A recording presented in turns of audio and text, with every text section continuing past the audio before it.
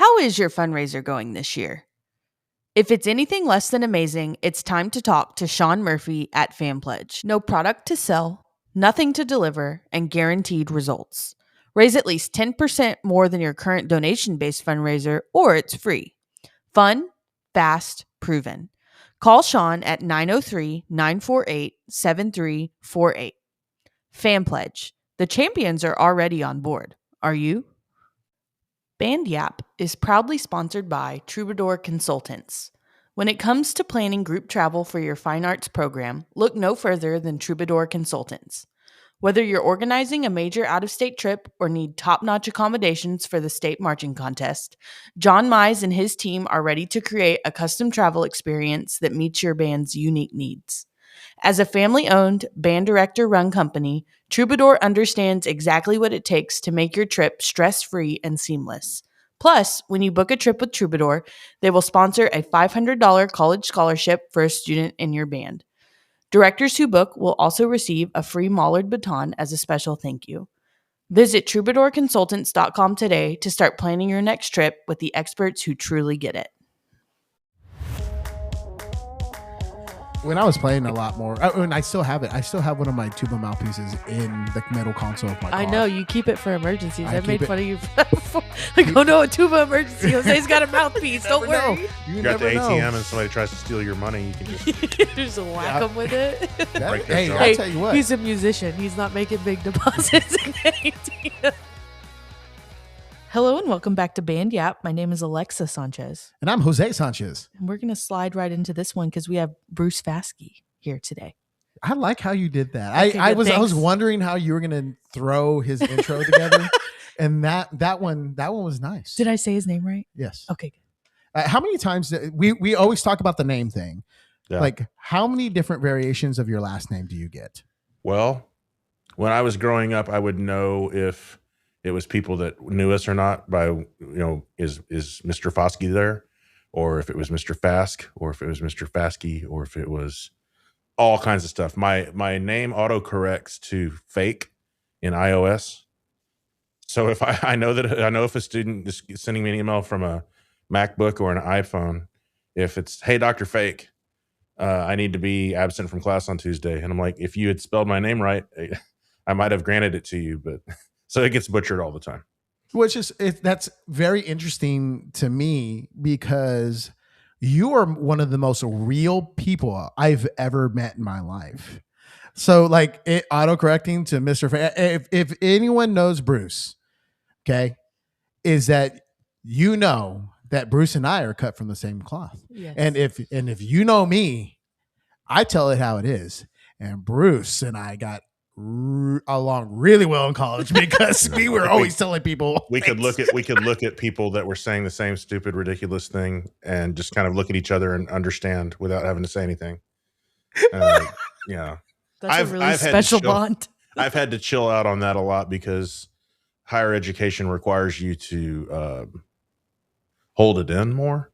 Like, I love my job. I love my coworkers. I've taught at 3 different schools now through the years, and if I was Baylor 2007 to 2009, Bruce, I don't know if I would still be working in the field because you have so many different personalities and so many people coming from so many different walks of life to work in a school of music. I mean, the person that typically becomes a musicologist, in most cases, did not grow up on a farm in Southeast Texas like I did. Like, it's just not their life. They grew up in suburban Chicago and they were going to the Art Institute every weekend with their family. That just wasn't. I grew up with cows and gardens and fishing and beer, and they are drinking great wine. It's just a different world. And so my sensibilities shock people's nervous system a little bit. So I have had to learn how to tone it down some, if that makes sense. I mean, because I don't know about you, and I've talked about this several times on the podcast, that I have gone on an apology tour many a time. Oh, yeah. Yeah. It's like, I'm sorry for the way I was in college because I knew I shot from the hip really, really aggressively. But that's what I always appreciated about you, Bruce, is that you and I would be like, that's a man that understands me right there. Sometimes I wonder if either of us were actually cut for the Baylor cloth the way that I don't think that either of us shared maybe we shared more of a background than some of our classmates did. Yeah, I think that they might I have would been agree with that. arguing about the shade of blue of the new Mustang, and I would have been Yeah. thankful for any Mustang of any color. Yes. Yes. And Yeah. I love them; they're great people, but like, I wonder sometimes if that was what was going on. Well, Bruce, yeah, I mean that's I mean I think you knew my struggles. Yeah, dude, I think it was very, very obvious whenever you remember Patty. Oh man, Patty was not ready for our personalities. You remember Patty? Oh, Clarinet Patty, player? yeah. Oh yeah. Because I was at a point in time where I was like, I couldn't afford new pants. And the inseam of my my pants was a little blown Jose, out. you can afford new pants now. Now? You still don't buy them. No, I wear new khakis. Oh, okay. But like I was, the inseam was blowing out a little bit because I was like, I can't buy new pants. And Patty was sitting across the way, who was our clarinet grad student. She was all like, "What's going on?" I go, "I can't afford new pants. Leave me alone." Poor Patty. She was always one of the nicest people. I would bait Patty into arguments sometimes that just for my own entertainment, and I regret it now because this music world is small and you never know who you're going to see again. At the time, I don't know where I thought I was going to end up, but I didn't think I would end up seeing a lot of those people again. I just didn't think we would, and I figured she'd go off and win a job in like New Hampshire or something. But then it's just a small world. You never know where people are going to end up, and it's just a reminder to like those of you youngsters out there. You might want to tell people to F off. You never know when you might be behind.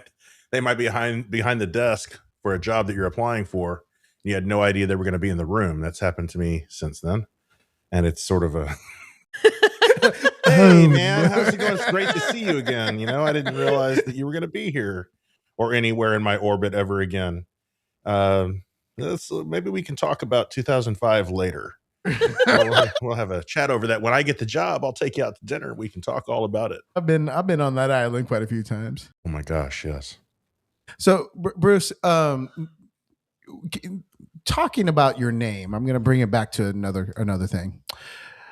How close do you find your personality to Bruce the Shark in Finding Nemo? When there's blood in the water. When there's blood in the water, yeah. I don't know. Probably not much anymore. There might have been a time that I felt more like him. I don't know. The only thing I really know from that is fish are friends, not food. Right. Mm-hmm. I would have to watch it again to know, but like, I'd like to think I'm more of a shark than anything else in the water. So maybe I don't know. Told you there's a curveball or two every now and then. This is where my mind goes when we're totally talking about fine. it. I mean, it's just like I don't know why. This has always been something that's stuck in my head when it comes to like seeing you post. Right. One of the earliest posts I remember you ever making on the Book of Face is that you pulled over and took a picture of the sign to Bruceville Eddie. Oh yeah. Okay, so there's a whole story with this, and I think that sign is probably still out there, and it's probably still loose on the post because my hometown is Brenham, not too far away from Waco. And when I would come back home from college over the holidays, you hang out with your friends from high school, and a lot of times my parents were in bed by 10:30 or 11 o'clock at night. We're up till 2 or 3. Let's go on a road trip. And get in the car. And at some point I had driven through Waco and realized that this little town was not far outside of there, Bruceville Eddie. And my middle name is Edward. And I was like, I've got to get this sign. I've got to get this sign. The only other sign that I've ever taken before was I never took a stop sign or anything that would affect somebody's ability to do what they needed to do at an intersection, because I felt like that might affect someone's safety. But if it was a street sign, I considered going after it. But I tried to be smart about it. So we would make a trip through where I would drive through that area, and I'd find the sign. I'd get out, and I would loosen one bolt, half turn, every time I took the trip. And so it was going to take about 6 years to get this thing off the pole. But what I wanted was that last turn of that last bolt, I could just boop, and take it and be gone in 2 minutes. And at the time I drove a truck, I could stand in the back on the toolbox in the bed, and it was just the right height because those signs are way higher off the ground than you think when you drive by them. So yeah, I never actually got the thing. I don't remember what the situation was, but I was really close. I was down to like one bolt still firmly attached, so it didn't like completely fall like someone would go fix it. But I had one that I had the other two gone, and there was like a third one that was mostly out. And now it's been so long, and I'm such an old guy now that like it would be kind of ridiculous for me to have that sign. But I don't know. That was a fun antic, and it was about an hour and a half drive, enough time to catch up with the buddy on the road trip, and make the trip back just to go loosen a bolt halfway and then go to Waffle House. See, that is commitment. That is like true commitment. Who can say that I've driven like a 3 hour round trip just to loosen one bolt? Maybe do a little bit of shopping in Waco, and then because we'd go right before Christmas, and there'd be something that a store that was in town. Well, that gave me an excuse to make a trip to Waco. Little did I know that like a few years later, I'd end up living there for 2 years, and in that entire time, I don't even think I ever went to Bruceville, Eddie. In that entire time, and I could have grabbed it at any point. It could have been a Phi Mu Alpha event. A mixer. Yeah. But Joe Gassler probably would not have approved of it. So love you, Joe. Wouldn't have been a good thing for a faculty sponsor to be a part of. He's still here in Waco, so I'm sure he is. Yeah, I figured he probably still plays the symphony. Yes, he sure he does. He really does. There's no Phi Mu Alpha though. But yeah, Joe, I don't know why like the sign is something that I like attach to you so quickly. I don't know. I'm glad I brought it up. It was an early imprinting. Who knows? Yeah. So I'm really glad I brought it up. That's a fantastic story. Yeah, that's a really good story. Well, maybe now I hit a midlife crisis. I'll go get the thing. I'll just make one trip. Now I'll use a pipe cutter, and I'll cut the whole pipe off and take the whole thing out of the ground and deal with the rest of it later. Well, I think that also comes back to like, I think some personality traits that people really need to be like a successful musician, whether or not they are loosen one bolt at a time. One bolt. Well, Bruce had been playing trombone for so long, but that he's used to the screw motion. So he's fair enough. No, but like what I mean by that is like the dedication to something for a long period of time for the payout. Yeah, that's something that you might not ever get. Yeah, that you might not ever get. That's a great metaphor for the musical life. Oh my gosh. My gosh. I mean, but that is something that we suffer through all the time, right? It's like such a prolonged amount of satisfaction. Like you have to do the thing in order to get the payout. There's a lot of trust. There's a lot of trust that like, okay, it's going to happen. I don't know when. I tell people all the time, like doctoral students, that like this is not about your skills. This is about your willingness to persevere, your willingness to deal with like committees and opinions, and these opinions have names attached to them, and those names will sign your form. But they are opinions, and there may be educated opinions, but it's really easy to lose yourself in that whole process because it's easy to lose yourself in college because you go in as a musician and you're serious about wanting to play the tuba. And now you have a tuba teacher who's grading you every week on how you play.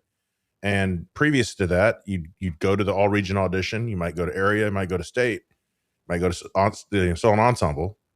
But for the most part, like you get graded every week for your playing. And it's like, it's so hard to not feel like you're being graded personally, like who you are as a person based on how you played this week. And if you had a bad lesson, you're in a bad mood because you feel like I put all this work in and he can't hear it. And, I know it sounds great in the practice room. And then I go in there and I flip out.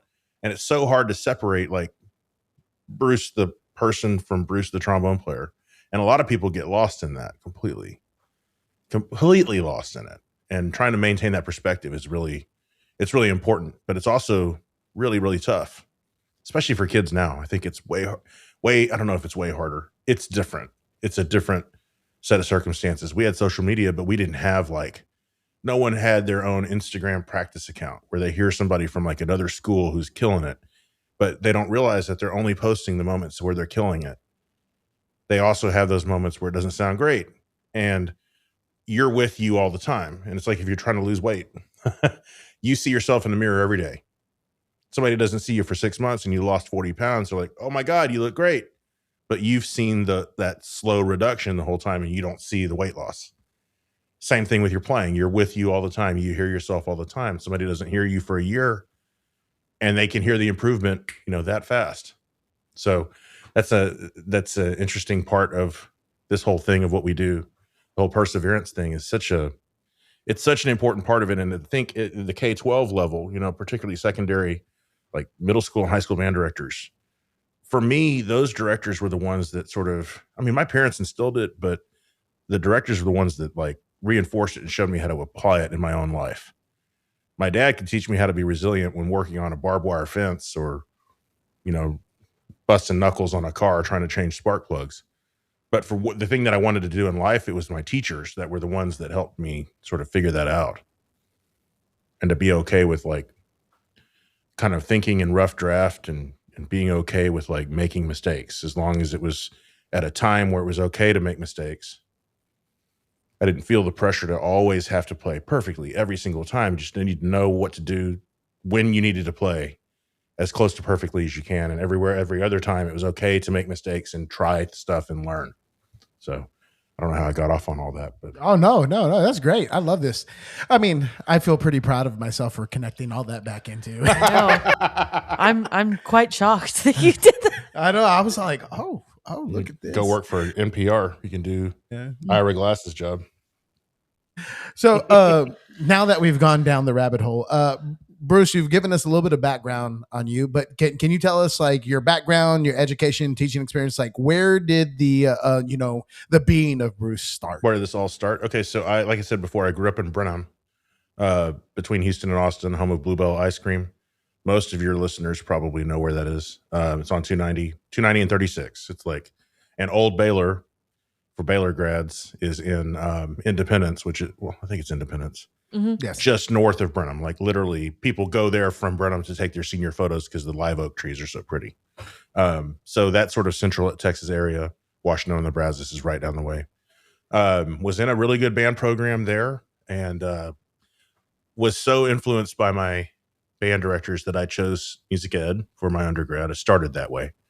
Went to West Texas A&M University because that's where my directors went. That's where they encouraged me to go. And the kind of deal that I have with my parents was you can do music if you do music ed, because if you get a performance degree, you'll be on our couch when you're 30.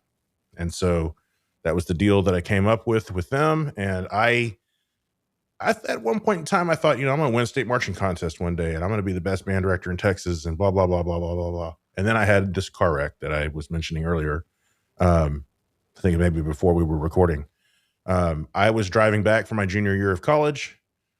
I had a buddy following me in his vehicle, and there's that curve right at Fort Hood, and the road curved to the left, and I fell asleep and kept going straight, went into the ditch, and hit this concrete drainage wall. They said they estimated between 88 and 92 miles an hour because my foot went down on the gas when I fell asleep. And when I hit the ditch, the tires didn't pop. It just funneled me right to that spot. And lost the ability to play for about 6 or 7 months. Like a portion of my face hit the airbag and it just went dead. It was like it was Bell's palsy or something. I just couldn't play. And everything that I owned was in that car because I was literally driving back to school. And I had my horn in a leather gig bag, and it was the only thing in the car that wasn't destroyed. But then I couldn't play it. And I'm thinking like, okay, God, what sort of cruel joke is this where I can't walk? I have to stay out of school because I have to have the surgery and then all the rehab to learn how to walk again and like actually strike my heel. And I couldn't play. And then I sort of developed that. It took about a year or so to get it back. And when I got it back, that was when I realized that I actually enjoyed learning how to play an instrument and teach myself. Because before it kind of just, I don't want to say that it just come naturally to me, but it kind of had. It came very easily. They would explain it once and I could kind of do it. And when I had to relearn, for the first time, I had to like really kind of figure out what an embouchure was and how it worked. And when I dove into that, when I was basically on the couch for 6 months, like letting this ankle heal, that was when I decided I wanted to do college teaching and kind of go in a new direction. And so I went back to school and ultimately transferred. And then through that set of circumstances, landed at Baylor, did the master's degree there. And I had not really like shopped grad schools. I knew Dan Sebastian, who was the guy we went to school with at Baylor. Oh, Dan Sebastian. We had gone to school together at A&M Commerce, and now I think it's East Texas A&M University. And Dan transferred and found out that they were going to have a TA opening when Sam Keene was graduating. And they had that, and Brent called me, and the rest was the history. And then during my time there, he was in a trombone quartet with the gentleman that was the new trombone teacher at Alabama at the time. And we met, played. And then the day after I graduated from Baylor, or maybe it was the week later, it felt like it was the day after, I had a U-Haul and I was driving to McKinney to be a private lesson teacher. And he called me and said, "What are you doing next year?" I said, "I don't know what I'm doing next month." And so he said, "Well, come visit Tuscaloosa." I'm like, "Tuscaloosa? That's the place where Forrest Gump went to school?" Because Forrest Gump, played on the Alabama football team with Bear Bryant. Mm-hmm. I mean, not really, folks. It was just a fictional story. But that was when Alabama football was kind of on a down at that point. It was not at its peak, absolutely. And so I came and did my doctorate, and I had told myself when I got into Baylor that the only way that I was going to go to grad school, because I was in undergrad for a long time. I was in and out of school from the car wreck, and had another situation come up where I was basically out twice. It was going to be by the grace of God if I went back to school for anything. I was not going to push it.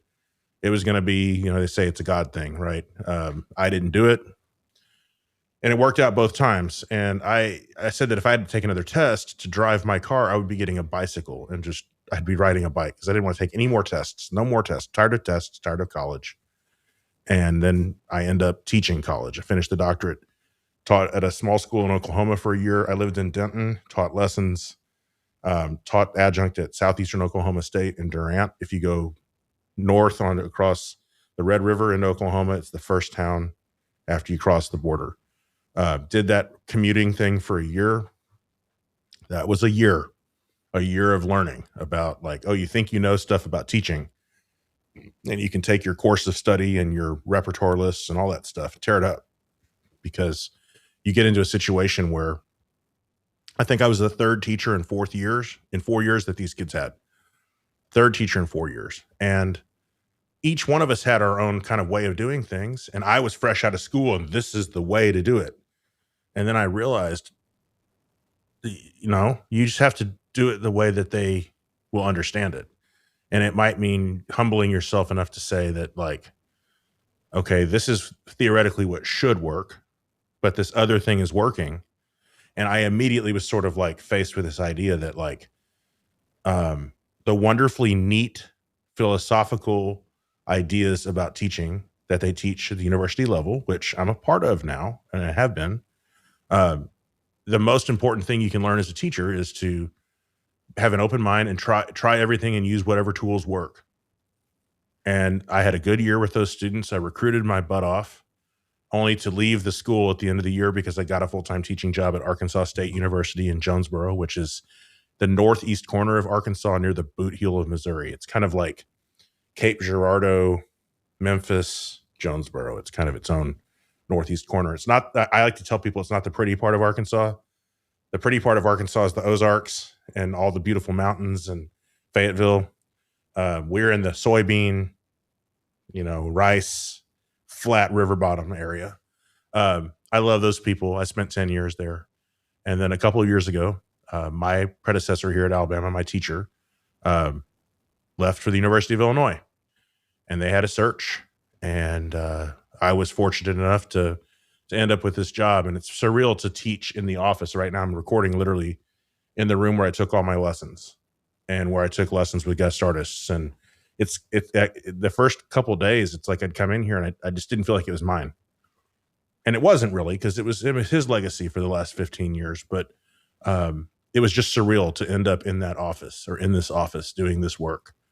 But it's been a really rewarding career. In Arkansas, I spent a lot of time. It's primarily a music ed school, so I did a lot of stuff outside of trombone. I've recorded concerts and taught methods classes for low brass tech, and really enjoyed doing all that stuff, going and listening to band programs and offering feedback when asked about, hey, we're getting ready for concert assessment. You come listen. I love sort of getting out and being a part of programs and seeing what they do. I don't like showing up uninvited or unannounced because I think it destroys people's rehearsals, especially if I walk in, big fat guy walks in the room. Every kid in that room is going to turn around and go, who is he and what's he doing here? They're not going to focus on, whatever tune you're working on with your band. So I always tried to let people know, hey, I'm available. I'd like to come on Tuesday.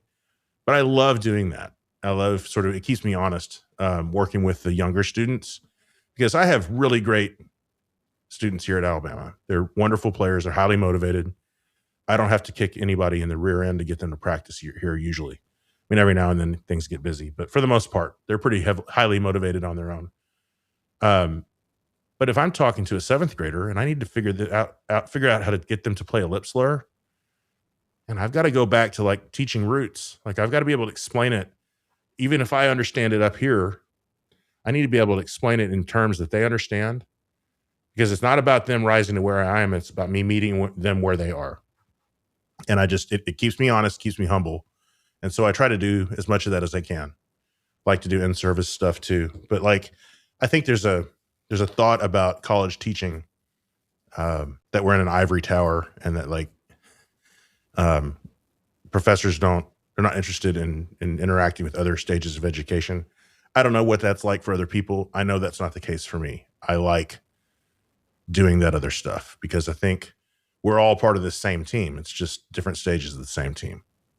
Yeah, and that's one thing that I know that I always had kind of a hard time with whenever I was going through my collegiate thing. I always wondered how can we get out more? How can we do things more often?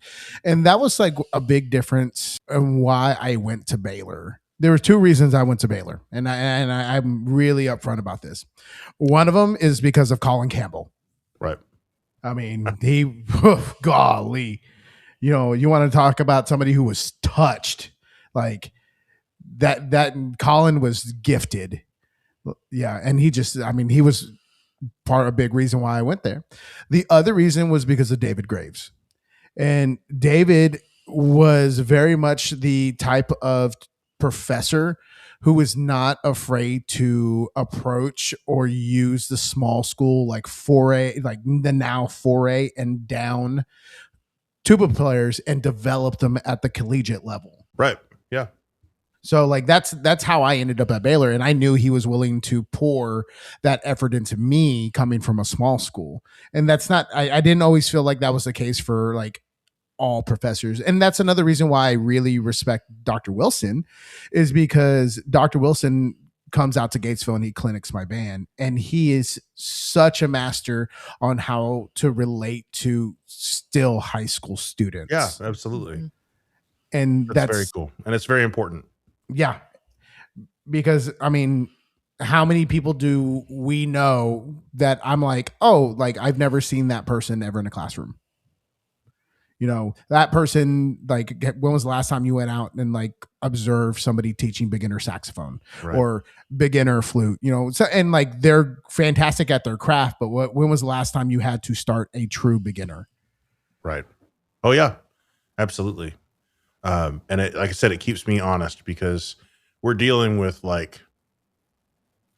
don't want to say higher level stuff, because really I'm fond of telling my students that there are no advanced techniques. There's just basic techniques done at an advanced level. It all boils down to the basic stuff. In our case, are you moving wind freely?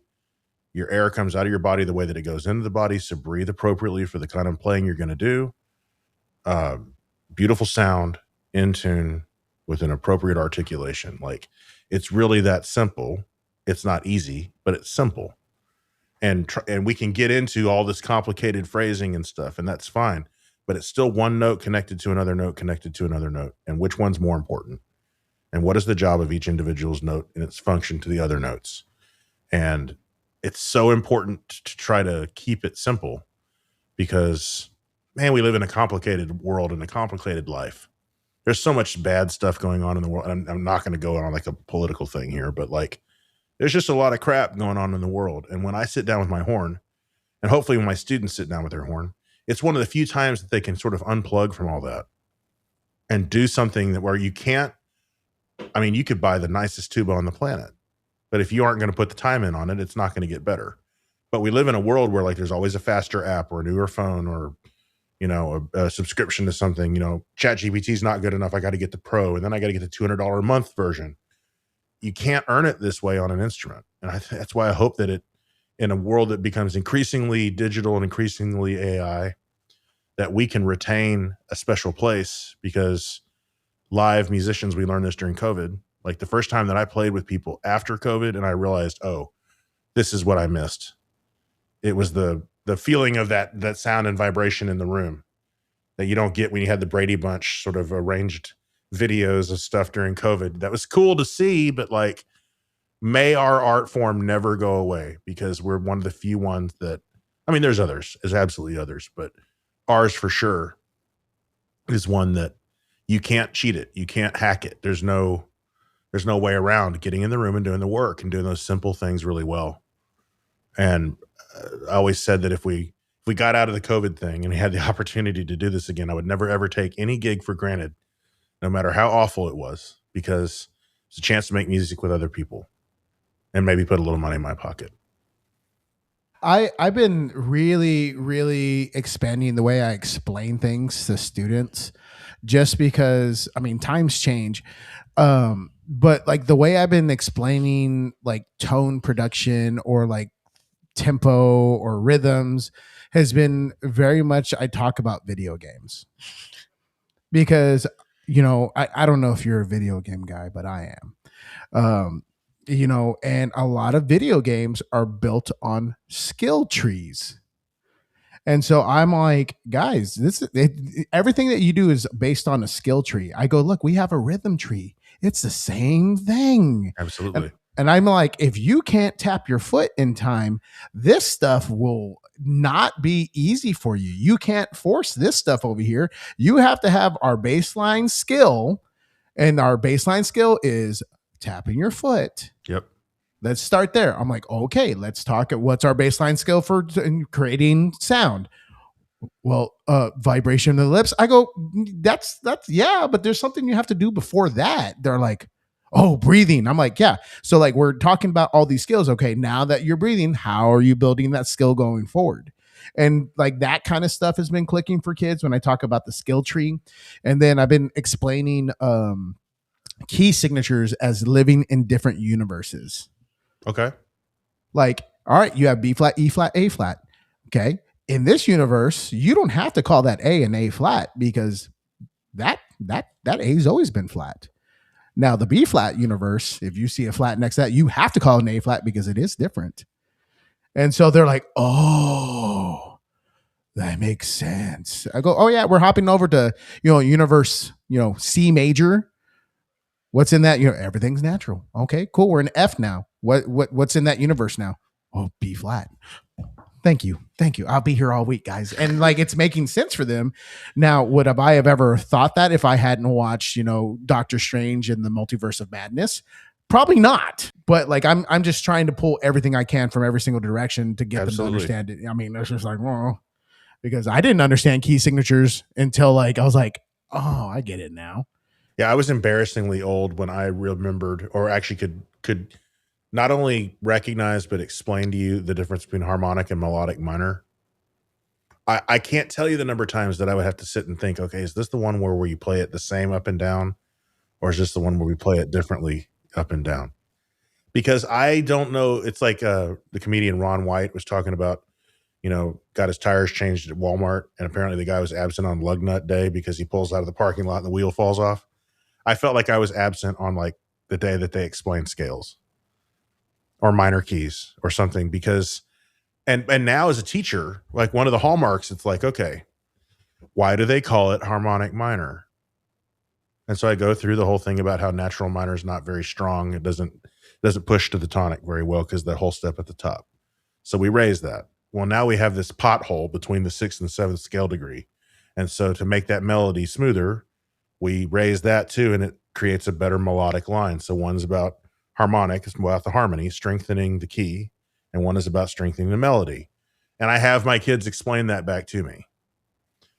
And when they can explain it back to me, I feel like they understand it well enough to be able to remember it. But like, it's funny how the things that you struggle with as a student, they come back up. Mike Brashear, who taught for many years in Dallas, Fort Worth, I think in Richardson at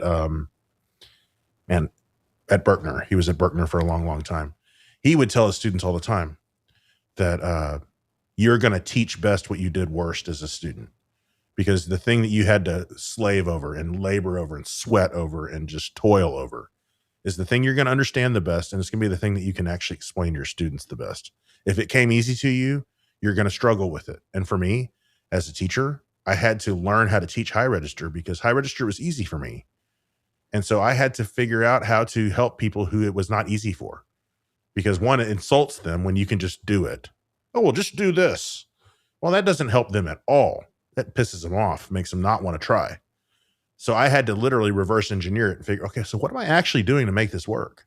And again, then I'm faced with, okay, well, this is what the book says that you do when you play a high note. But this is what I think I'm actually doing. And it's amazing to me how many of those things that I was weak at make me a better teacher now. It's so funny how that whole journey of your own education influences so much of your teaching journey. And there's so many times that people go that the person that had the 4.0 top of their class, they're going to be the amazing teacher. I'm sure that there are many of them, and they're great.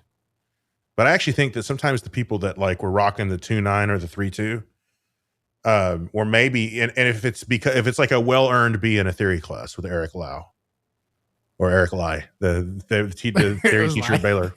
Man, it's been a long time. He's retired now, so it's okay.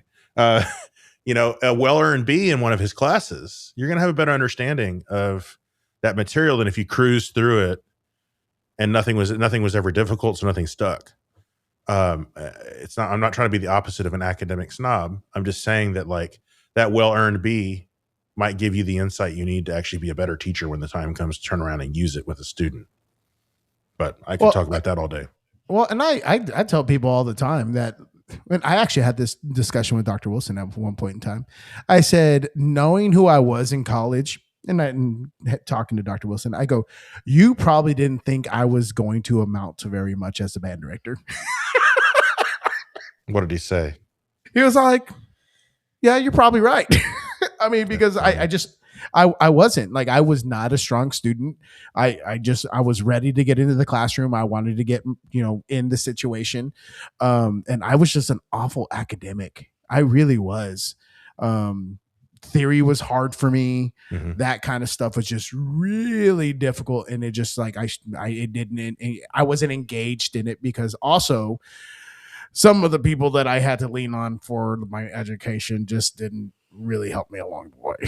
Right. Oh, yeah. You know who. You don't know who? What are you talking about? So, Bruce, we've talked a lot about how like you've had to learn quite a few things along the way. Right. So when you started your journey in band, like why did you choose band? Well, I was the youngest grandson in my family. My dad had 5 siblings. They all lived in the same town. So I had a lot of cousins. Holidays were huge. And I was the last grandson. And my sister's the youngest grandchild of like 16 grandkids. Well, I had a cousin that was 2 years older who was like the only child of his family and the apple of his mother's eye and the apple of my grandmother's eye. Brian could do nothing wrong. Brian was a sweet, perfect angel. He was brilliant. Ended up getting a degree in some sort of engineering from Texas A&M. And he was the best at everything he did. And he played trombone at the same school, same teachers. And I just remember being so angry that he was getting attention again. That when the same time came to pick between art, choir, and band, I was like, I'm going to play band. And I don't know if I'm going to play trombone, but I'm going to play something and I'm going to be better than him. Because I want the attention from the family, which is the most crazy reason in the world to do it. But I went and did my instrument fitting, and they they wouldn't let me play saxophone because the secret that I learned later was that they slapped a 5 on the mouthpiece, and if you could still make a sound, they'd let you play sax. We never do that. But otherwise, you'd have 80 kids in the beginner sax class. Because this was not all that long after Bill Clinton played saxophone on the Arsenio Hall show. Yeah. That's how old I am. But like, so I was going to play trumpet. And then I don't remember why. Maybe I couldn't get like a third space C out. And so they're like, we think that euphonium would be better for you. I'm like, I don't want to play that. I didn't even know what it was. But at the sound of it, I didn't want to play it. The tricycle of the brass family. I was like, so I played dumb and I went, is that the one with the big slidey thing? And they were like, well, no, but similar mouthpiece. So they got me a trombone, and I ended up playing trombone, and I ended up being better than my cousin. And it didn't take long because he had quit band by then. So like the bloom had fallen off the rose. My entire point for existing as a musician, because there was no direct competition between us. He was 2 years older. And so, yeah, I mean, that was why it got started. And I think both of my parents were probably musically inclined. I know they could both sing a tune with the piano and stay on key. And like my mom had piano lessons a little bit in Dallas as a kid, but the teacher was a nun, and she would slap her wrists with like a ruler. Oh. It's back in the 50s, so different time. And my dad could I remember one time I handed him my horn, and I want to make a sound on that. And he made a great sound on the first time out. So like there was latent talent there that had never been sort of like mined for either one of them. But like, I think I came by it honestly. And yeah, that was kind of the origin story. That's where it started. And it was, I sucked. I was awful. I was last chair. And I found out later it was because my instrument had like a busted spit valve or something, was not aligned. And so it was leaking. And no matter how much air I was putting through the horn, I was not getting a sound out of the bell like I should have. And it's just one of those situations where like, check your freaking equipment, make sure that the rental horn that you get, that everything works on it, because mine was like skewed and I didn't know for like 6 months. And I was really discouraged. I was awful. I was literally last chair. Like I was the kid where we'd get to the end of the chair test. And since I was last chair already, she's like ready for it to be done. She's like, oh, okay. All right, cool. We'll move on. And at some point, I don't know what clicked, except I got my horn fixed. And and then the guy that was first chair got braces. And so I was able to sort of eventually slide up the section, and the rest was history. But you got some confidence along the way. Yeah. Yeah. It finally started to click. But at first, dude, it was awful. And no one is going to endure doing something if they're awful at it, no matter how good the hang is with their friends. They've got to get some sense of feeling. And I think kids now even more, their threshold for holding on to something that they're not good at, it's really low. And so there's a talent for a teacher to help a kid find like enough of a nugget to make them excited about sticking with it one more day or one more semester or one more year. And that's where like, I think the real magic of great teaching happens for like junior high band. Oh my gosh. I think that's so much of a big part of it. See, you like last week, you couldn't play that note and now you can. Wow. You're awesome. And they are. I mean, that's super cool that they can add that one more note to their chromatic scale. But helping them understand that like, it's cool that they can do that, but not giving them enough praise that they become like an egomaniac. Yeah. That's a challenge for sure. Yeah.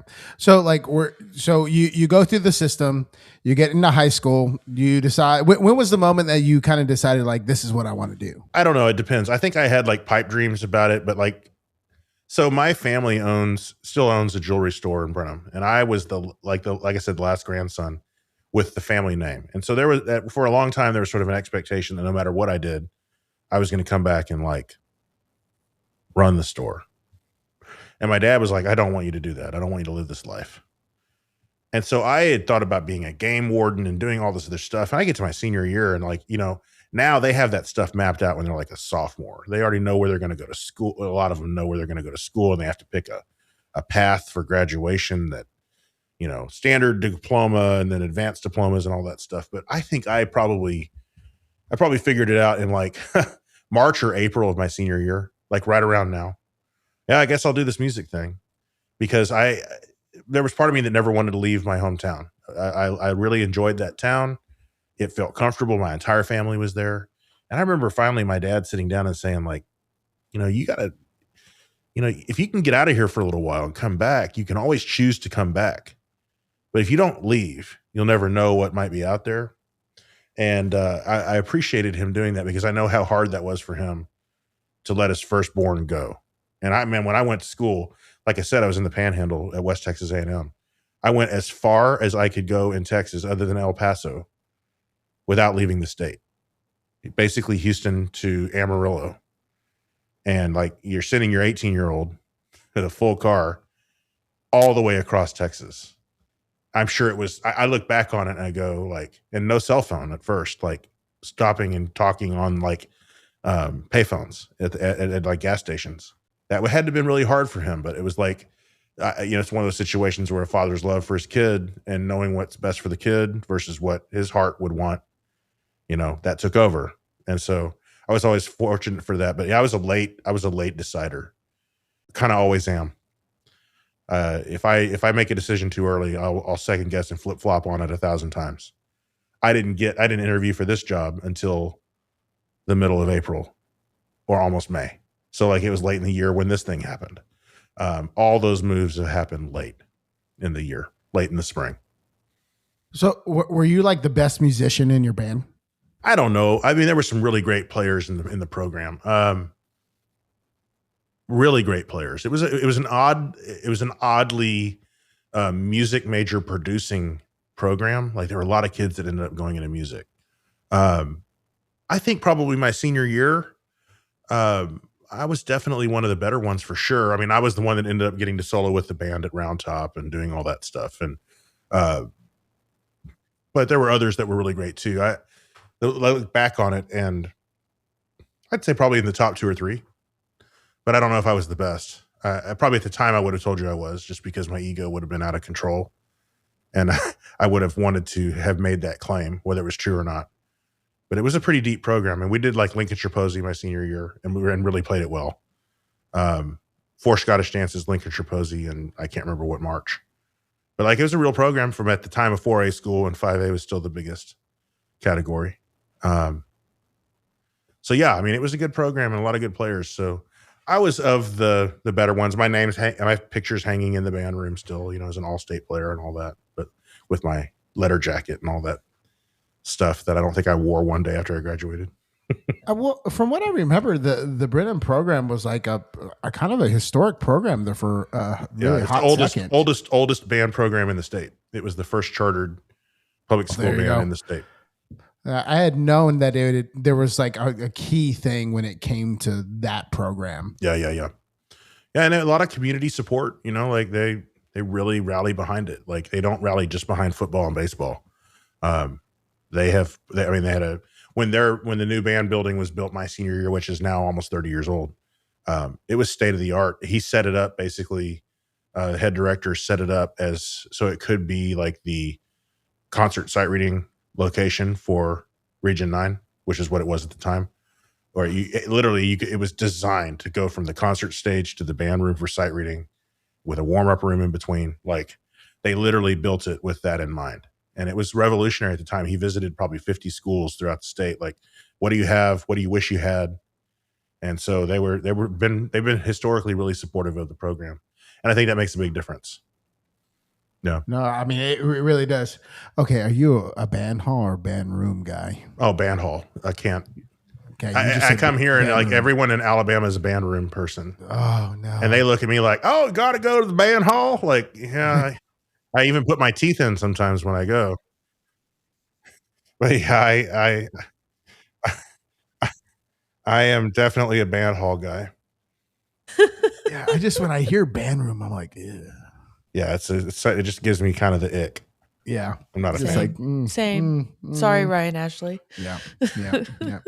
So, I mean, okay, since we're rooted in Texas, and you are, in the South, you're just in a different part of the South. Like, how is like the Texas system different from like where you teach now? Well, it's been different from everywhere that I've taught in the biggest way. And I don't know if this is this way where y'all have taught, because I know that every district is a little different. In Arkansas, all beginners were in the same band period all together in heterogeneous class. Like they had a band setup of beginners. In Texas, especially where I grew up and in a lot of other places with the homogeneous classes. I remember as a beginner being in a room with 20 other trombone players. And to have team teaching, so you could have all the high school directors come down to the junior high and you could split the kids up.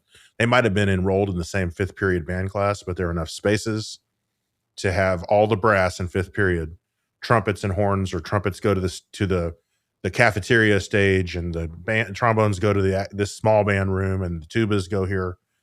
To have that level of attention, the private lessons thing is, by and large, it's probably stronger in Texas than anywhere else, mostly because it's just been a part of the culture for so long to have lesson teachers that like stick around with the program for a long time. There are kids that take lessons here, but they will come to me at the university and take lessons.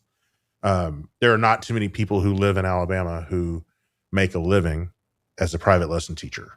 There are some, but not anything like in Texas, where I could rattle off 25 full-time private lesson teachers on trombone in Texas alone.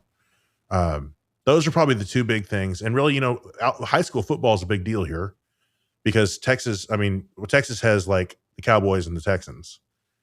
We don't have professional sports here. We have Alabama and Auburn as far as like, that's the football rivalry. That's the big thing. And so kids do high school marching band here because they want to either be in the $1 Million Band at Alabama, or they want to be in the marching band at Auburn. And that's kind of that's the thing that they end up wanting to be a part of. That's their identity connection to sports in this state. And there are other great programs too, but those are the two big ones that like, it's sort of like I went to West Texas A&M, but I grew up 30 minutes from College Station. So I was an Aggie fan. You had those sorts of connections, depending on no matter where you go to school, you're always going to be divided, Alabama or Auburn. But those are probably the biggest things. And I know there are programs here that have the homogeneous classes, but it was not a big deal in Arkansas. It just wasn't culturally part of what they had for all those years. They just taught it a different way. They were actually able to use Essential Elements as a band class book. And it was the first time that I ever thought about the fact that the saxophones were pitched in this place so that the notes sounded the same, as opposed to what was best for that class of students by themselves. I teach beginner French horn, and that's always like the thing. I'm like, guys, there's a reason why there's 2 lines of everything. It's French horn only, and then there's, the band section. And I'm so glad that they came up with that version, because I don't think it's always been the case with that book. I think that was something that they added in later editions. And I'm so glad that they did. Yeah, because that's why a lot of the older band like stuff, like I think Atlantis is this way, the Anne McGinty. yeah. Yeah, like all the French horn, or Ming Court, like the French horn is up on D's. And that's a middle school piece. Rough, yeah. Like, I'm like, why would you do that? Yeah. But c'est la vie. It is what it is. So that's a big component of, I think culture is a huge thing. And like Texas is so rooted in that. Mm-hmm. Well, we're really good friends with Stephanie DeLuca, who's, now working at East Texas A&M as a band director. And she taught at the University of Utah, where she was telling us that it was a struggle to get kids in band, because that the culture in Utah is choir. Yeah. And that makes sense with the LDS church. Yeah. The singing is such a huge part of that anything that diverts from that, I'm sure, is tough to get kids to be involved in, unless they're not a part of that faith and they happen to be there. I hadn't even thought about that. So Stephanie was coming to TMEA to recruit for Utah. Right. And offering like pretty good financial aid to get them there, because the band was I think the university band was only 150, 200 kids. And that's a major university. Oh yeah. Yeah, they definitely have like a lot of choral music ed for sure. Yeah. Man, I would be, if I was teaching at that university, I would be going to the registrar's office and asking for someone to make a list of students who had been in, like, on their high school transcript. Did it say band? And if it did, I want an email address, and I'm going to ask them to come and play saxophone in my concert band, or ask them to come and play trumpet. Hey, we'll give you scholarship money. You're already here. You already know how to play it. Do you miss band? You've been out for a year. Come back. Which is like the newer version of like back in the 70s, the band directors going and having the free ice cream coupons that they'd hand out in the hallway. Come and talk to me about band after school. You know, they would do that all the time just to like get kids that were in band previously. The new director would come to town and go, hey, I know that Mr. So-and-so was super mean. I'm the new band director. Come and talk to me about band. You know, go out in the hallway and hand out free ice cream coupons. And, you know, you'd be amazed how many kids would come back and rejoin band when they realized that the mean band director was gone. Mean band director. You are a mean band director. So, like, how did the Texas system and like the culture here, how has that affected your teaching now in the position you're in? I don't know how much it's affected it, except there's a certain cachet when you tell people that you grew up in Texas and people talk about, well, I was an all-stater. And when they found out that I was made all-state in Texas and I was in Bob Reynolds' band, and it came up earlier this year when he passed away. You know, there's a certain cachet to that. And it was the same way in Arkansas, although there's kind of two responses. One is, oh, well, Texas is just all about competition and there's no actual music making going on. It's just about getting ones and playing higher, faster, louder than everywhere else. And it's like, okay, well, but have you ever been there? Have you ever heard any of their programs? Because right now their second band could smoke some of what's going on here with your top group. And I've not experienced that here in Alabama. I experienced it quite a bit in Arkansas. It was just sort of like and it's a neighbor state thing. I think it's sort of like, they kind of felt like the little brother, you know, and Texas is just kind of the big brother that always beats up on everybody around them. But it's one of those things where if you're not familiar with it, you hear what you hear about it second, third, fourth hand. Go and listen to the bands. But what I find that's most interesting coming from that culture is that like Robert and Cheryl Floyd come to Alabama every year because she has family in the state. And so, you know, when you have the retired UIL director, head of UIL, and his wife, who's one of the best band directors I've ever seen on the podium. She's amazing. And he is too. They come here every year and they clinic bands, and to see what they're able to do, it just reminds me of what home was like.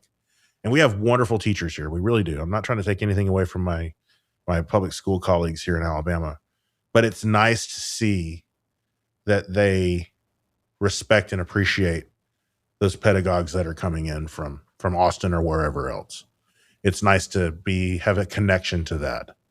And when I walked up to them and told them where I grew up and who my directors were, they were immediately like, "Oh yeah, I know exactly.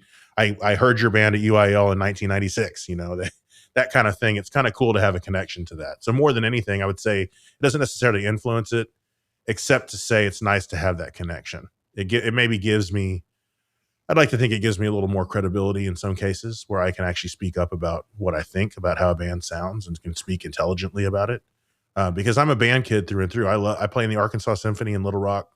I do a lot of orchestral coaching. I just did the All-State Orchestra sectionals this last year, but I'm a band kid. Always have been. I'll get more fired up about the Marine Band being here in October, this next October, than I will about a lot else, because I just love band. And that's probably the big thing, the enthusiasm for it. Because I don't have to be that way now because it's not my main thing, but I go to as many wind ensemble rehearsals as I can. And I just love hearing it. And I love being a part of it. Well, and that's, I think, one of the most important things about like band culture, honestly, is like being connected, because like I play tuba, but I love band. Like I mean, and there's some people who love the tuba and that's their thing. The tuba Right. is their thing. And if they were just a soloist, they would be happy for the rest of their lives. Right. But like, I don't know if there could be a moment where I could not be involved in some type of ensemble in some type of way, you know, and that's not always the case for everyone. Well, because everything that we do in life that's worth anything is done in community. There's very little that we do that's truly alone that's worth doing. You know, we operate better in community. And, you know, when you share sweat on your brow trying to make Dionysiacs work with other people in your band, in your college band, and you have, you know, fever dreams about it, you know, you shared experience where you're like, holy shit, do we have to do that again? I guess we do. Once more into the breach. When you can have that shared experience with people, like it bonds you forever. Like I go back and listen to a recording of something that I was on 15 years ago, and that was a lot of work to get there, but we all did that together. And to me, that's like, I'm so much more interested in chamber music than I am as being like a soloist. I'll still solo. I still enjoy doing that. But I really like playing chamber music because it's making music with other people. And it's about people. Every business that's successful is about people. Your product is there to serve people and solve a problem for people. And I think that's the core of what we do. I think, Jose, you're a good band director because you care about people. That's why. And everything that all your motivations for teaching are about making those kids' lives better. Unless I've just had you wrong for 15 years. I mean, well, and I've told this several times. Like we have trophies in our band hall, and I mentioned this the other day in our leadership training. You know, in the band hall, we have our UIL sweepstakes trophies and like marching band trophies and stuff like that. Not one of those trophies has my name on it. Right. And it shouldn't. You know, and that's some people feel otherwise. I don't. The way I feel about it, I'm just like, it's a kid's trophy. Like I just happen to be, I have the privilege to have my name. You know, I have the privilege to stand in front of them. Yeah, and we're like stewards. We're stewards of this whole thing. Yeah. Yep. And like I told the leadership kids the other day that, you know, there's a plaque in our band office right now that was presented to us for the TMEA program spotlight. And I told them, I go, I hate the fact that it has my name on it. Like it should just say, you know, TMA, you know, Gatesville ISD high school band, or, you know, that's what I would prefer to be on it. Mm-hmm. But they ask for all the directors or all the clinicians or to be on it. And I just hate it. And it doesn't make me feel good because I'm like, you guys were the one. Yeah. Like I put work into this, but you guys were the ones who did it. Right. Well, you could cover your name up with some tape. Yeah, I could always do that too. Just duct tape. Wow. You could. So it's those things that like I'm consistently coming back to. And I think that's a huge thing for like me. And like, I think people who are truly taking away the best in what we do, like when they go home, they sleep better at night because they know they're making this the best experience they can for the people that are involved in it. So, you know, that's one of the key things. So you're teaching, you're doing the thing, you're at a like a world-renowned university. You know, we know about the $1 Million Band. What is the story with the $1 Million Band? Why are they called the $1 Million Band? Man, I'm going to butcher this, but I seem to think, you know, the best thing to do would be to go to bands.ua.edu and read the story. But I believe it was like someone said, you know, man, they sound great. They sound like $1 Million Band. And it literally just stuck. Or they were funded at a $1 million level or something, you know, something like that. Where like, because I didn't realize, I'm so naive. I did not realize how quickly you could burn through $1 million staffing a program this size with just the percussion, just the front ensemble, or just the, you know, uniforms, the cost of uniforms. You could burn through that money pretty quickly, I think. Yep. And this would have been way back in the 19 teens, because they've had a program here for a long time. I think it's something along those lines. It's not a big, complicated story. It was just somebody made that comment, and then the next thing you know, they're just the $1 Million Band, and they've been MDB has been MDB ever since. Okay, here I got a couple other Bama questions here. All right. What is a Crimson Tide?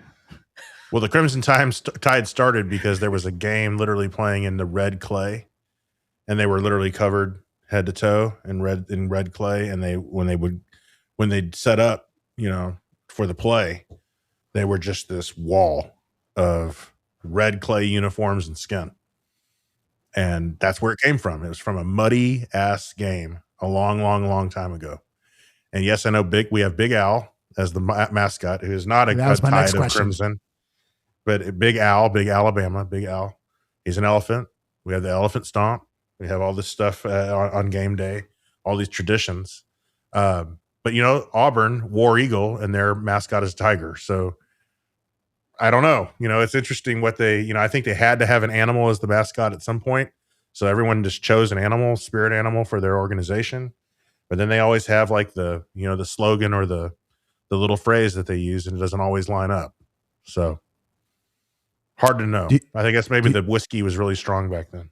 It blinds some people back then. So yeah, absolutely. That moonshine. Do you have a favorite tradition at Bama? Man, game day itself is just on another level here.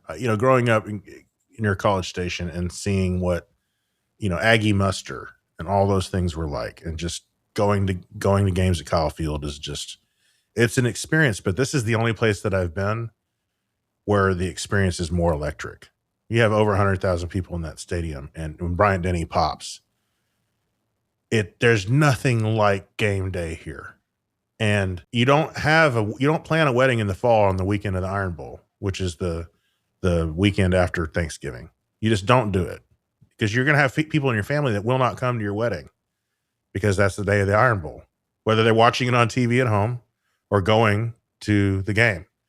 So it's just so, and I'm not the world's most dyed-in-the-wool football fan. I mean, like, I think it's probably because of where I was going to school until I got here. I mean, it's not like the years that I was at Baylor. I think those might have been the Art Briles years, 07, 09. It was the beginning of the RG3 era. Right. It was right before he really hit. Yep. Because I remember right after I left, I'm like, why could this have not happened when I was there? And then, of course, the new stadium is like the Death Star. When you turn on I-35, you make that final turn to the river coming out of nowhere. I remember when it was a crappy little hotel that was over there by the river. But yeah, I think the whole game day experience is something special. And I got to say that, like, it's woven into the community here in huge ways. There's houndstooth everywhere, because houndstooth was the hat that Bear Bryant wore.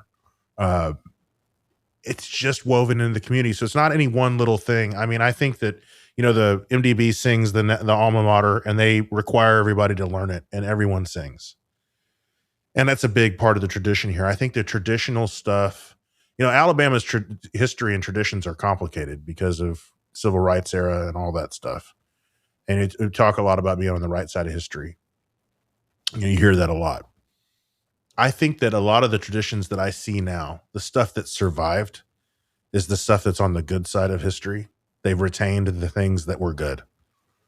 And you can't always apologize enough to make up for the things that were bad. But when a place goes through a challenging time like that, there has to be some sort of healing that happens over time. And I think that holding on to the best parts of those traditions is a big part of that healing. It's just a fun place to be in the fall. Smells like barbecue everywhere. It's hard to beat that. Even though the barbecue here is a little different from what I grew up with, but you can say it's worse. It's worse than what you grew up with. It's just different. It's just different. Now, I'm not a fan of like the Memphis dry rub rib thing. Not a fan. And not a fan of the Kansas City stuff where it tastes like they just pour chocolate sauce on the meat. I'm not a fan of the super sweet. I do miss brisket. There's a couple places here that do brisket. They're Texans that moved here. But the ribs here at Dreamland Barbecue are great. But there's probably 25 or 30. It's just like back home. There's, if you go to VTEX for a gut pack, that's not really barbecue. It's its own thing. But, I don't even know if Tony D's is still around. It is. It is, yeah. Is it really? The gravy, It's still gravy, like you just brought it up. It's, I mean, my heart just When's the last time you've been? I went with Joe. Of course you went with Joe. Yeah, because we used to like drink the gravy at the end of the meal. It's like a ritual. Yeah. There was a rumor about me drinking the gravy for years, and I never did it. And it was Andrew that started that rumor. I never actually drank the stupid gravy. Dipped a lot of bread in it, but never actually drank it. I've never seen bread do what it did when you dipped it into the gravy over. Well, that's the thing here about Dreamland, that like your chips and salsa at Dreamland Barbecue are the white bread and the sauce. The sauce is like almost like the Texas thing. It has some tomato in it, but it's not nearly as vinegary. It's a different thing altogether. The best thing on the menu, though, is the baked beans, because they put it in that giant pot underneath the ribs, and all that stuff drips down. Oh, yeah. You get the little pieces that fall off. You get like the best of the both worlds plus the beans. So it's fun for the rest of the afternoon. Yeah. If you're teaching lessons that day, woo. So, well, we're gonna talk a little bit more. Well, Bruce, you're married, right? I am. You are married. And how long have you been married?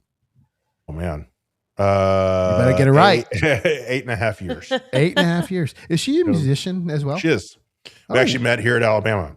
We were in the wind ensemble together. She was principal trumpet, and I was principal trombone. And when we met, I couldn't stand her because she's very smart. She's beautiful, but she's very smart.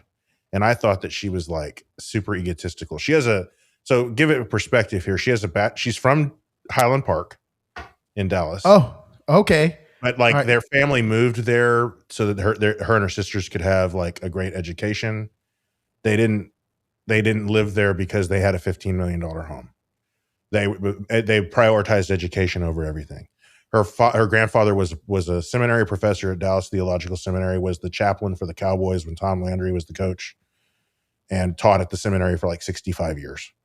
Legendary family in evangelical Christianity. She did a bachelor's degree, though. She left Texas and went to Northwestern, studied with Barbara Butler and Charlie Geyer, and then did a master's with David Hickman's trumpet TA at Arizona State, one of the few master's trumpet TAs. Ross is the other one. And then was like not going to go to any more school. And then like the housing market tanked in Phoenix in 2008 or 2009, and she needed a gig, needed somewhere to land. And they had a TA thing that opened up here. So she did a year here, and then I came the next year. And she was like really smart in classes. She's the one that sat on the front row and raised her hand and answer every question. I'm in the back going like, I don't care about troubadours and trouvères for music history, And she just knew the stuff. She has a photographic memory. And we're sitting in one ensemble, and I couldn't stand her. And the main reason I couldn't stand her was because the day that I moved in, I finally get settled in here. I'm practicing, knock, knock, knock. Like 4 people come by. The 5th person comes by, and I'm ready to rip the door off the hinges. So I just want to practice.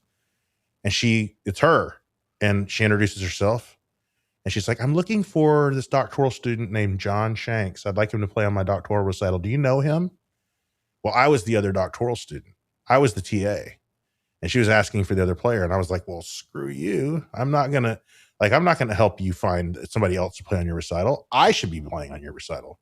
So we get to win ensemble, and like. Now we're married. It sort of it evolved in a weird way. Like we were friends for like, I mean, I finally got over all that and just realized that like this is a super awesome person. And then like through an interesting series of events that I won't talk about on here, but we can talk about after, because it involves another Baylor person that we both know. We ended up I knew after the end of another conversation with another human, I went to her house that night, told her how I felt, and we've been together ever since. And, we got married. I was a little later to get married than like a lot of people are. I was, late 30s. And I'm thankful for that because I would have been an awful husband if I had gotten married when like you knew me, because it was all about me. And learning that it's not about that for either one of us, it's not about me, it's about them.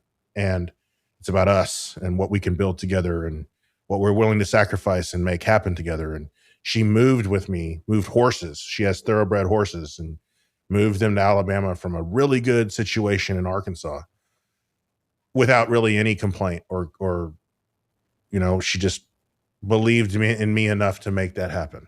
And when you have somebody like that in your life that's willing to move mountains to make your dreams come true, and I would do the same for her, you hold on to that with everything you got. That's sweet. So, I feel like your story is a little bit close to what Alexa and I went through, except that I didn't dislike her at the very beginning. Right. Are you sure about that? I'm sure. Okay. I'm sure. Where did y'all first meet? Oh, in the Waco Community Band. Okay. She stood behind me and was yelling at me that I kept on leaving my spit puddles on the ground. No one yelled. There was no yelling. There was I've never once yelled at you. Have you ever noticed that with Jose? He can yell all the time, and he says he's not yelling. But if you don't yell, he says you are yelling. Because people who grew up with yelling parents, like I think both he and I did, think that everyone's yelling at them every time they say anything to us. But like, we just don't even realize when we're doing it, because I channel my father who yelled. I think he was just half deaf. I don't even think he was mad. I think he just didn't know that how loud his voice was. I feel really vindicated. Yeah. Screaming. And she's like, "Why are you yelling?" I'm like, "I'm not yelling. You don't even know yelling. This isn't yelling. I'm not even mad. I'll tell you when I'm mad." Interesting. Yeah. Welcome to the marriage therapy session. But the thing is that he probably felt bad about the spit. And so he felt like he was being yelled at, even if he wasn't. I don't know if he felt bad about it or not. Maybe not. Depends on if it was pre-COVID. He may not have felt bad about it. Oh my goodness. So Bruce, like what makes trombone special now that we're coming back in? What makes it special? Yeah. It has a slidey thing. It has the slidey thing, and I beat my No, for me it's so there are a lot of players and a lot of teachers that really want to push the envelope in terms of technique on the instrument. And I think that's important. I think you should have a really fluent technique. But I think we're at our best when we're in sections, chords, locking, beautiful, lush, rich harmonies. I think we do that better than anyone. And we do it with a level of clarity, with intention. And when they want to bring the pain in a Mahler symphony, who does he turn to? Boom. We are the impact instrument, and tubas and euphoniums and horns, they don't have the advantage of being like directional in the same way. Some people can play it that way, but like I think it's just, they reserve that power for special moments, and it can be the softest, most haunting little thing. And it can be the most glorious moment at the end of the Mahler Second Symphony. And I think that, like, having a voice that does that, plus we sit in the back, so we don't have anyone's bells in our ears. That's kind of nice too. But then if you can go from that to play in a jazz set, you can play any kinds of, it's a versatile instrument. I just love the voice of it, and I love its power, and the fact that you can reserve that power and hold it back and surprise people with it. It's like the human voice, and I fell in love with the sound of the instrument years ago, and I just can't get over it. Over it. I tell you what, I do really enjoy a good trombone ensemble. Like I worked with a band just recently, and they were playing Salvation is Created, and there's that middle section where it's the trombone choir. Like whenever you hear that played really, really well, it's just like that is something special. Absolutely. And the cool part about when an instrument, when the trombone section does that, that's a perfect example of why not just first trombone is important. Everybody's role matters. And that's a great way to help kids understand that second trombone and third trombone are just as important, because without that, it's like a soup that's missing an ingredient. I think that's exactly what Jose said to those kids. Yeah. It was like when I first got to Gatesville, the marching band only marched baritones, and I hate that. I am not somebody who is a fan favorite of, like, I just want to hear the euphonium baritone sound in a marching band. Right. I want to hear the trombones. What makes the difference? Yeah, it's the difference maker. Yeah. Oh, and then the other thing is that all my trombone players were playing baritone during marching season. And then I would get them back into concert season, and they had no technique because they had just spent X amount of months not on a slide. Well, yeah, and they're blowing into a conical instrument, and the air is different. And I think the mouthpiece should be different.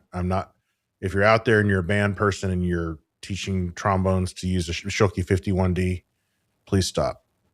Please get them on a 5G or even any other model of Schilke.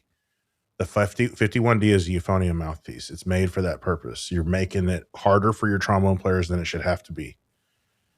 I don't know if you use a 51D with your trombones at Gatesville, but like a lot of people do, because it's like a hack. It's an easy way to get them to play with a dark sound, but everything above the staff is flat and the rim is really narrow, so the endurance gets cut down.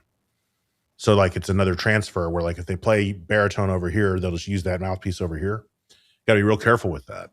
But yeah, if they don't play trombone for 6 months, you can't expect it. But it's like the spring concert at the end of the year before their slide technique really gets back up to where it should be. And around that time, you're doing early camp for marching band the next year. So it's sort of like it's the snake that eats its own tail. Mm-hmm. Yeah. I just remember like being really, really upset in that like first year when we did band auditions and going like, why do my baritone, like, why does my trombone section, why are they so bad? And it's because they had been doing marching baritone the whole entire time. It was just like, so the next year I changed that. I was like, this is not the way I want to do things. I'm going to change this because it is at the detriment of my trombone players. Right. Yep. But I can't stand that. I don't know. I like the trombone. I don't understand why. Our trombones are on a Bach 6.5 AL. That's 6.5 Great. AL. Yeah. It's a great versatile mouthpiece that works for 98% of them. And I just tell people that if it's too big, keep a 12C in your office and swap it out for the one or two that need it. Yeah. Well, it's just like the like tubas. I start them on Hellbergs. I mean, those are the standard. There's a reason why. Yeah. Con Helleberg or Schilke Helleberg? I go with the Con. Yeah. Good. Yeah, I mean, and they could feasibly play that mouthpiece for the whole time that they're in your program. Buy once, cry once, and then as long as they don't drop it every week, and the rim ends up looking like the surface of the moon because they dropped it on the curb so many times. Ding, ding, ding, ding, ding. Yeah. When I was playing a lot more, and I still have it. I still have one of my tuba mouthpieces in the middle console of my car. I know you keep it for emergencies. I've made fun of you for that before. Like, oh no, a tuba emergency. Jose's got a mouthpiece. Don't worry. You're at the ATM and somebody tries to steal your money. You can just whack them with it. Hey, I'll tell you what. He's a musician. He's not making big deposits in the ATM. I mean, it's kind of true. It's okay. It depends on the I day. love you regardless, even though you yell at me. There's that little small comic. It's a comic that's on like the Sunday paper, and it has like the joke about what the little boy taking like lessons. He's taking tuba lessons, and he learned F. Oh one yeah, week and then C the next week, and he's taking his tuba out, and his dad goes like, "Where are you going?" He goes, "Oh, I have a gig with the symphony this week." Yeah. That's so great. I was like, so great, and it's like it's not all that far off from halfway true. Yeah. That's real. I was very like we use Make Music for like a lot of our stuff, and we have Make Music, and we play around with it. And a few weeks ago we decided to flex a little bit, and I felt pretty good about my band director chops because I pulled up the Tuba Tiger Rag, the Canadian brass arrangement, and I actually played it down pretty well. I was like, I was all like, oh my goodness gracious. Because at a certain point in time, like if you're a band director and you don't play all the time. I don't think that Corbin knew you could actually like play an instrument. Because like I don't play in front of like, I don't play real hard. You play an instrument like every day, but you don't like. I don't play rap every day. You know what I mean? No, you play like lip slurs. Yeah, I'm not pulling out the Gregson tuba concerto. I'm not doing that. We're playing like a Remington exercise. Yeah, like we're working on. Yes, lightly row. Yeah. Exactly. See, I knew exactly which one that was. Probably the Ed Sueda one that's like lesson 6 or whatever. Yeah, that one's like lesson 3. Excuse me. Oh my gosh, I'm so sorry. F D D E flat C C. Yeah, I know. I've gotten to the point where like the kids will start playing the first couple notes of a line, and I can finish it out just by like I just know it. So by memory. Mike Davenport used to, if you like called out either a title of an Essential Elements line or the number, he could tell you what it was. Oh my gosh. He would like immediately. He's like, "Oh, that's line 156." Time for a new hobby. Time to find a way to burn up brain power. We're using something else. One time I asked him, I was like, how do you like know that? He's like, I've just like been tortured with it for so long that it's stuck. Oh my gosh. Yeah. Yeah. Yeah. That's like French horn players in the Coproche book. Oh, well. Do you have a favorite method book that you use for your trombone students? I mean, I'm going to tell everybody they need to own an Arbin book, but I probably use Bordoni, Roshu more than anything. Tyrell is fine. I mean, there's so many good ones. If I had to pick one, though, it'd probably be the Arbin book, the Joel S.C. Brian Bowman edition. It's spiral bound. It's got duets in it. It's got extra stuff that the other ones don't have. It costs more, but like if I had one book, that would be the one that I would tell everybody to get because it has the most resources in one thing. Okay. So building off of that. So if I am a band director and I'm looking to get my student a lyrical etude book, what is the etude book I'm going to? Bordoni Roshu book 1, Melodious Etudes book 1. Okay. Yeah, that would probably be the one that I would go to. The problem with it is that it does sort of assume a certain level. There's a really great book that it's back in print now. It's by Yaroslav Chimera. Can you spell that for Cimera? And the edition is by Corey Mixdorf, who's the trombone professor at the University of Arkansas. And it's like Fisher Price, my first Bordoni. They're like 3 lines long. They're like 16, 24, 32 bars. They're in friendly keys. They're in the staff. And so like you can work on the concept without having like a page and a half of etude that they have to learn. And it's like a more bite-sized version of the Bordoni. So the Chimera is the one that I actually, with every freshman, they have the Chimera book, and then we work out of Arbin. But like I'm going to make sure that stuff is in place as a concept before we start digging into the more, involved etudes, because it's sort of like when kids start learning orchestral excerpts too early. A trumpet player hears somebody play Mahler 5 and I got to learn that.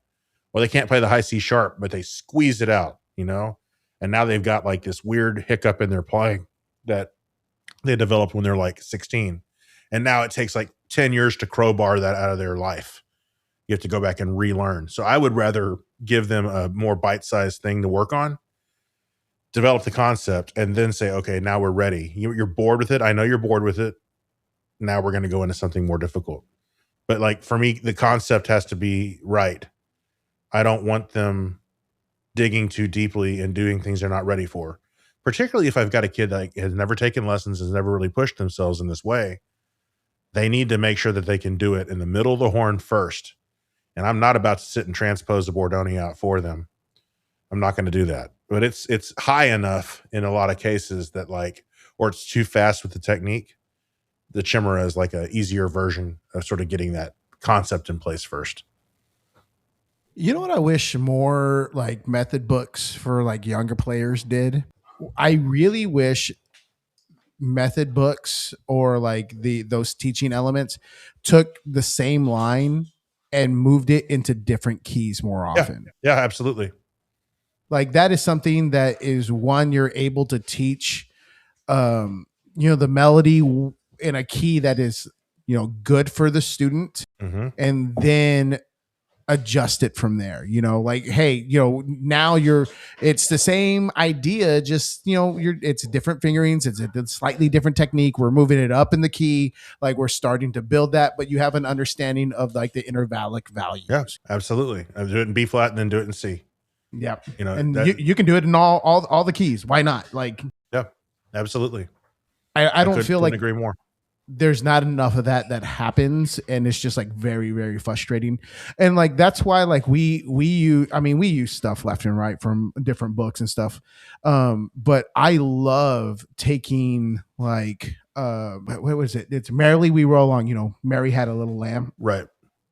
But there's a couple different variations of it from a couple different method books, where they just change enough of it to throw the kid off. I'm like, and so it's a teaching element to go like, do what you see, not what you think. Oh, the hot cross buns is always there. Yeah, that's what it is.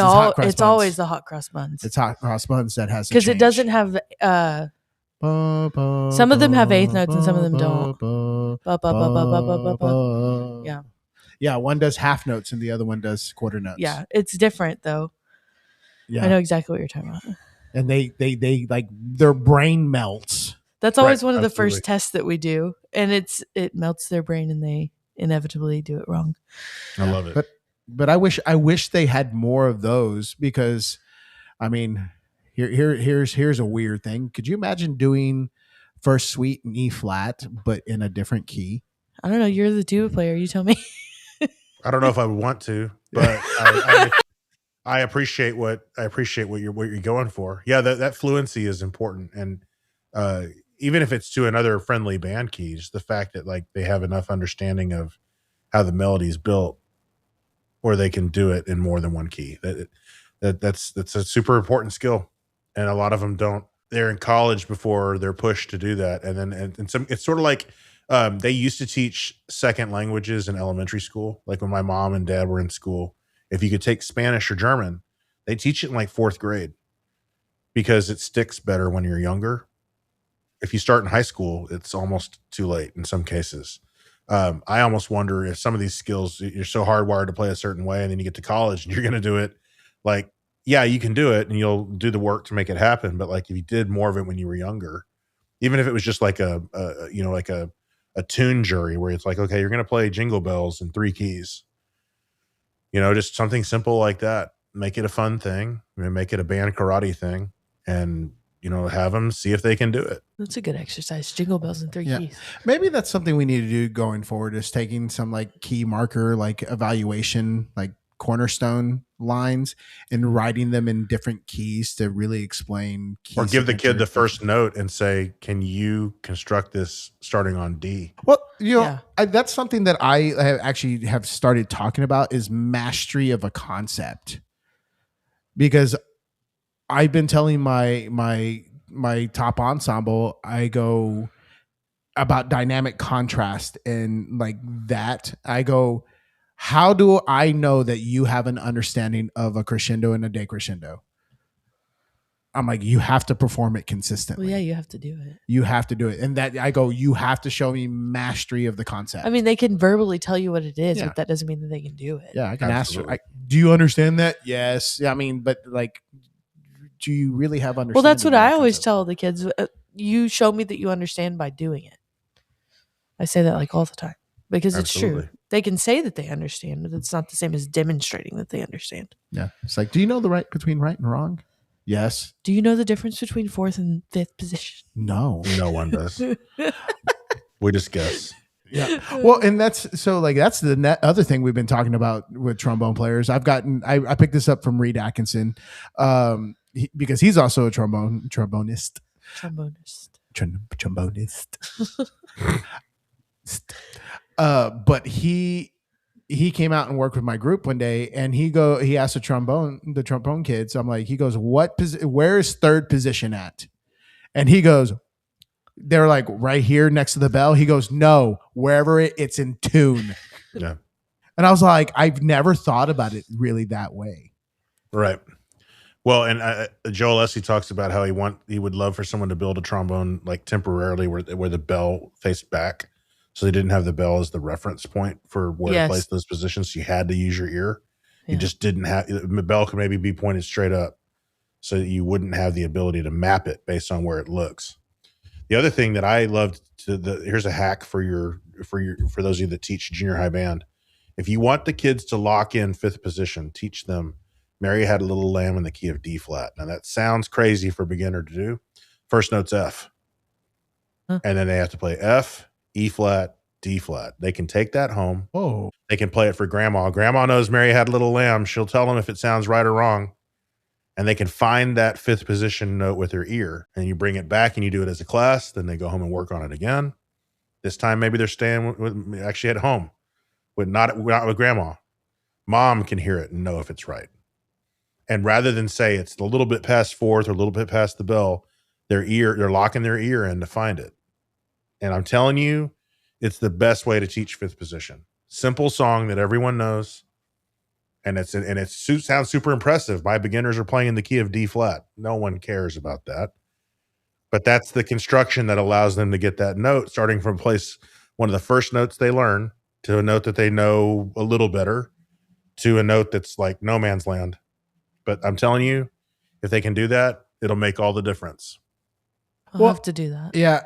And I think that's something that I've been preaching to my beginners recently, is that like you have to practice. And they're like, oh, but we do a lot of that in class. I go, yeah, but That's not the same here's as practicing. yeah, and that's what I'm telling them. Like, that's not practicing.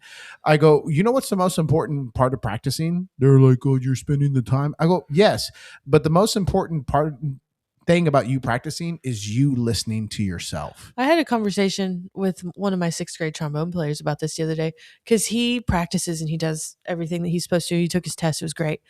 But he is successful because he has a good ear, because he practices and because he listens to music. And there are some other kids in the class that practice and they're successful on their test, but it's not quite like it's like they're going through the motions, but it's not quite always there. And it's because their ear isn't developed.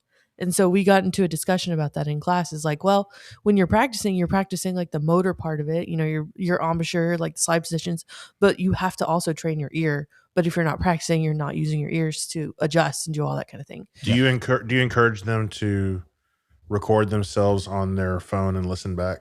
Mm-hmm. Yeah. Well, and like now, we are the technology is there so much more than what we were. Like, Make Music, they can submit recordings. I will say too, Make Music is great. It's not always accurate. Yes. Even when they play it correctly or when they play it wrong. Yeah. It's not always But they accurate. can record themselves. They can record themselves and they can play it back to themselves. If it does the error detection, a lot of times the issues have to do with like the timbre of the sound. They don't pick it up as being in tune or being the right pitch. And it can be dead on as a G. It's just the world's worst sound.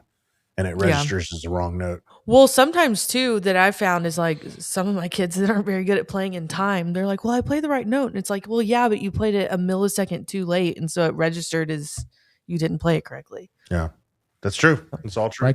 Right time, right place. Yeah. Well, you can play a right note, but if it's the wrong time, it's the wrong note. Yeah. I say this all the time. I go, they're like, it's close enough. I go, close enough is only good in 2 things. Horseshoes and That's what I was thinking. Close enough. Well, I heard somebody the other day. I don't remember if it was like a real life experience or I just made it up, but they were talking about something. They're like, well, I'm all out of bubble gum. And I was like, oh, that's one of Jose's favorite quotes. Yeah. Oh, is that from They're Alive? They Live. It's with They Live. Roddy Piper. Yeah. Yeah. Yeah. All out of bubble gum. Yep. I haven't thought about that in a long time. I say stuff like that all the time. Yeah, what was one of the Conan the Barbarian? Yeah, that too. No, you know what I miss? I miss watching awful great movies. To hear the lamentations of their women. Watching awful great movies at Kevin Butler's apartment. Those were the times. I never did it. Kevy So Buttons. Kevy Buttons. Do you remember when you cut his hair? Oh, I saw the pictures of it the other day. That was such a great / awful night. We talked about that on a podcast, I think. So. Kevin. It was what an incredibly special dude. Funny guy. Really like Kevin. I haven't seen him in a while. People. He's a good guy. Yeah, good people. Oh, I was about to say something, and then you ran out of bubble gum. Yeah, I ran. Sorry, that was my fault. It was because Alexa was off doing. Were you judging when I had to do? Yeah, no, yeah, you were gone judging. What did you do? And then it's when you got that email. Well, about you being funny in class? Yes. Yeah, I was And judging, and you had to teach my class. Yeah, so it was our Apparently, I'm not funny enough. Sub non-varsity, so our 3rd junior high band. And I made the comment, I go, because the saxophones were missing F naturals because they wanted to play F sharps. I'm like, guys, it's in the key signature. I go, it's very simple. This is the way the world works. It's F natural. Do you poop your pants? If you don't poop your pants, you should be able to play an F natural. Isn't that one of the first notes? T-shirt. That's got to be a T-shirt or a button or something. I was like, do you? Like, and the person, the aide that was in there that was helping with one of our other students just thought that was like one of the funniest things. I'm like, you don't poop your pants. Why are you missing the key? Like that is you cannot miss the key. Missing the key is like pooping your pants, and it's embarrassing for everyone. So great. It's so great. And there's no such thing as pooping your pants a little. It's not like it matters. That's true. That's true. Even if it's an eighth note or a whole note, it doesn't matter. You still pooped your pants. If it's a nugget or a log, it doesn't matter. But like I said that, and she thought it was like the funniest thing. Oh, what was the other analogy I made? Oh, I go. I don't know if you know this, but I don't follow you around all day Oh, and you write down should. everything. You that should. say There's been that's some. funny. There's some big. I some am good ones. usually there, though. I will say. Well, because like I've been teaching beginners. I mean, I've had some real good ones recently. I go with my beginners. I'm teaching 3 concepts. I go like our 3 concepts are like tone, technique, and musicianship, and then like I have breakdowns of what each one like break goes into. I go like tone. Your tone is like you're someone who's like hot. You know, you're super attractive. I go. That's the look of you. That's what our sound is. That's how good looking you are. I go, your technique is like it's the stuff that's on the inside, like making sure everything works and all that kind of stuff. You might be good looking, but if your insides aren't good, it doesn't matter how good looking you are. I go, the same thing. You could be great on the inside, but you ugly. I don't want to look at you. I go, they have to be equally good. End of story. And they're like, oh, so am I an ugly person today? I'm like, well, do you want to be an ugly person today? Oh, I don't want to be ugly. Then like, okay, this is why we do long tone exercises. Make the choice to not be ugly. Yeah. Make the choice to not be, be a good person on the inside. Work on your technique, guys. Wow. And is your pitch, your soul, your spirit? Yeah. So like I put body, mind, spirit. Well, and so like that's where we start talking about musicianship. I'm like, musicianship is how you make people feel. That's fair. And so like we start talking about making a holistic person, you know, beautiful on the outside as well as the inside. Love it. That's awesome. So like I'm talking to 6th graders about this and they're like, am I ugly? I'm like, I don't know. This is why they hate me when I come in to teach your class, because I don't talk about video games or building the holistic person, or I'm just like, play the right notes. Sit up. Yeah. So I don't know. I try to reach into my bag of tricks. I'm already at a disadvantage when I go in there because I'm not you. Yeah, I'm sorry. My trumpet players legitimately booed her one day when she had to like sub for me. They did. They were like, no. And then one time we actually did prank them, and Jose hid in the closet while I started the class, and they were all like mad. And then he came out of the room. And it kind of honestly backfired, because every time since then, when he's been gone and I've had to cover his class, they're like, oh, he's just in the closet. He's going to come out this second. Literally, not figuratively, guys. Oh my God.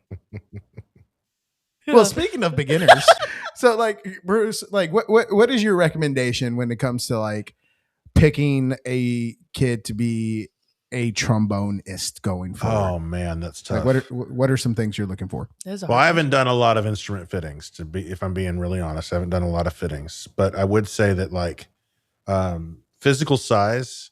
I'm not saying that short kids can't play the trombone, and they sell a really great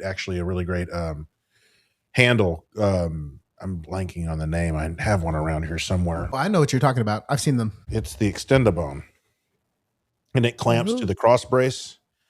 And I think it's 3D printed. I'm not sure. It's actually a friend of mine that teaches up in New York, and she is like 5'3", and she's trying to, you know, it's like a handle that just extends the trombone slide by at least a position, maybe 2, and it swings out of the way when you don't need it, so you can stay mounted on the horn. And it's great, you know, so the arm length does matter. They need to be able to reach most of the positions. Although I don't teach a lot of 7th position when I'm working with beginners anyway. Dental structure that's somewhat, you know, not a complete, just like Van Gogh. Like they should have some sort of, not necessarily symmetry, but if they're missing teeth, it's going to be hard to make it work. And, you know, beyond that, it's really just getting them to buzz the mouthpiece, because they're like, players come in all shapes and sizes, and if they can get the buzz to work, and they can get a sound on a middle F and a low B flat, if they can get the 2 notes to happen, like buzz higher, buzz lower, do a siren, and then put it on the horn. If they can do that, then they're probably going to be okay. You know, it's funny, if you look at descriptions from years ago, they would say like, put your big fat kids on tuba, because the big boys can handle it. And some of the best tuba players on the planet are tiny, tiny females. So I don't know if there's a lot of like things that I would look for other than just, can they do it? Can they reach most of the positions, and can they get those notes to come out? And then beyond that, I mean, you could teach them the rest of it. It's just a matter of, really more than anything, probably than anything, is their desire to want to do it. That probably makes the biggest difference in whether they want to actually tear the thing out and do the work. That's why, like, whenever I have a kid come in and go like, I want to play tuba, I'm like, you're gonna play tuba. Right. I mean, I feel like it takes like a special kid to like want to play tuba. So whenever there's one itching to play tuba, I'm not going to deny them almost ever. Can't dash their dreams. Exactly. It's like the same thing. Like the kids love trombone, for like, which is sometimes a love-hate They relationship. usually love the trombone because they want to make gliss sounds. Yes. But it's I've broken a lot of hearts over the years because, as a percussionist, when you test percussion, it's like not everyone's suited to do this. And that's what I've tried to tell kids before. Like, if you really want to do it and you're really willing to work at it, that's great. But if you're not going to work at this, it's not really going to work out because you're not naturally suited to do it. And I've had multiple kids where it's like, no, this is probably not the best fit for you, but you work really hard. And so it's going to be just fine. But yeah. Yeah. There's a certain amount of innate there is talent that has to go in. I mean, it's just that whole entire argument against, nature versus nurture. Well, and it's the thing too, is like, if they really want to do it, then sure. Yeah. That's true. Like, yeah. I mean, like our own children. Jonah really wants to play the flute. Yeah. If he wants to play flute, I don't know that it's going to be the best for him. Yeah. I want him to play the trombone. We'll see. We'll see how all that. Eleanor's going to end up playing the tuba. I can feel it. No, she's not. I think she'll be a percussionist before she would be a tuba player. I don't know. Did you hear her on that djembe the other day? I tried not to. Oh, she was doing great. I was trying to have a serious conversation with the kids the other day, and sure enough, here comes Jonah is like a ham. He's like the funny kid. He wants to make everyone laugh all the time. Yeah. And here he is. He found what was it? Like a kazoo. It was a party blower. Oh, party whistle. I think it was one that like a high school Happy kid. New Year kind of deal. Yes. Yeah. I think they like found it on the ground. Like I'm having a serious conversation. Put his mouth on it. Yeah. Oh. Boy don't care.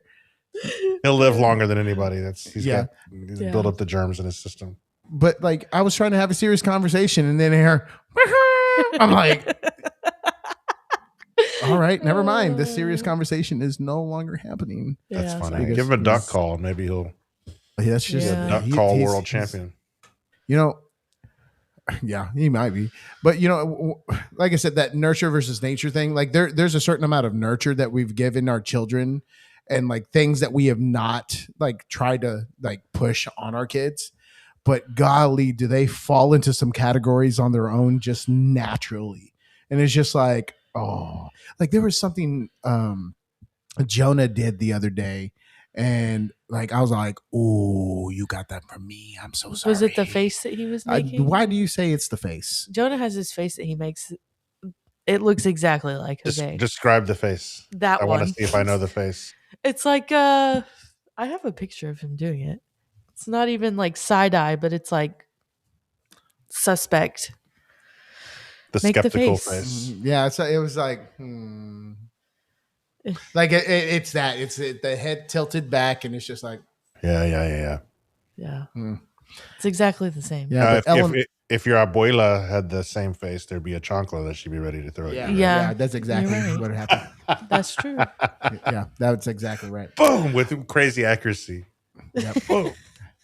Well, I might have talked about this in Corpus. There was a sign going down into the main part where it was talking about internet speed, and it said faster than a flying chancla. Well, that's great. Yeah, they know their market. Yeah. You gotta know. You gotta know. Great. That's so great. So Bruce, continuing on the beginning drama, we're like with you and you, how often are you able to teach like young trombonists? Now it's probably 3 or 4 times a year I'm doing something. We have a middle school honor band that we do, and that's just second year players and third year players. But I'm usually called a few times a year to come in and come to my beginner class or come. We have sometimes we'll have actually programs that will bus kids over to the university and they'll do something with each of the professors that are true first year students. That's cool. In the city school, we have city and county schools here. And so I think the county schools tend to do that more because they're further out. They don't have as much access regularly. So I still do stuff 3 or 4 times a year. Not as much as I was in Arkansas, but I haven't been here as long. So I'm not as plugged in to the communities yet, but like I still do some of it for sure. So like, what are some common mistakes that you're finding with young trombonists? Articulation is one thing that really is a trouble because a lot of kids they don't know they're doing it, but they're tonguing with their lips. They're like, they think they're using their tongue and they probably are using their tongue, but they're clamping down between each note to stop the sound. And it's a reflection of, or it's a reaction to, if you teach your students to blow the lips apart with the wind, then when the lips stop, they're going to actively retract them closed as opposed to just letting them rest. And so they do a lot of chewing. If you see chewing, wagging of the chin, they're probably on some level tonguing with their lips.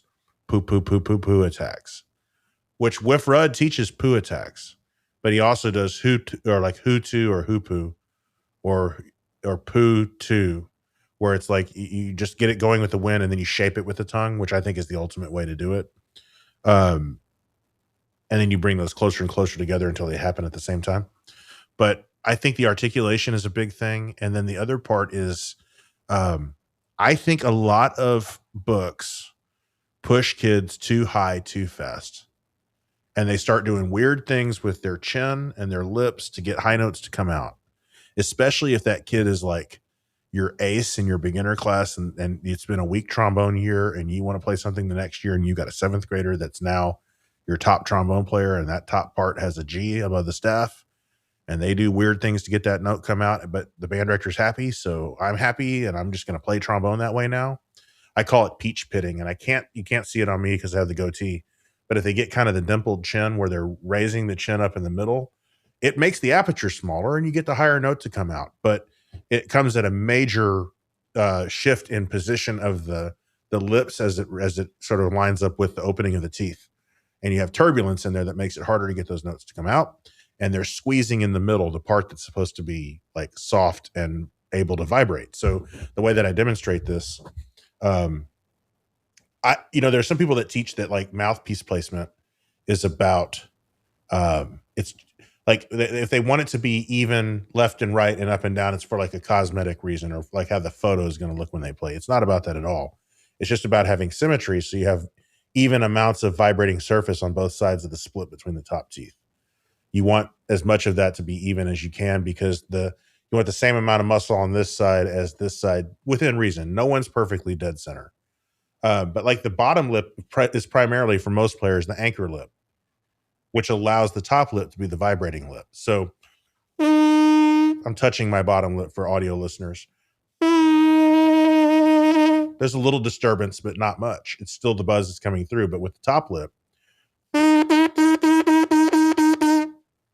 if you push too hard on the top lip or it's in a janky position on the face and you jeopardize the ability for the top lip to vibrate, you're going to get that Chewbacca kind of like growly sound that sometimes trombone players get. It's double buzz. There's a bunch of different names for it. I like Chewbacca because it's one of the few old references that I can still use that kids know what I'm talking about. Unlike Seinfeld or anything else that they don't even know the show. But so the articulation and the embouchure thing with the peach pitting, that stuff to me is some of the biggest. And then like the slide technique issue that drives me nuts. They think that when it's slow, pretty music, they should have a slow slide. Faster slide. It's more crucial that they have a crisp slide that moves at the right time in lyrical playing than in anything they play that's technical. They have to be able to hold on that first note until the absolute last second and move at the perfect time for the next note, and then hold on to that note until the absolute second and move perfectly to the next note. If I was behind a soundproof glass door, you shouldn't be able to know what kind of music I'm playing by the slide technique that I'm playing with. If I'm playing sort of like syrupy smooth slide, then people are going to assume, oh, he's playing so musically. You shouldn't be able to pick up that from what you see. I should be playing with great slide technique, regardless of the style of music that I'm playing. So those are probably the big three. And then with an honorary mention of like, if they don't have a sound concept to aim for, and you tell them to play with a great sound, but they don't know what that's supposed to sound like, you either need to provide it yourself by playing every day for them, or have recordings of people that you want them to sound like, because they can't hit a target that they can't see. Yeah. Well, and I'll give a little advice. So one of the ways I've kind of started having kids understand articulation is, or like how to articulate, is that I actually have them vocalize the articulation out loud. I'm like, if you're going two, two, two, or D, D, D, D, da, da, like, and I do it on different like styles, like that's what should be happening inside your mouth as you're blowing the air through the buzz. I've like learned fairly recently that a lot of kids don't know like how the inside of their mouth and like the mapping of it. Yeah. Like they don't, and they think, like Bruce just said, they think that they're doing it, and they don't. Like they think that they're placing their tongue in the right spot, and they actually don't. I want to get one of those teeth things that Bonnie Eureka has, that has like the, you know what I'm talking about? Yeah. The mouth models. The dentist mouth models. Oh, cool. You can get them on Amazon for like $24, and they're like huge, like Whataburger, triple. They're big, yeah. Yeah. You're making me hungry, dude. One of the things about moving here was I think we have 3 Whataburgers in town, and they didn't have Whataburger in Arkansas. Wow. I'm like, oh great, I'm going to be fatter now. Great. No, but do they do like a bisection of that mouth model where you can like look at it from the side? I don't know. Well, I would want that one would that be would be another from one. the side, That's in the middle. That would be cool. Yeah. You could like I wonder put it if we up could to, find like, one. the side of your face and show like, well, this is what I'm talking about with where I want your tongue to be. Yeah, But that I would find be cool. that the more that I teach, and it's probably different at different grade levels, but some of my kids get so wrapped up in the process that they forget about the product. They're so worried about where their tongue is supposed to be, and so worried about their lip tension or the size of their aperture. And I'm a big Arnold Jacobs advocate of like not just song and wind, but having there's 2 trombones, the one in your head and the one in your hand, and the one in the head has to be the one that leads. And he didn't care. I mean, obviously he wanted them to play with a good embouchure and good breath support and all those things. But if you didn't have a concept that you were aiming for, and you let the body handle some of these things. Now, I don't think it should be like the think system from the Music Man, where like there's actually no instruction going on. It's just, I just believe that I'm going to play with a great trombone sound and it will happen. It won't. You still have to give them guidance. But yeah, it's an interesting, they don't know what they don't know. And I think master teachers are the ones that are really well informed on so many different things related to it. And they know exactly what to bring up, when to bring it up, and how to bring it up. So they don't murky the waters. They're just giving them a little bit more at the right time. And it just keeps feeding the beast. And they're never overwhelmed. They're always able to take it on and add it to their toolkit. That's a really master teacher. And I never get tired of like going to master classes for other instruments or voice or whatever. And they say one little thing, one little nugget I can take back with me to the trombone studio. And I fall for that every time, because it's like it like gets me fired up again. Like, yeah, okay, cool. I can't wait to use that. So much has come from other people that aren't trombone clinics, because my God, how many of those can you go to before you want to change your career? Well, so I'm currently working on the Omar Thomas Shenandoah. And so like, and this is like a very sensitive subject, because like I feel like you have to be careful about talking about this. I feel like in a lot of ways is that like, I took a moment to really talk about cultural influence, and like talking about how Omar Thomas is like a proud Black man, and talking about like the influence of like the music that he writes and how it's rooted in the culture, and I just took that opportunity to talk about like the passion of what music is. And so in this section of Shenandoah, have you heard that arrangement? Yeah, I have. Yeah. Beautiful. I love it. It's different. Some people are it's a divided line on that one Always. but I love it. And there's a long strain of this D dot E, this ebb and flow with the dynamic contrast. And I had to like reach down and like find a way to explain to my kids like how to give the emotion that I want them to exude. I go, guys, like I'm always like, okay, it's like a wave going in and out, and that's why beaches are the way they are, and it takes a little bit and it brings a little bit back and it takes away more and all this kind of stuff. I go, and then I go, guys, I'm gonna get real vulnerable with you guys.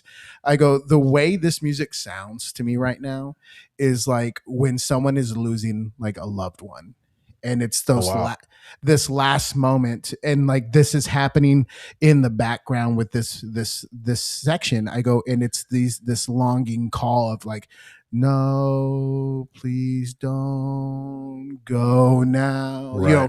Like it's this whole entire thing, and I could see some of my kids like have a realization like, oh my God, that's deep. Like, how can we continue to do that versus like play the right notes, play the right rhythms, play it vertically, and it's just finding those moments to make those connections. That's just such a big part of music education. And that I think sometimes we just don't take enough of the time to really connect with. Well, yeah, I mean, there's pressure and expectation. People want you to get your ratings.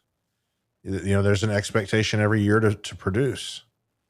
And I think that the ones that really get it right are the ones that do produce, but they produce as a byproduct of, teaching their kids to perform well and be great musicians. Those are the ones that really get it right. If you're on the quest for the trophy, I mean, that's one way to do it, but that trophy stays behind when you go to a new job. It's those moments, and it's that kid coming back 7 years later and saying, hey, I was a complete turd in your band, but like that was the only thing that was worth going to school at the time for. And if you make an emotional connection with a kid young enough that doesn't have a lot of great adults in their life, you can be that person that, made them stay in school.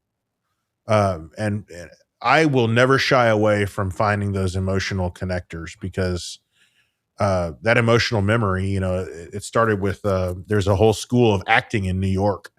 I can't remember which one it is. There's basically two big systems up in New York, the Actors Studio, talking about emotional memory, where the actor would draw upon a moment in their own life, maybe when they had a parent die and they were there to see that. And that what they needed to go back to that place so they could cry on film. They learn how to like connect with those moments from the past. I think the best musicians I know are able to convey that deepest, stuff inside here, and it's our job as teachers to help unlock that for our students in a responsible way, obviously. But yeah, I mean, I think that is a sensitive subject, because without it, our music rings hollow.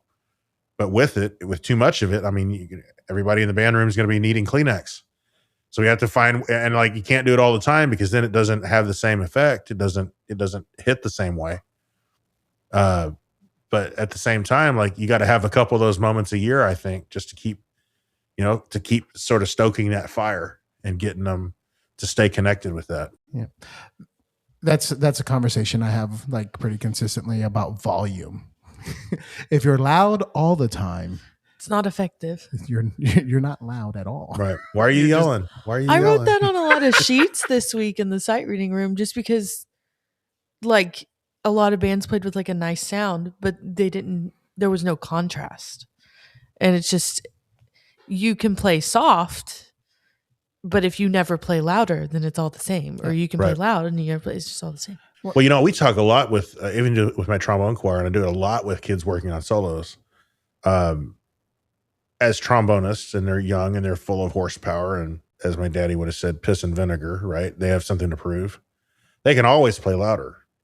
But in order like to maintain the best sound, like, we need to back off at the beginning of that crescendo so we have some room to go somewhere.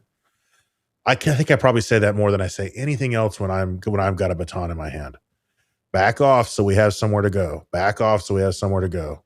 Because they always want to push the envelope and go 3Fs, 4Fs, 5Fs, higher, faster, louder. And like learning to have that control and getting that to be hardwired, so they know at the beginning of the crescendo that probably means drop back. Not in every case, but like there's a good chance that these dynamics are always relative. I had a conversation with a kid today about thinking about softer dynamics is like, you're still playing, but I'm going to take 30 or 40 steps back away from you. So I perceive your sound as being further away. You're still playing with the same great tone quality, but I'm further away from you. Or like if you're in the car and you're listening to Taylor Swift and you turn the radio down, it's still Taylor Swift. It's just a softer version of Taylor Swift. And a lot of students, their sound fundamentally changes when they try to play really soft stuff and they don't like it. So they don't do it. And everybody, I've never had a student that's not true. I've had a couple that really they really struggle with playing loud. They just can't really do it. But learning how to think about those dynamics as being malleable, and they're always relative. And really they're relative to the kind of sound that you want to play with. And I harp on that stuff so much. And it's like the older I get, I used to think that like my teachers were just broken records. And they just say the same stuff every week. Well, it's probably because I'm not really like latching onto it and like really getting it. Because if I really got it, they wouldn't have to say it every week. But like, history repeats itself. I find that I'm doing the same thing. Yeah. I have my go-to list. Yeah, no, I totally get. I explain that the same in several different phases. Because I own a lot of real estate personally, I refer to food a whole lot, and I tell the kids, I go like, "Hey guys, it's like your sound is like a chocolate bar." You own a lot of real estate? Yes. No, he phrased this wrong. He says he owns a lot of real estate. He means he takes up a lot of real estate. Okay, that's fantastic. I'm going to start using that one. It has nothing to do with ownership. Here's something. I own this. Here's the thing that drives me crazy. When I refer to myself as a fat guy, people look at me like they want to say, "Oh, you're not fat." I'm like, "You're not.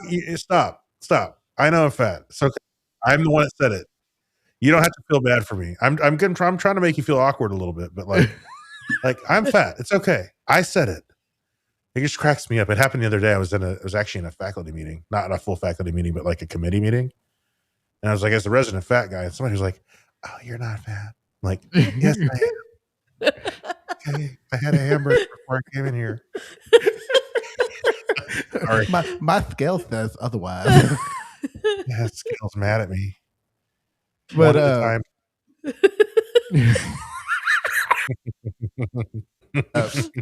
but I refer to food a whole lot, and I was like, guys, like, no matter how small I cut the chocolate bar, it's still like a piece of chocolate. It has to be the same. Your sound is the same way. Like duration still has to be the same. Volume still has to be the same. My mind went back to like how no matter how much you poop your pants, you still pooping your pants. Well, I use this one for like staccato playing. So if you ask a kid what does staccato mean, and they all say short.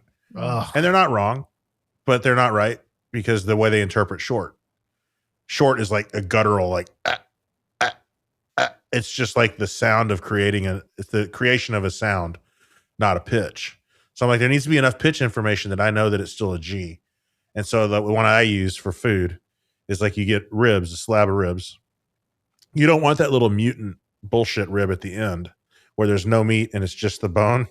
You want the big fat one up at the front. Quaid. You want the big rib from up front that's full of meat, right? I want enough meat on that rib that I know what note I'm hearing here. Like you cut it down and it's one individual rib. I just want one rib. You have enough meat on it where we get some pitch information. I use that all the time. I use food analogies all the time, and the kids always know.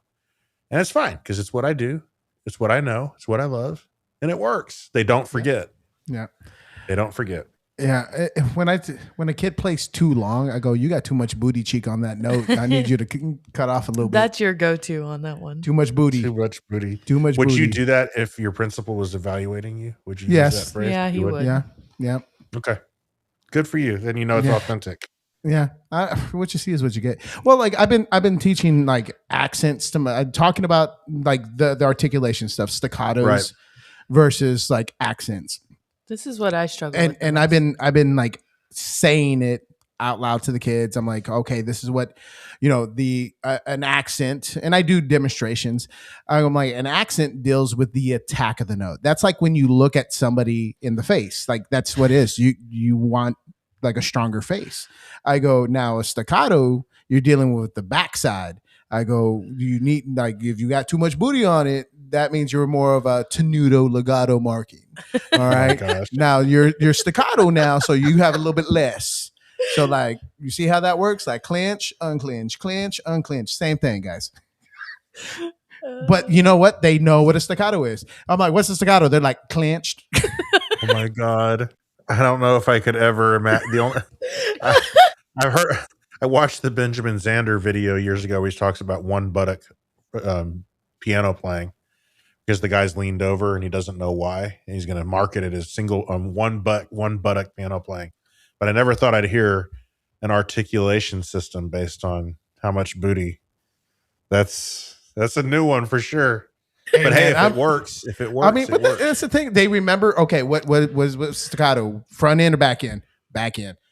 Accent, front end. Okay, cool. That's so funny. That's so funny. I love it. He really does say that. You walk into his rehearsal sometimes and he's like, there's too much booty on those notes. The no booty march. You should commission somebody. Because the march is where you're going to be saying that more than probably anywhere. Oh my God. I mean, it's what I understand. And of course I take my opportunity to go like, I'm a tuba player. I like a big bottom. And the kids all look at me like, Mr. Sanchez. I'm like, what? Mr. Sanchez right over there. I don't know what you're talking about. That's funny. Where did you go to high school, Jose? I'm trying to remember where you went to high school. Sitton High School outside of Corpus Christi. Yeah, okay. I knew you were from down there. I didn't know exactly where. Yeah. Okay. Yeah, man. But I just like, I do what I need to do to get them across the finish line. And if I have to make full of myself talking about booty and pooping your pants, like I might steal that one and use it Monday morning. Like don't poop your pants, guys. I use it in juries this semester. Oh man. Doesn't matter how much you do. It just matters if you do or don't do it. Yeah. Please don't do it. Speaking of mistakes. Yeah, here we go. Is there any like mistakes that you've made that's made you a better educator? Oh, like practically everything. My undergraduate experience makes me a better teacher because one, I got to tell this as a story. When I was teaching in Arkansas, I had been there for just a little while. And one of the things that I had been charged with when I got the job was I was replacing someone that had been teaching in that job for 45 years. Ooh. And he was still in the community, still conducted the local orchestra, was still real heavily involved in a lot of stuff. He was very nice, very nice. In fact, he was sort of like the Mr. Rogers of the trombone world. Very, very nice. And then I come in, beard, big burly dude, no BS. I was charged with like kind of getting them kind of whipped into shape a little bit. And I had a student that I thought was a perpetual liar. And there was always a reason why he couldn't be ready or he needed to move his lesson or blah, blah. There was always something. It was never, I don't think we had a week the first semester where he just like came at his Thursday at 2:00 lesson every week. And we just had that. There's always some sort of calamity. Well, we had trombone choir in the evening. I can't remember which night of the week now. It's been a while since I've slept since then. And he gives me this text. He's like, I'm coming back from Memphis with my friend and his 2002 white Chevy Tahoe, and we have a flat tire on the side of the highway. I'm like, well, okay. I didn't need all that information, but I'm like, there's a reason why he's giving me all that information. So I went and did a Google image search on white 2002 Chevy Tahoe flat tire. And I got the same photo back that he had sent me of his flat tire in his buddy's car. Literally the same photo. Like he screenshotted this Google image search result and sent it to me as his buddy's tire.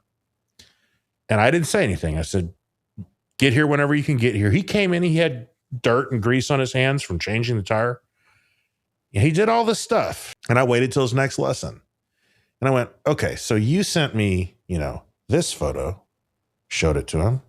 I said, now then I went and did I did 3 seconds worth of Google image searching and found this photo. And he just melted in his chair. He's like, how did you know? And I was like, because you can't BS a BSer. Like, I did all, whatever the late 90s, early 2000s version of that stuff was, I did all that.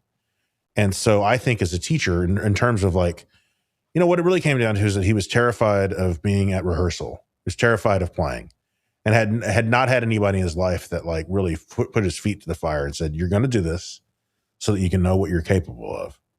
And you're going to learn how to like tell the truth, and you're going to learn how to face your fears. And you spend all this energy in like figuring out what fake friend's fake car had a fake flat tire. Then you went and rubbed your hand on something in your engine compartment to make your hands dirty, to make it really look like you did it. And he had confessed to all this stuff. And he's like, how did you know? And it's because I had made the same sorts of stupid blunders and stunts along the way. Because when you're that desperate to not feel stupid, or to not feel like you are going to get called out in front of your friends for not doing something well because you didn't practice or because you don't understand, you'll go to great lengths to hide all of that. And so I think one of my greatest things as a teacher is being able to sort of recognize the sniff test. Like, this doesn't seem right. I'm going to take a minute here and like not call this person out for the sake of calling him out, but try to figure out what the underlying thing is underneath all of that. And in almost every case, it's resulted in like a better relationship. The student has a better understanding of like, you know, who they are and what they need to do to face those fears. And that's probably the biggest thing. It's not about, it's that and like relational stuff. Just like, because if I was a jerk in school and I realized that after I got out of school that I was going to be facing all these people again, and you talked about going on your like apology tour, you know, you grow up and you realize that maybe you didn't get everything right. And you start to see the grace from other people when they say, hey man, it's okay. We all grow up. We all make mistakes. And then it's sort of perpetuating that grace forward for my students as much as I can. And I have colleagues that don't agree with it. They think I should be more of a hard ass or be more of those things. But like, there's a time and a place for that. And there's also a time and a place to like, to listen and to be that advocate that says, no. Like, I hear all these things about you and I don't believe any of it. We're going to start with a clean slate here because you've never done any of these things to me. And so it's empathy and those sorts of things that I think matter the most. And learning how to like sniff out a bullshitter when they try to bullshit you, because there's usually, you know, something way bigger underneath it. Yeah. There's been several times where I've seen like some weird things with kids, and I go, what's really going on? Like what is causing this issue now? And then generally there's tears followed behind. Oh yeah. That, and it's just like, oh, okay, we're here to help. We're here to do what we need to do. Absolutely. And again, it's about helping people. It's about being there for people, being that adult, maybe the only stable adult that's shown them any love in however long. Or they have a single parent that only has so much love to give because they're working 3 jobs, you know, and I don't know. I just think about the number of people who've poured into me through the years and have been there when I needed someone. I'll just spend the rest of my life giving that back because it's the best thing that I can do with my life. Well, and I think you and I are probably the same way in the extent where when we're maybe hard on a student or like demanding of them, it's not because of anything else other than the fact that we know they can do it, or like they need someone to push them to be the best version of themselves, even though if they don't see that. Yeah, you've got to believe in it when they don't. And you got to believe in them when they don't long enough to show them that they actually can, so that they can start believing that they can. But you have to be that bridge. You know, and it's important because like the only time I ever get mad at a kid, I don't ever get mad at a kid if they're trying, ever. If they're being an idiot and they're choosing to not try, I'm going to be pissed because that's like latent ability that they're not doing anything with. But, you know, my kids are older than y'all students, like at least a couple years, you know, mentally, I don't know how much older, but like, but I think that like if a kid's trying, man, I'm never going to be mad at them. We're going to try it a different way. Until we can like make it click. But like only time that I ever get pissed is when they're not trying. or they're choosing to not realize their potential, because that's just wasted time. And life is short, and we got to make the most of it while we're here. But yeah, absolutely. Seeing that potential in a kid, that's also a skill. The diamond in the rough. Like, yeah, they're the class clown. They joke around a lot. Maybe they're a little rough around the edges, say the wrong thing, burp and fart when they shouldn't. But there's like an all-state tuba player in there, and we're going to help figure that out. And when that kid comes back, 2 or 3 years later and tells you all the ways in which it made all the difference for them, it's better than any bonus, I think. Oh no, that's the good stuff. Yeah, that is the good stuff. There's a lot of grace that was given to me, and you said there's a lot of grace given to you, and it's just like, people took care of us. Yeah, but we don't live in a world that necessarily does that. It probably happens more than anyone would think. We don't hear about it because the news doesn't get clicks from reporting that stuff. The news gets clicks from reporting all the bad stuff. And it's not that the bad stuff's not important for us to know, but I'd love for them to pepper a few positive things in there every now and then to let me know that the world's not as bad as I seem to think it is. But yeah. Yep. Yeah. I get it. I definitely get it. What are some things that you wish people knew more about, like what you do or what it takes to get into the position that you're in now? I think that I tell a lot of prospective like graduate students, if you're getting a doctorate because you want to be Dr. So-and-so, it's the wrong reason to go back to school. And there are people that they want to get a PhD or they want to get a DMA because they want to have doctor in the front of their name. I really value all three of my degrees. I took big things away from all three of them. But the least important thing that I took away from the last one was the credential, was the extra letters on the back of my name or the front of my name. It's a requirement for the position now. There's very few people now that get hired without a doctorate. It's a means to an end. It's necessary, but like, it's not about the title. And that I get really mad when I hear about indoctrination, like you're indoctrinating our students with like, a pro whatever agenda. I don't have time to convince kids how to vote. I do give them space to go vote. Like if it's a polling day on a Tuesday, we don't have trombone choir that day because, if that's the time that you can go vote. But I'm never going to tell them how. I don't have the time or the inclination. And if I can live my whole career and never let them know how I vote, then I've done it right. Because I want to walk my walk in a way that like, I don't know. I just want to live my life in front of them professionally in a way that like, that doesn't get into any of that. So that drives me crazy when there are people who have nothing to do with higher ed who say that that's all we do.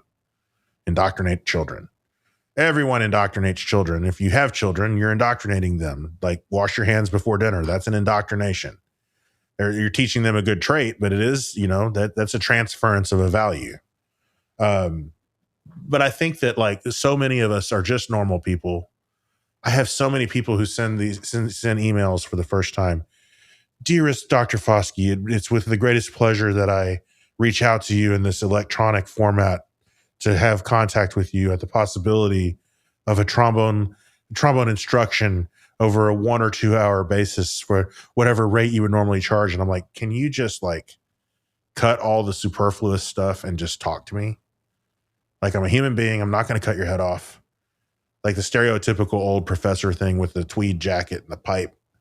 Like there's still people that live into that and still do that. But most of us are just people and we're tired.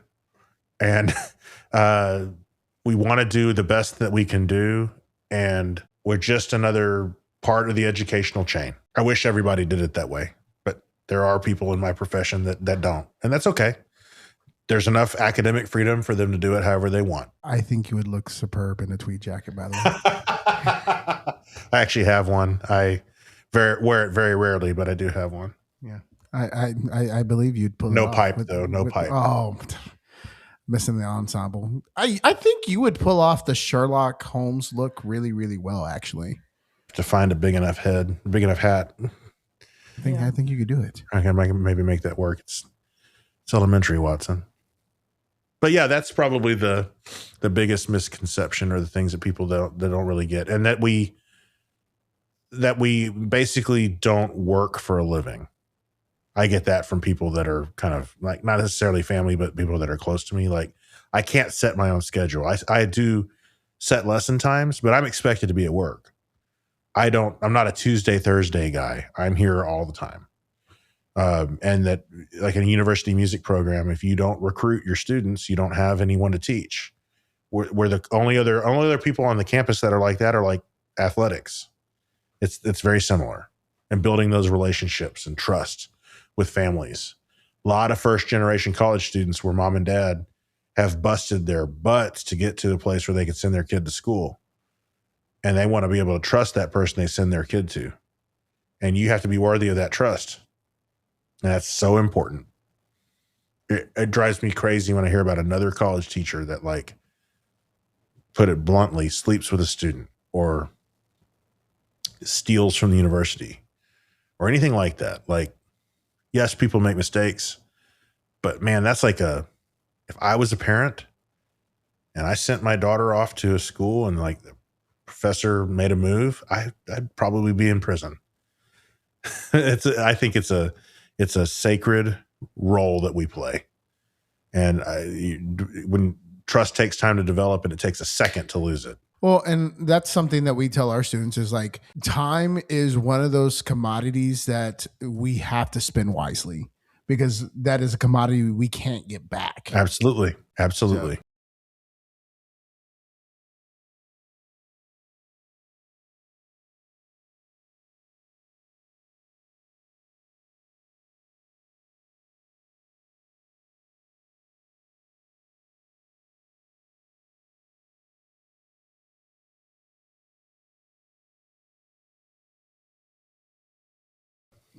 and so like we talk about efficiency and rehearsal and how to do this. And like, man, I this is one of the hallmarks of something that we do, is that if a student is going to miss rehearsal for any reason, send us an email. Mr. Sanchez, I have a doctor's appointment tomorrow. I hope everything's okay. Thank you. Right. Just so that way I know, but also like the real reason we do that is to teach them how to communicate and how to send an email. Yep. Like, it can't be a text. It can't be a text and email form. It needs to be, you got to greet, you got to state your case, and you got to sign it. Yeah. That's life skills. That's something they'll take with them to whatever the next stage is. Yeah, absolutely. Absolutely. Well, and there's been several times where I've gotten like an email from a student about like going to tutorials. Mr. Sanchez, I will be going to tutorials tomorrow morning, period, send. And I respond back, greetings. I appreciate your communication on this subject matter, but I would appreciate you vocalizing or making this a request. Yeah, absolutely. Moving forward. So let's resend this email, please.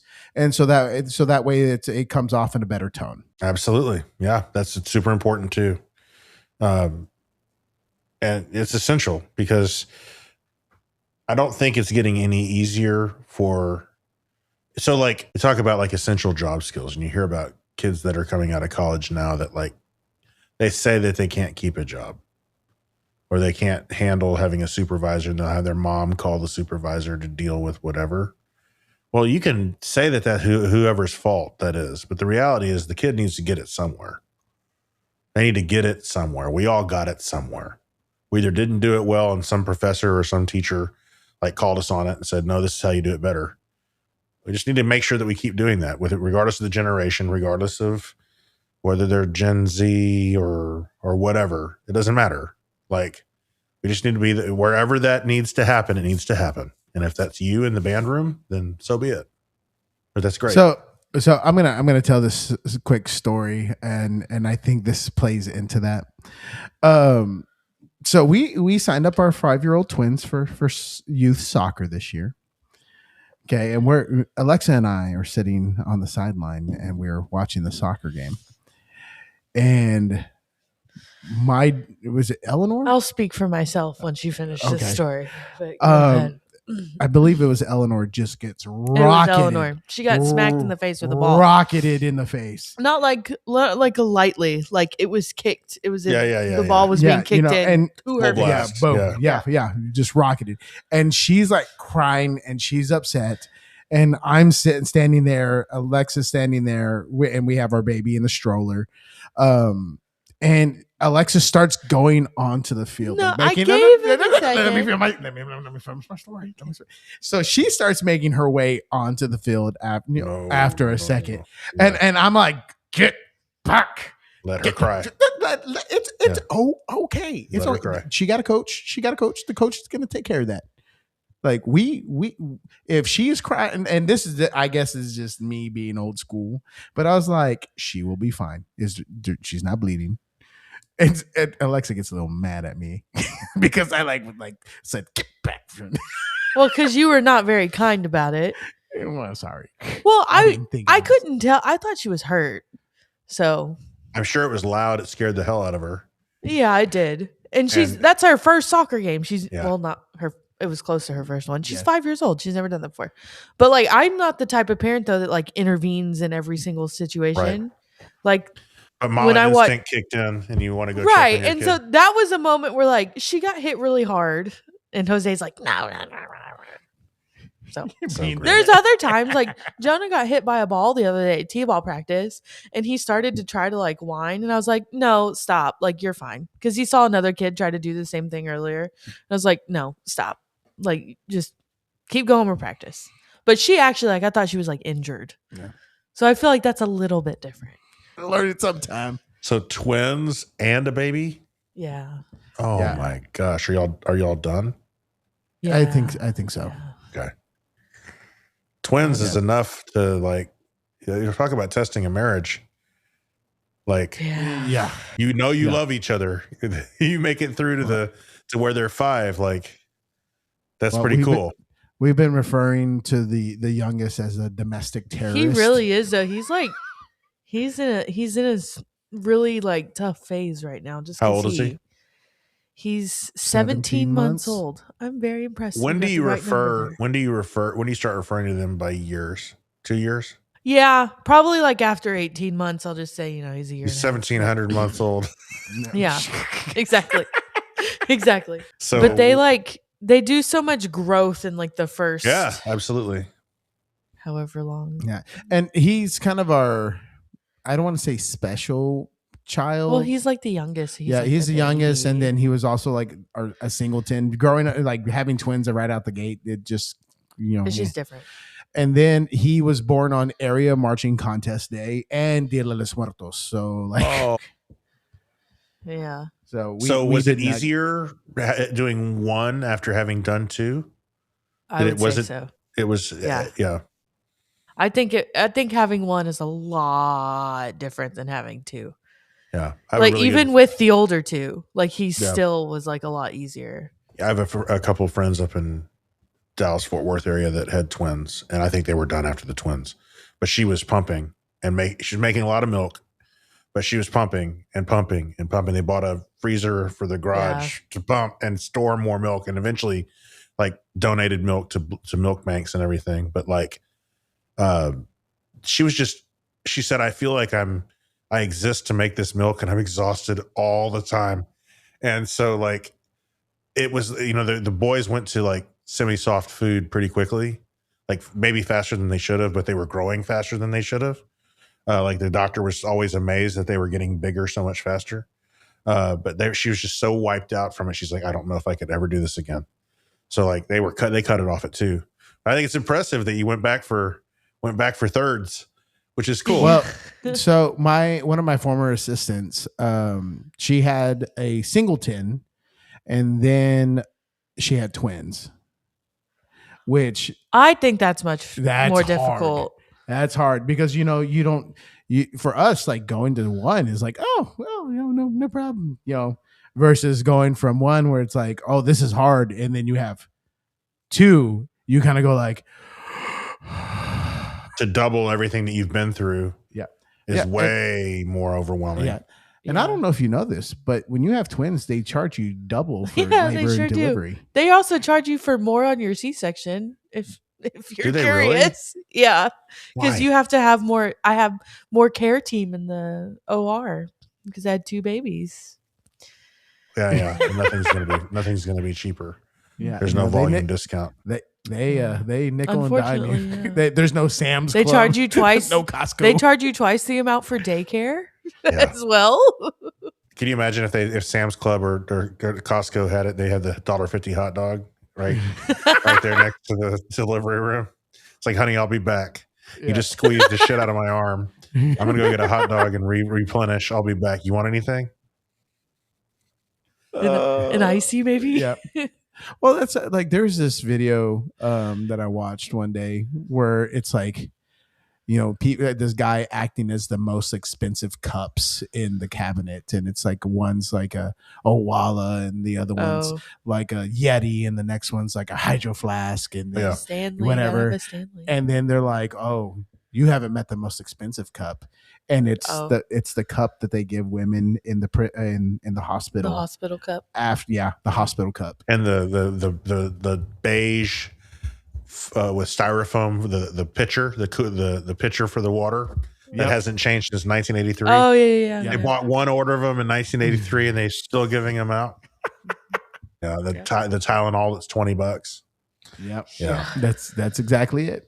Well, Bruce, what's in your ear this week? What has been the music that has been plaguing you?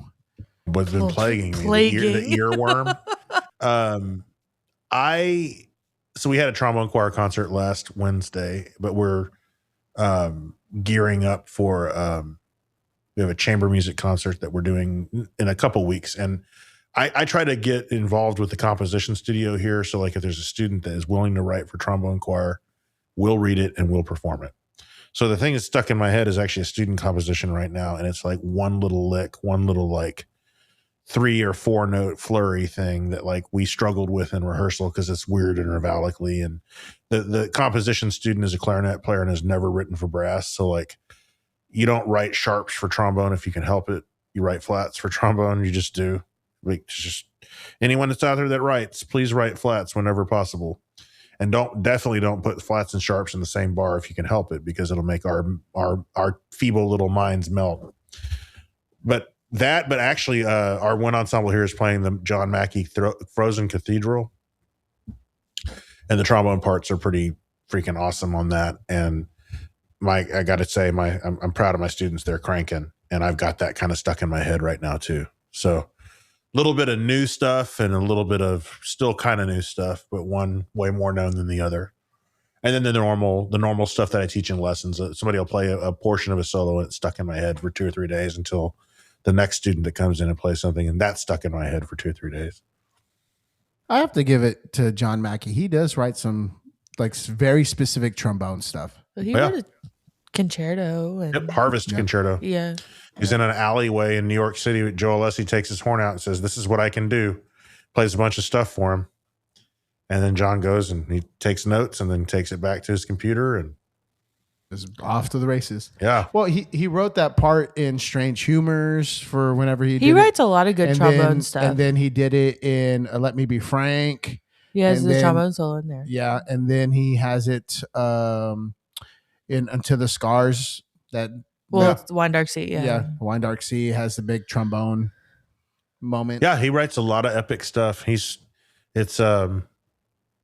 fun. And the Harvest Concerto, I've done it now with Wind Ensemble, and it's a fun one. It lays really well on the horn. Like it sounds super impressive. It's not the hardest thing I've ever played, but it sounds like, and any musician that gets up to play a solo like that loves a piece like that, where it sounds like it's the hardest thing you ever tried. Hardest part is the fact it just floats a high D for like what feels like about a week. Oh, you got the Wind Ensemble doing stuff underneath it, and it's like, oh my God, can we get off this note, please? I'm about to have an aneurysm. Yeah. But, I mean, having good technical stuff that lays on an instrument, is super helpful. I think he's very, because he's honest about how he doesn't like really play an instrument, but I think that he's very thoughtful of those sorts of things, and so when he tries to write, he Well, he seeks out asks a lot of questions. opinions. A lot of Yeah, questions. Yeah. because he does the same thing with percussion stuff. Yeah, we did an early piece that he wrote called Sarsaparilla. Mhm. Yep. That actually it's wind ensemble, and it actually has an accordion as a solo instrument. And there was a gliss in there that went like an octave, and I'm like, John, we can't play a gliss that's wider than a tritone. He's like, well, why not? So I sat down and showed like half step, half step, half step, half step, Yeah. and no more slide. Now we can do it with two players if you have one that picks it up where the other one leaves it off, but you got to have a minimum of two, and it's probably best to do it with three.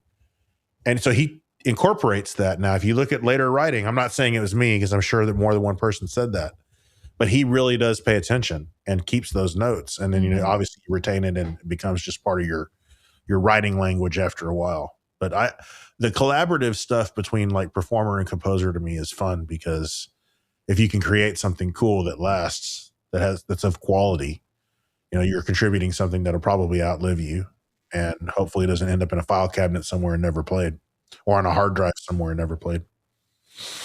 What's that piece that has that? I've seen this on video where they generally have somebody, if they don't have the right instrument, Oh, are you pull out the trombone to be flat.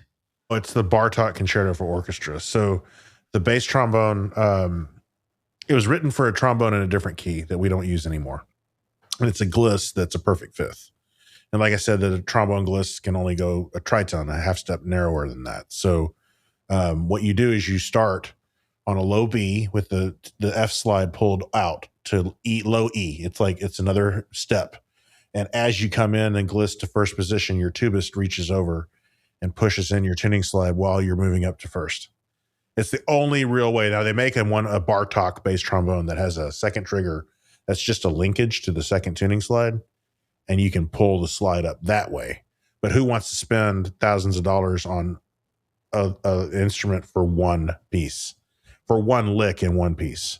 So that the tubist reaching over and pushing the slide in is kind of the standard thing that people do. That could be you one day, Jose. Yeah. Okay. Let Peter Deploy do that. Oh my It can be Peter's that can be his thing as a tubist. I was the guy that pushed in the tuning slide for the trombone player. Let me ask you, do you have a favorite like piece that you like to perform? Like let's say as a solo piece? Yeah, as a soloist. Let's say solo. Man, that's tough. It kind of depends. It depends on the season. Like I'll get into like, it's sort of like with food. Like I haven't had a thing for a while and then I have it and then I want it again and I want it again and then I don't want it again for a while. I'm a sucker for Bluebells of Scotland. It's just fun. It's impressive. I've known it forever. I haven't needed the music for it for a long time. I like the Mackie Concerto, the Harvest. It's a lot of fun.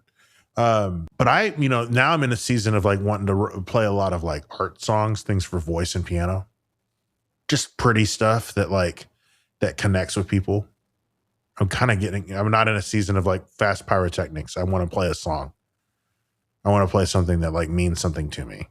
I can read the lyrics and I know what the song's about. And then I can try to project that. The challenge of being an instrumentalist and doing that is that I want to convey that same mood, but I don't have the benefit of being able to say the words. And I think I can try to embody that as best I can. So yeah, I would say the Bluebells is one I have a measure of it that I have blown up and framed in my office. It's an octave slur, just as a reminder to always keep that like in my wheelhouse. Because that's the measure that always gets me when I pull it back out to work on it again. Like, damn it, I should have been working on these octave slurs. So I have it framed on my wall. Just as a reminder, hey, like you'll be asked to do this again and you better have this thing ready to go so that if they ask you to do it, you can do it. Okay, so I'm going to ask you the same question just two more times. Okay, orchestral. What's the piece that you're like, man, if there's a piece I want to play, it's going to be this piece?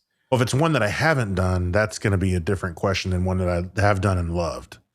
One that I have done and loved, Sibelius 7 or Mahler 2 are both really, really great. But I mean, it's like, those are probably the two of the top ones. Ones that I haven't done, I want to do Mahler 3. I have not done that. That's an expensive one to do because it's a bigger orchestra and it's a long, long, long piece and it's really involved. I'm a sucker for Mahler symphonies though. Mahler 8 would be great. Symphony, but that's like a crazy amount of money that would have to be poured into doing that on a concert because of all the extra musicians you have to hire. So yeah, that would probably be it. The one that's the list. Mahler 2 of one that I have played. Mahler 8 or 9 are the ones that I haven't played. Same composer. Do love Mahler 2. Mm-hmm. It's pretty great. 2 and 5. Yeah. Yeah. Those are pretty standard. Okay, how about band rep? Symphonic Metamorphosis is probably, although Dionysiacs is also, there's so many good ones. The Hindemith Symphony in B flat. But I still have to go with Holst E flat, first suite. It's the one that like kind of brought me to the dance and got me to like think, oh, this is what a band can do. And then was lucky enough to be the person that played euphonium. I didn't play trombone on it the first time I played it. So I got to play the opening chaconne stuff and then so that's probably Holst first suite in E flat. That's a solid choice. That's a very good choice. I listened to Suite in F the other day. Yeah, we did. We listened to both of them, I think. They're both good. Hammersmith is also awesome. We listened to Hammersmith too. It's a little harder to kind of digest and to stick with. Like there's that great recording of the Dallas Winds with Howard Dunn. They recorded it in the early 90s, and I can't get that recording out of my head because it's the first one that I heard. And so anybody else that does something different from that, like it's not that I think it's wrong. It's just not the one. It's like your first James Bond. If Roger Moore was the first person that you ever saw as James Bond in a James Bond movie, he might be your favorite. If your first one was Daniel Craig might be your favorite. But some people will say, well, it has to be Sean Connery because he was the first. But it's really the one that you saw first. So it's the one that you have imprinted on you as James Bond. The same recording or the same way of it being played is the one that's like sticks in my brain, and that's the one I can't get over. Do you think people feel that same way about the Star Wars trilogies? Absolutely. And it's also depends on what age you were when the movies that came out when you were a kid. Like the original trilogy to me is Star Wars. Everything else is extra because I wasn't a kid when the other ones came out. But it's not for my the new stuff is not for me. It's for kids. And I want them to, I'm not going to ever crap on somebody else's favorite Star Wars movies because if episode 1 happened when you were a little kid and you were excited about it, then great. It keeps the franchise moving forward. And as long as people love it, they'll keep making movies and making that universe bigger and bigger. But I do think that there's something to that. Yeah. When do you think those people will realize that they're wrong? I think if they actually sit down and watch them, they'll see that I'm a person and my name is Anakin will never hold up. It will never hold up. Jake Lloyd, I'm sorry. Probably a great guy. Annoying as hell. Hayden Christensen, go find something else to do. Go kick rocks. Okay. I will say this. Did you watch the Obi-Wan show? Actually, no, I haven't seen it yet. Okay. I need to watch it. I loved Mandalorian. I loved everything about Mandalorian. I geeked out on that hard, and I like kind of started in on it late. And so I was able to like watch everything because I binge watched like crazy. I didn't catch it I don't even think I had Disney Plus when it first came out. But then I saw an episode with a buddy. I'm like, I'm going home right now and I'm getting Disney Plus and I'm going to watch this. And I just stayed up all night. But I haven't watched the Obi-Wan stuff. I need to. I mean, there's only one season of it, but it is like the last like 2 episodes are like fantastic. They're nostalgic. Like, yeah. Are they planning to do more than one season, or is it just going to be the one season? I think it was a one and done. It was a one shot. Great. Sometimes those are the best ones. Like you plop in for a season of that. That's why the first 3 movies are so great. You don't need everyone's backstory. We drop into the story right here, right now. Luke is a young teen with his aunt and uncle. We don't know his whole story yet. We don't know anything about Darth Vader except he's an evil bastard. And then we proceed for a while, then we go away. Then we come back a couple years later, and now they're on an ice planet.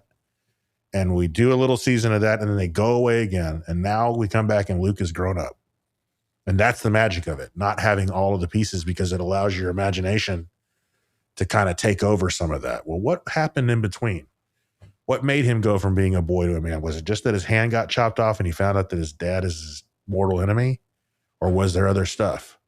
And to me, that's what makes Star Wars special, is that I have a little bit of an ability to like have my own, imagination sort of kick in there and help. So as far as the films, if they did, the original 3 and then had just done Rogue One, be pretty good.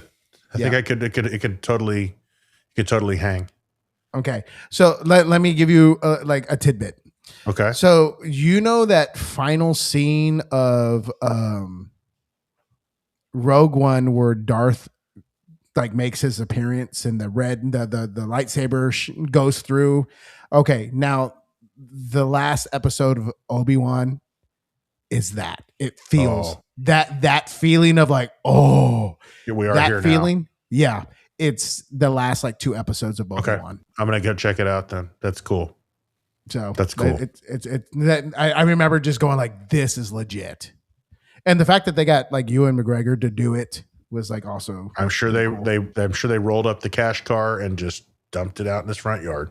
Yeah, but that's the vibe I got off of it. That same feeling of like seeing Darth Vader in that last scene of Rogue One, and then the last 2 episodes of Obi-Wan. That's the same feeling I got.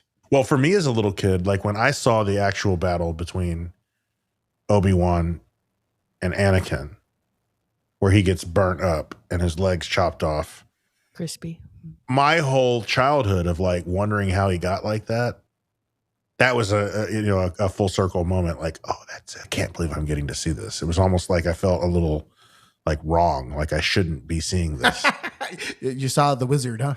Yeah, I absolutely saw the sausage was made, and now I don't know if I want to eat the sausage anymore, but like, I think it's, that was a full circle moment for me as a Star Wars fan. And they did that as a fan service moment. I think they did that for people my age and people who grew up on the original trilogy, who had that mystery the whole time, who saw him a little bit without his mask in Empire Strikes Back, and then saw him a lot without his mask at the end of Return of the Jedi. How did he get there? How did he get so just mangled? That's how. And I love it. That's awesome. Yeah. That's like what that's about. Yeah. Yep. Star Wars is about fan service. Speaking of fan service, who's on your Mount Rushmore of like trombone players? Oh God. Well, Joe Alessi has to be on there. He's probably the most influential player in my life. I mean, I had his first album on cassette way, way, way back. Broke the cassette, and it meant so much to me that I kept it and then had him sign it later, because that physical thing was like my connection. It was, way before streaming. And that was like the one thing that I had to listen to over and over and over, and I just wore it out.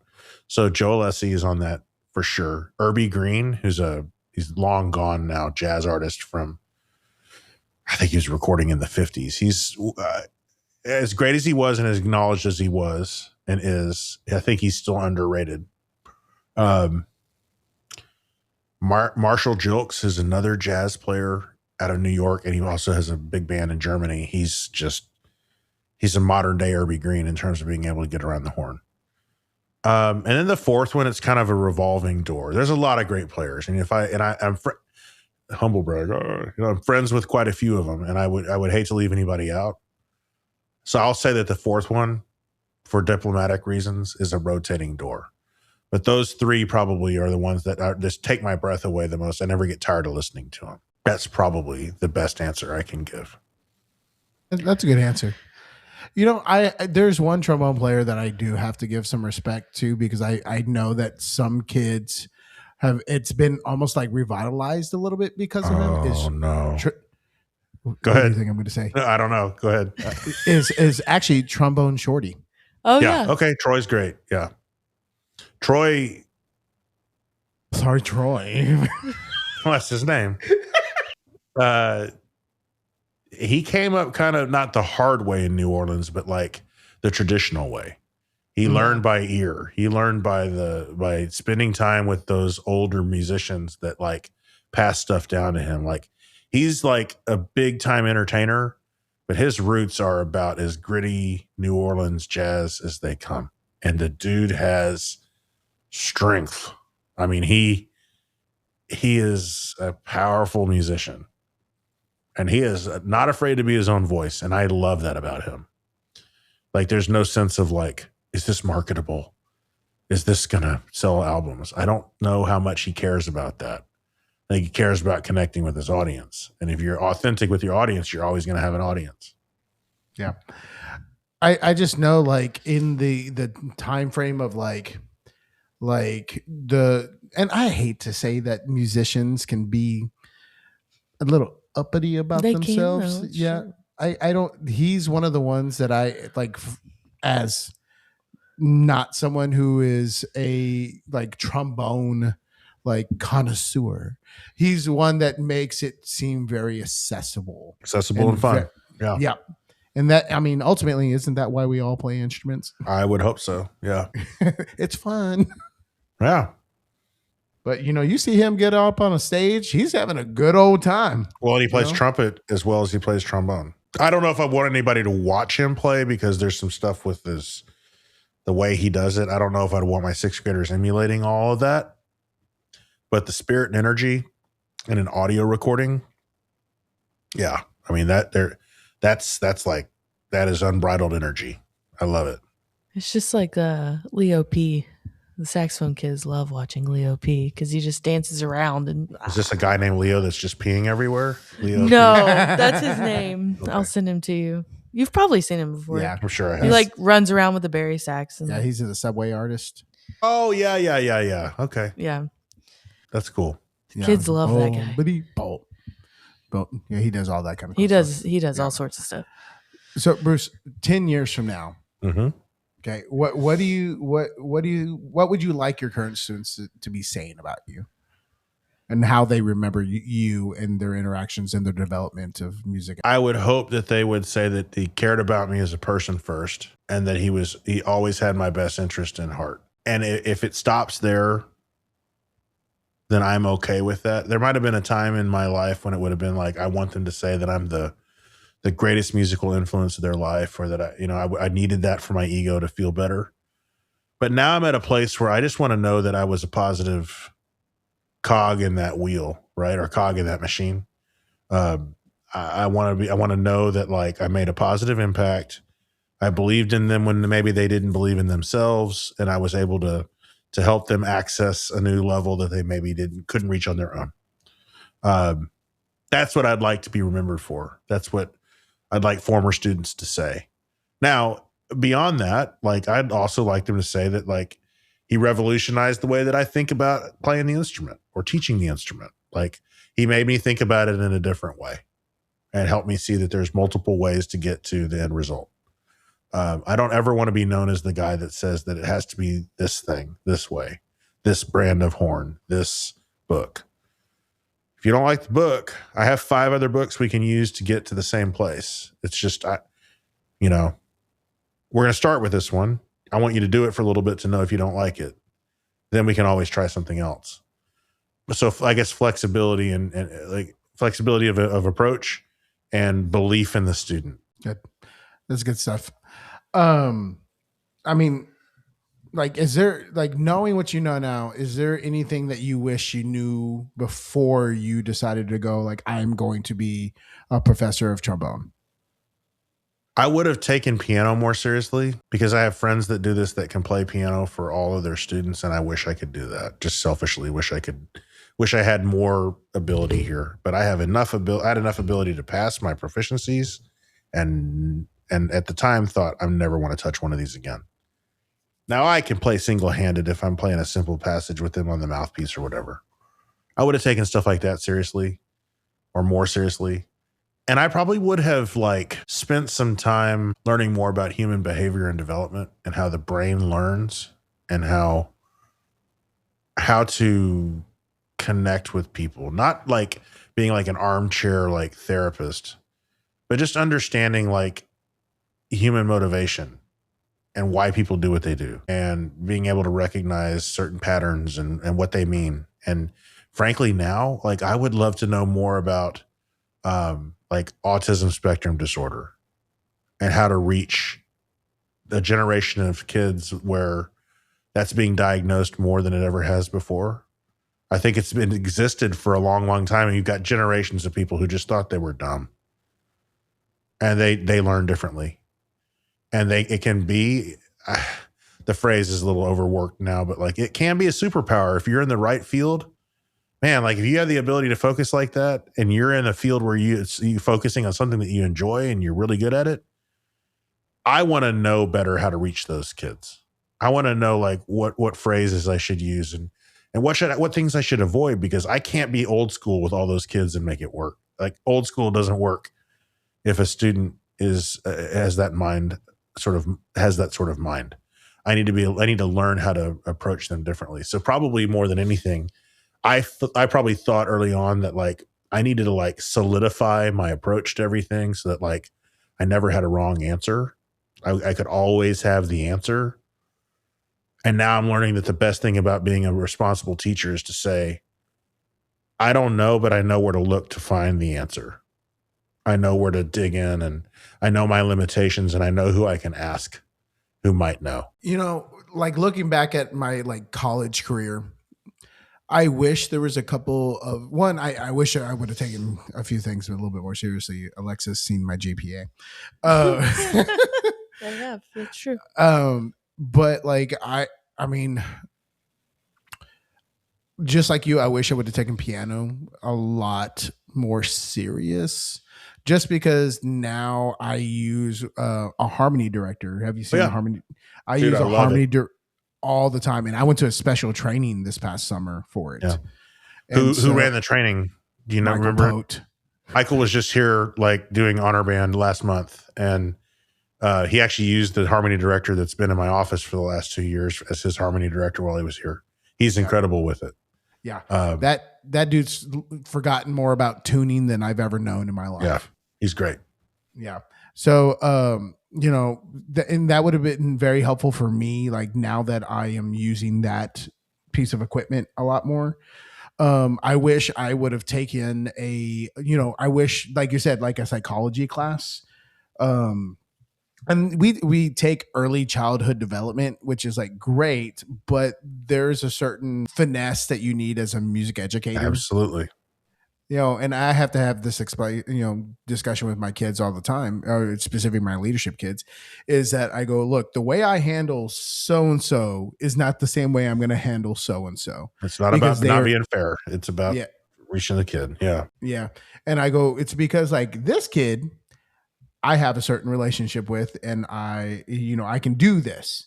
That kid, I don't have as strong of a relationship, and I need to know how to point them in the right direction while getting the message across. Like this kid, I can chew up and down. This kid, I can't, because that's going to break them. Like that's just not the way that works. And that's another thing I wish there would have been an emphasis on. And then the other one is actually like a finance organizational class for music educators. Yeah. How to deal with your budget, because like we talk about it a little bit, and we ask questions in music like in your student teaching, but like to truly like manage your budget is difficult, because you have to build a budget in April. That's when you start building April into May, and then you can't use that budget until September 1, where the fiscal school year starts. And then they'll cut you off at April 1st. Right. So you got to think about what you need to order now, because you won't be able to order it later. And you got to project how many kids you think you're going to have in the high school group, or how many beginners you had this year and how many are going to stay in band. So you got to get those numbers from your counselor, so that you can know how many of what reads you need to get, or how, I'm sure like that's tremendous. Yeah. And like being able, I guess, experience on the job, after a while, you start to kind of figure out what averages are and like how to work with that. Yeah. So, like, some of the things that you got to think about is like, okay, we have this many away football games. I have to provide meals for my students for all these away football games. And I got to provide 2 meals on marching contest days. And I got to do this. Oh, we're going to go to this many type of performances. I have to pay for buses and drivers, each one of those. Oh, we have an uptick in participation in all region band. I have to pay all these funds. Oh, but we need a new instrument. This one broke. Like, how is that gonna marching show? Oh, my drill writer's asking for $500 more on his situation. Oh, I'm gonna commission a piece. Like, all these different types of things that we never really think about until it's like actually happening. And by that point in time, and just like anything else, by the time you realize it, it's maybe a little too late. And when you have to make a special request, that whole thing you were talking about earlier, where you're asking the kid to resend the email where they ask rather than tell. Learning how to ask the principal for what you need in a way that fits their personality, where they're most likely to say yes. Learning how to sell it, and that's another skill is like being able to talk to non-music people and explain it in a way that they understand. If they've never taken a music class and they have no idea what a marimba is, being able to explain to them why that's important, that's huge. And that's people skills, and that's learning how to do it and then learning how to deal with that principal. And if you have a good one, thank God. And if you don't, you hope that they get a new job soon, or you get a new job soon. Well, like so we made state marching contests for the first time in a long time. And we rolled up in our old beat up trailers, and here we are amongst semis and everything else. And our instruments were bought in the early 2000s, and they were bought, I think, secondhand from like our drum corps, which is like fine. But like I sat down with my super afterwards and I said, look, here's the situation. Like, we're working harder than what we should. And like, one, I want the kids to look good. I want the kids to feel good. And like, going into that situation, we didn't feel either. So like, we need to remember this. I go, this is how much I need in order to accommodate us doing this. And I go, it is the equivalent for us to like the football team going out on a Friday night wearing leather football helmets. And he went, I understand. Okay. Awesome. I'm like, there's a huge difference in that. And so like, he gave me, like, they had passed like this Vader for like a bond, like an election thing. And we were able to generate some funds, and he gave X amount to the band program. That's awesome. in order to take care of us. But it was like, oof. Yeah. I mean, the kids were like, this feels way better. I'm like, yeah, there's only so much an instrument can handle going in and out of outside and football games and marching shows and all this kind of stuff for 20 years before it's not functioning at the optimum level anymore. And that's 20 years with like annual chem cleans, and yep, you don't know who was there before you and if they did that or if they didn't. And then you start doing it once you get there, even if it's every other year to stretch the money, and you don't know how long they're going to last from that, because each chem clean takes a little metal. And at a certain point, like, you start having valves that don't work well anymore, or you start having issues with tuning slides that crush easier than they should. These things wear out. They really do. Yep. So big differences. Awesome. So what has been like your favorite memory, or a memory that you look on or go straight to as like an educator or as a student? Like, from my own experience as a performer or as a teacher? Yes. Man. So we did an Italy trip here when I was a doctoral student, and I had never been to Europe before. And I had a pretty pro-American worldview that we were awesome and everybody else was they could be awesome, just not as awesome as we were. And then you go and you have meals with people from another place, and you realize that they may speak a different language, but we're all musicians. And like those trombonists and those bands in Italy, they talked about the same geeky Bach versus Kahn versus Yamaha, this mouthpiece. And I learned that they were all just people, separated by language, and they had incredible food and great alcohol, and they're people. So I learned on that trip, even though it's gorgeous and it was great musical experiences, it was like the connection with like this other culture. And when I've traveled other places, it's been a reminder of that, but that was kind of the first one that kind of imprinted on me. So in terms of like being flung abroad somewhere and learning from that was super cool. I probably have a few concerts that were like super important to me. I'll tell you one that was really, really important that like I know one thing that was on it.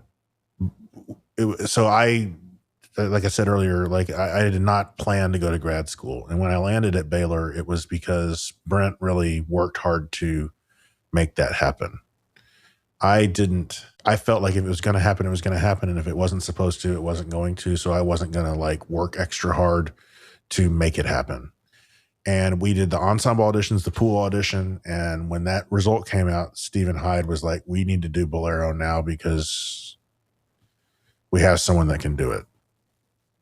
And I had never been in, we didn't have an orchestra at Commerce. We just didn't.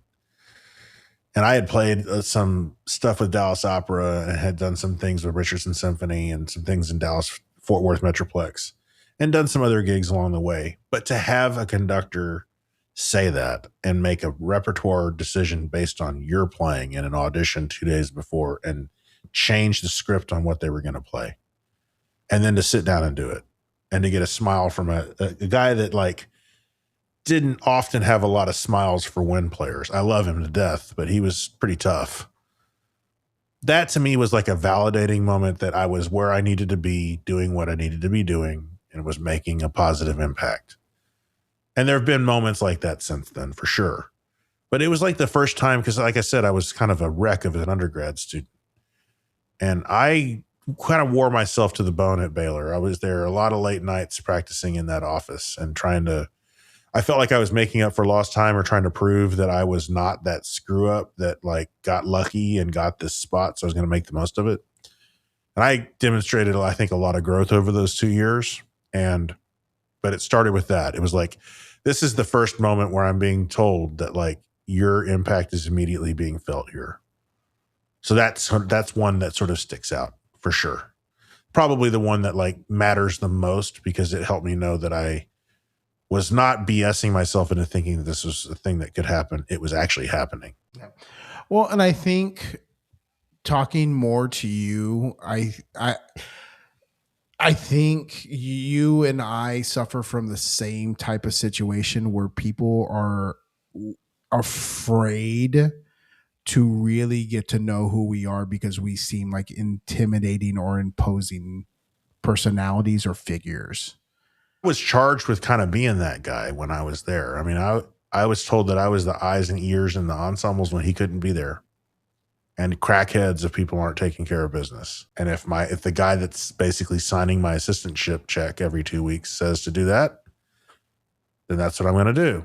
That eventually spilled over, and I started telling people in other sections what to do, and I probably shouldn't have done that. I should have known where. I should have been sort of like roped and sort of like pulled back a little bit, but I did what I was asked to do. And the unintended consequence of that is he's a jerk or he's, stronger language than that.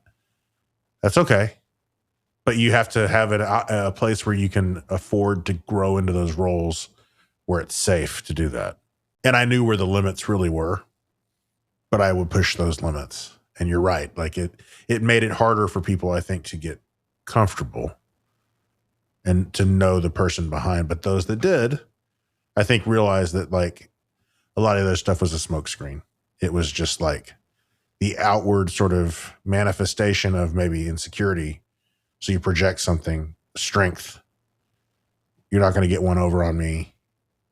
When really, like, at the end of the day, like the biggest pushover on the planet, probably, with the people that really matter, with the people that I love. So Bruce, when you're not doing band stuff, like what do you do to unwind? Man, these days there's not a lot of room for things that are outside of music. I love to fish. I just don't get to go. Around here, if you don't have a boat, it's hard to catch anything. It's kind of like Lake Waco. Like there's a couple cool spots. I remember a couple spots we'd drive through a neighborhood to get to like a park area. but like I never caught a fish there. I love fishing if I can go. I try to do photography, but I keep doing this thing where like someone taught me when I first got into it, you need to shoot it in like manual mode where you're in control of all the features. And I just want to shoot in dummy mode where I just point and get my shot and move on. Because I don't want to sit and set the shot up for 20 minutes and then I'm losing sunlight. I want to enjoy it and not feel like I have to be a pro. So it's actually a struggle for me to find hobbies that like allow me to suck at it. You know, you mentioned video games earlier. Like I still played Skyrim like crazy because one, I felt like I spent more money on that game than I did any other game before it. And I'm going to get my damn money's worth out of it. But I'm going to play it to completion. You talk about the skill trees. I'm going to get 100 on every one of those things if I can for my character. So video games to some degree, if I need to like sort of veg out my brain a little bit. But a lot of times it's stupid video game stuff that doesn't even matter. Like I'll play Minecraft for mindlessly for hours and love it because it allows me to switch my brain off. But you know, what I'm trying to do is like, I'm trying to make some room and time to do nothing, to just sit and be still. And like, you know, and you can fill that time with prayer or meditation or whatever, but just like such a loud world. Like I can't tell you the last time I actually really sat down and listened to a full piece of music just to like enjoy listening to it, where I wasn't score studying or studying on it with a student or showing it to them for the first time. I just crave like silence or at least quiet. I need it to like, I always thought that I was an extrovert growing up, and I'm learning that like I am way more introverted than I thought. I need time away from people because if I don't get that, I'm a grumpy bastard, and I need time away from people. And it's good to know, but like, I don't know. I feel like maybe I'll have more time for when I'm more settled in here. Things are more sort of, I don't know if permanent's the right word because nothing in life is permanent, but like I feel a real urge right now to stay plugged in and busy with my work. And luckily my work energizes me. I don't feel like I need like to have an escape from it. And I feel really blessed by that because not everybody feels that way about their job. And I'm fortunate that I do. But probably fishing. I'd love to do more barbecuing, but like that gets expensive now too. Like the cost of beef, it's kind of nuts. But like, I guess a Boston butt's not too bad. I could do a pork butt and eat off of that for a week. I do like a good pork butt. Me too. Talked about a lot of bottoms in this. Oh my God. It's always you with the butt. Always has been. It's at the bottom of the section. Anyways, is there something you wish you could bring back? Like anything, nostalgia, like oh man. The crispy chicken sandwich. No, I'm kidding. Oh, there was a couple things from Wendy's. I'd like to bring back old fast food prices. I'd love to bring that back. The dollar menu at McDonald's, the junior bacon cheeseburger from Wendy's when it was 99 cents. I'd like to bring back cheap gas. Yeah, cheap gas. You know, I wish we could bring back like CDs and DVDs. I'm tired of paying for streaming services for everything. I own that CD. I pay for it once. And now it's mine. I can listen to it as much as I want. Now, if I miss a payment on Spotify for whatever reason, it's not going to miss a $7 payment. But like at a certain point, it all adds up so much that like, I just feel like I'm getting bled dry. I'd like to own my media. I want it. I want to own it. I want to see it. I want to hold it. It's mine. Getting a record, like a CD player that I actually work it is a different story, but like I want to at least have the media. I kind of miss that stuff. I feel like we had a sweet spot of time around 2007, 2008, 2010 when Netflix was still doing DVDs primarily before they got heavy into the streaming thing. It was like the sweet spot of digital versus analog and real versus streaming. YouTube was a thing, but like it wasn't as big a deal. Like there wasn't like a YouTube app yet. You had to like use the browser on your iPhone. Does anyone even remember that? Like, I mean, that was very, very early on. But like, I miss those days. I think that we kind of jumped the shark on some of this stuff. It's gotten so accessible and so integrated into the phone. I kind of miss a time when like my phone wasn't the center of my universe in terms of I had to have my phone to like get groceries or had to get my phone to to get into my building when it's locked. I have to scan to get in on my phone, and it's better than having 30 keys on my keychain. But like, I kind of miss a little bit of that old school stuff. Yeah. Oh, somebody said they missed the iPod. I don't remember who it was. It was It almost sounds like a Joe Gassler thing. Yeah. Joe would be one that would miss that. Yeah. That is very true. But yeah, I love that too. Like being able to plug that in my car. Yeah. And that's where it lived. And I could just like have that act, unless I forgot to turn it off when I turn off the car. Then the battery gets drained and I don't always have my charging cable with me. That sucks. But they still work great. The iPod that I have still works great. I spent a lot of money on it, and I would love to have been able to use it for like a lot longer than I actually did. I wish I still had mine. I had an iPod Nano. Yeah, that's what I had. They were tiny. When I got mine, it was like almost so small that I know I lost mine a couple times. Then, I got another one. And now the quickest way to find the original is to buy a new one. To buy another one. Yeah. And then the first one shows up. It's like it crawls out from under the couch. Oh, I'm here. Hello. Well, Bruce, if it wasn't the trombone and band, what would it have been? Now I probably look back on it. I think I would probably have gone into some sort of counseling or therapist type thing. Although I don't know if I shoulder other people's burdens all that well without it having like a negative impact on me. Like if I had patients that came in with real stuff, I'd have a hard time sleeping at night. I know that they give you ways to cope with that. Like you have your own therapist as a therapist. Probably something like that. Back in the day, I wanted to be a game warden. I was going to like go that route instead of going into music. And there's a part of that would have been like really appealing, just to be outside, be on the lake, even though you're busting people for like fishing without a license or shooting deer without a license, like just being outside in nature is awesome. And if I could do that for my work, I'd be close to retired now. If I had gone into it when I was 19, I'd be at 47 now. I'd be damn near retired or close to it with really good retirement in Texas. It would have been awesome. But you don't know where you're going to land when you get out of academy. You could end up in like the one county in the Panhandle where there are no deer and no fish and there's nothing to do. And so you literally have to cover hundreds of miles to the areas that you do your county seat covers. Not everyone gets to like, Lake Fork or like the nicest spots in the state for white-tailed deer. So there's a little bit of a gamble there, but probably something like that. But now it would be probably the therapist thing. I don't know if you saw this. So one of our partners in the pod and a good friend of ours, he does our choreography for Marching Band, Zach Santos. He's a big like game person. Like he does fishing, he does hunting, he does all that kind of stuff. He's an outdoorsman. Yes. And we were able to get him connected with a school by the name of Menard High School. And Menard is a 1A school. And so they're not very big. Like, the population, they graduate probably like 15 kids a year. So It's probably more than that. More than that. But we're talking like small Rosebud lot? Yeah, smaller. Yeah. Okay. Wow. Yeah. The biggest speed trap in the state of Texas. Yes. Uh-huh.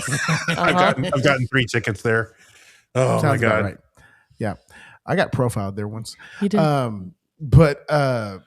So they made a deal where he did their choreography for a hunt on some private land. That's awesome. It just so happened that he was out there and he was able to nab him an axis deer. Wow. That's super cool. Like it ended up in the town newspaper. Yeah. Like that's pretty cool. Yeah. I think it was like one that like showed up that they hadn't seen on the game camera or something. Yeah. It was just like one of those kind of moments that were like, oh. Did he go the whole way and mount it and everything? Oh, yeah. I think so. Did he mount it? I think so. I think Kendall let him. I think he wanted to hang it up somewhere. Yeah. His wife told him it maybe had to be in the garage or something. I don't know. Yeah. I put we'll it in have my to office. ask Kendall. If I got something like that, if they let me, I would totally hang it in my office. Yeah, but I also I work in the Arts and Sciences College where there's a lot of people that are like probably not pro hunting, and they would probably be like horrified to find an animal mount in someone's office. But it's not the only thing they're going to be horrified by if they're in here for more than 5 minutes. Let me see if you can see this. Oh, that's beautiful. Yeah. Awesome. That's one hell of a rack on that thing. Yeah, like it just he got lucky. He was so happy. Yeah, he was overjoyed, overwhelmed. That's a great way to trade your skill for an experience. Mhm. Yeah. Bruce, do you have a guilty pleasure TV show? RuPaul's Drag Race. I got it. Guilty pleasure. I liked Iron Chef Jr. Junior. Oh, Junior. Here's why. Because you see Gordon Ramsay not be a prick when he actually talks to the kids. He's like a different dude than he is when he's like doing like his own shows where the shtick is him being mean all the time. And you see there's another side to him that's like that mean guy is like the character. Yeah. This is the real Gordon. And that kind of thing, seeing those kids like be super creative and find that thing that they love and they're good at it. I could watch that for hours. That's probably about as guilty pleasure as I go with TV. I can't handle most of the other types of reality stuff. And I don't know if I've ever watched RuPaul's Drag Race. No offense to RuPaul. I just don't think I've ever watched it. You know, I do. I miss the old Iron Chef. Yeah, me too. One, like the Morimoto actual, and yeah. Yeah. God, those were like the days. And they were like 10 years old when we watched them because they had already had their run in Japan. They recycled all those. It's like Transformers, the old cartoon from the 80s, was like 5 years old by the time it came to the States and didn't even have a toy line attached to it. It was just a cartoon. And of course, American industry, how can we make more money off of this? The Transformers toys are the bane of my existence. I love them so much. Well, we have a 5-year-old who also loves Well, them. the problem is they make them so because they're Transformers, they have to transform, but they make them so complicated that he can't do it himself, and so I have to do it. And then he's upset. He's like, "Mommy, why can't you transform Optimus Prime?" I'm like, "Because there's 50 parts and they're made of plastic." The hardest part is the elbows and getting everything tucked in. And when I was a kid, they were all still metal. Like you couldn't really break them. Yeah. So you could mess them up a little bit. Like you sort of smush them into shape. And eventually I think the joints would wear out enough where they kind of like went into position. But I'd be afraid probably now to do that. But I've thought that I've broken them before. Yeah. I mean, just like a trombone slide. Yeah. just like one. Oh my God. Jonah comes up to me and like asks. Yeah, and I'm like, okay, here we go. But I think it's because I grew up. He's also told you before, like, Mommy could not do it. Yeah. I think it's because I grew up doing like the Transformer thing. There's one. It's on the table over here. There's one that I like. It's Blades, the helicopter. That's because it's it's one move and it transforms. I like that one. Nice. So, Bruce, if we came to Tuscaloosa, Tuscaloosa. Tuscaloosa. You're adding an extra. I like that. Tuscaloosa. If we came there, where do we need to go eat? Ooh. Dreamland would be good for you to have just for the experience of eating Dreamland barbecue. Eat those ribs, have that experience. But if I'm going to get barbecue in this town, I would probably take you to Archibald and Woodrow's, which is just like, I don't want to say a hole in the wall, but it's not out in the middle of nowhere. It's like in a neighborhood, and the back half of the house is like this big cinder block smokehouse building that business has been there so long that they like grandfathered him in with like city code and everything and allowed him to have this restaurant kind of in his backyard. It's the smoked wings are to die for. There's 6 or 7 places in town that are like that, but Archibald's is awesome. A lot of smoked meats here. It's kind of like when I first moved to Waco. Colin Campbell took me to this place called Ketox. Oh, yeah. And I don't think they're there anymore. I mean, I think the couple's been gone for a while. But it's one of the best hamburgers I've ever had in my life. And it was in a part of Waco that I didn't go to very often. Lip locker and the Oriental fries. Oh, good. It was so good. And like, I wore calling out because I'm like, we're going back. Come on, we're going back. We're going back again. He's like, how often can you eat this? I'm like, the real question is how often I can't eat this. We're going back again and again. But like, that's that kind of, Archibald's is that kind of place here. It's awesome. P-Talks is in the part of town in Waco where if you go on the Magnolia tour, like the Waco tour, they teach you a song with choreography when they take you in that part of town so that you won't look out the window. Are you serious? Yes. I had a friend that when he worked at Armstrong Browning, they sent him on one of the tours because they wanted to be on the stop list, whatever. Right. And so he noticed that started happening, and he's from like this area, and he was like, I have figured out what's going on here. That's pretty funny. Yeah. The Magnolia tour. See that? I don't even know if I like Waco anymore. I can't handle Joanna Gaines. I can't handle her. Even at her best. Can't do it. It's a lot. It's a lot. Plus they're the reason that rent went so high. It's really hard to go downtown and like without hitting a tourist because they just walk in the middle of the street. I'm sure that's what it's like at Alabama before football games. I mean, everything shuts down. You just don't. I can't get into my building on game day. I bet. I have to, like in the fall, there's just certain Saturdays you just don't plan to be anywhere near campus unless you're going to the game. And even then, like, it's just understood. Nothing else is going on. Yeah. I don't know. I've been to the Grove at Ole Miss. That's before. not I don't feel like that's the same. Oh, Sorry. It's different. It's different. It's different, but it's not the same. Yeah,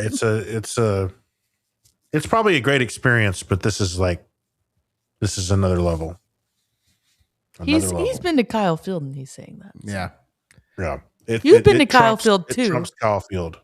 But you were like there was stuff being thrown at you when you were there. Absolutely. God, I hate batteries. that place. Just like 9-volt batteries. Anything and everything they were trying to take our stuff. Well, if you go to Texas Tech, like they the can't Tech throw crowd those is pretty tortillas. rough. Yeah. The TCU crowds are rough. Are they really? TCU crowd's really rough. Maybe that's just because we're from Baylor, but Rival Christian school. Yeah. I've had the worst fan experiences with TCU more so than other schools. Wow, that's crazy. Yeah. When I was like in marching band and stuff though, we never played A&M, so I can't speak to that. Well, and I went to some away like football games and like at TCU? Yeah. Remember? As a fan. Yeah. And you were still I was like accosted as a fan. With Joe Gassler. Yeah, with Joe Gassler. Hold on a minute, sir. Please don't accost my friend. Poor Joe. Joe's getting a lot of play on this spot. Yeah. That's okay. He is. Well, Bruce, we have some quick fire questions for you. Okay. I don't know in the other pods that you've listened to if you've ever made it this far. I don't know if I have, but I'll do my best. All right. So we got some. Okay.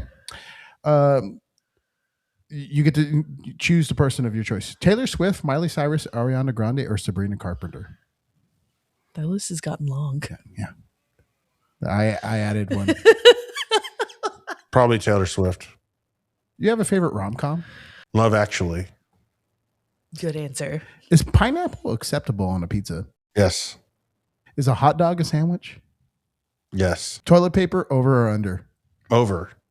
Hand folded, not bunched. Oh, all right. Yes. Yeah. We can continue being friends. Which Twix do you prefer, the right or the left? Left. Ooh, that's the first one. This is like I would say left Twix too. Yeah, it's because you're left-handed. That's right. Is a black belt and brown shoes acceptable? What else is it being worn with? Okay, that's a good question. Let's say it's a solid black attire. Well, then no, not acceptable. I don't know. I just feel like your shoes and your belt should match. Yeah, they should, especially if everything else is black. Like that's monochromatic. That's different. But if there's like a third or texture thing where like there's like a blue or something thrown in, you can probably make that work. Black tweed and, jacket. yeah, black and blue really weirds me out. I don't like black and blue either. I also though have like a very like I hate the color brown. Like Ma'am. Ma'am. I Excuse love me? you. No, but like You have hear you this? God, word. have you ever noticed that like more none of of a my beige clothes? than brown. Yeah, that's true. Like, It's not summertime. I mean, so here's the deal. Caramel. Like if when I was a child and I picked a crayon to do a self-portrait, I always grabbed the brown. Didn't grab the beige. oh, Dark well. sienna. I don't none of my clothes and shoes or anything like that are brown. I hate the color brown. Yeah, So like that question to me, like the black belt brown, well, I don't care. Yeah, I'm not gonna ever have that situation to worry about. I mean, I don't wear brown suits. It just looks like I'm walking around naked. Yeah. Anyway, Yeah. What's your Patronus? Brown bear. I can see that. I can see that. Do you have a favorite Harry Potter book? The first one, Oh, because it hooked me on the whole franchise, and I never wanted it to end, so I've never finished it. Even though I know the ending, I've never finished it. Sousa, King, or Fillmore? Sousa, Do you have a favorite stand tune? Land of a Thousand Dances. Is there a worse stand tune? Then Land of a Thousand Dances. What's the worst stand tune, dude? The What's worst the worst? What's the worst one? Oh God, I don't know. I'm sure if I heard it, I went, "Oh, that's it." But it's been so long since I've looked at a flip folder. we got to get him one. Yeah, I know. When was the last time you looked at a flip folder? Oh That's God, a it's real question. gotta. I think I found mine from high school when I was going through stuff at my parents' house, and it had everything in it. It was probably some sort of stupid like little cheer that doesn't have like a name. Something like that. We have a lot of those here at Alabama. It's like cheer 1 through 5 or whatever. Lion Sleeps Tonight would be the worst one. Oh. Oh, Okay. The old school with like the Bill Moffat sort of arrangement from the 70s. Yeah. No, I got you. Ours, the one I hated the most was my band director would call up. My boyfriend's back. My boyfriend's Oh back. my God. My boyfriend's back. Okay. I sometimes have the urge to like pull out Crunch Time and like give it to the junior high kids. I'm not familiar with Crunch You Time. don't know Crunch Time? No, what's Crunch We'll Time? have to cue it up after this. Okay. Neck? You want to throw out neck? I love Nick. Next, all right. It depends on the arrangement. I heard a basketball pep band the other day play not a good arrangement of Nick. You have to have like you have to put your soul into it. Yeah. Unless you're at, you're in Death Valley. Well. Do you have a favorite store? Academy. Ooh. I love Academy. I do like Academy. My problem with Academy is that the cashiers always take way too long. The line is always like so. I always do like curbside or mobile pickup. I unless it's like fishing lures and I just want to browse. It's like the one thing in my life that I browse over. I like look at the colors and try to figure out which one I want. But most of the time, if I'm going to a place like that, I don't mess around with the shopping part. I just go in and pick it up. Or if they do curbside, I'm still going to do curbside as much as I possibly can. Yeah, curbside's a game changer. I do that too a lot. Yep. Who do you text the most? My wife. If you had a walk-up song, what would it be? Land of a Thousand Dances? No. The Godzilla thing. Da, da, da, da. That's good. We have an arrangement of that somewhere. Yep. Okay, if you had a spy code name, what would it be? I don't know. I have no idea. Fats. I'm going to bring this up, and I know she doesn't listen to the pod, but like, do you remember when Manessis, Yeah. when they used to call her Fats? Yeah. Fats and Turdferg, right? Those were the good old I days. forgot about Fats. That's been a long time. Yeah. Maybe the Van Dyke. I think you would have the Van Dyke. You know the difference between a goatee and a Van Dyke? It's the mustache, right? Yes. Yeah. Always forget. Yeah, Bruce actually has, I believe. What do you have? A beard? Is Yeah, I that have a just- beard. I'm just asking. Bruce, I believe, actually has a Van Dyke and not a Yeah. goatee. Used to do okay. used to do the full goatee, and then realized that there was like playing reasons why I needed to not have hair on my lip. So like I couldn't get a good seal. Yeah. Well, that's why like Mr. Graves had the neared. Yeah. Right. Oh. He would creep up kind of in and then he would stop it. Yeah. Like a reverse Hitler. He grew out everything but the Hitler mustache and then took that off. Oh my goodness. What's a movie you enjoy quoting? Tommy Boy, Planes, Trains, and Automobiles, Christmas Vacation, Yeah. Platoon. Why is the carpet all wet, Todd? Yeah. Platoon. I don't know, Margot. Oh yeah, it's that kind of vein of movies, like late 80s, early to mid 90s. That's a good stuff that genre. my kids don't know. And I like I'm like, if you want to understand me better, go watch these 4 movies. Then when I make the reference, you'll know what I'm talking about. And yes, it's your responsibility to watch them, not my responsibility to explain them. And they have, and then they're like, oh, I get it now. I understand what he means when he says that. Like, thank you. Yeah. Do you have a hidden talent? I don't think so. I don't think I do. All of his talents are public. Nothing Not else that hidden. talented. I have like 2 things: high notes and low notes. I pretty decent voice mimic if I can get into it. Like there's certain things that are like, I can't do like a full on impression of someone, but I can make a sound like that person. Like, You've done a couple of good Joe Gasslers today, so. but like every now and then I can get into a decent Bill Clinton. I did not have sex with that woman. It depends on what your definition of is. That kind of thing I can do. I'll sit in the car for hours and work on. I'll find a little clip of him speaking On his and I'll just listen to it and I'll go, America is a nation of immigrants. And I'll just say it over and over again. I would like to apologize, and I just do it over and over again, back and forth. And I think it's the same skill set as playing the horn, because I listen to it and I try to perfect, and I listen to it and I try to perfect. You were so right. Yep. That's true. Are you a morning or a night person? Oh, a night person, 1,000%. What's a bad habit that you wish you could break? Biting my nails. I'm so bad about that. Dude. I am too. I go in and out of.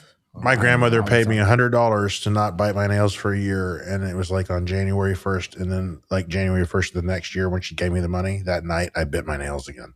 I tried so hard to not do it. It's so real, yeah. It's always like pinky nail, and then next thing I know, that one's gone. I have nothing more to chew on, so I go to the next one. And I'm really bad actually about like the cuticles around the nails. This time of year, like they start splitting because I have to wash my hands more. And I don't know. It's like wintertime.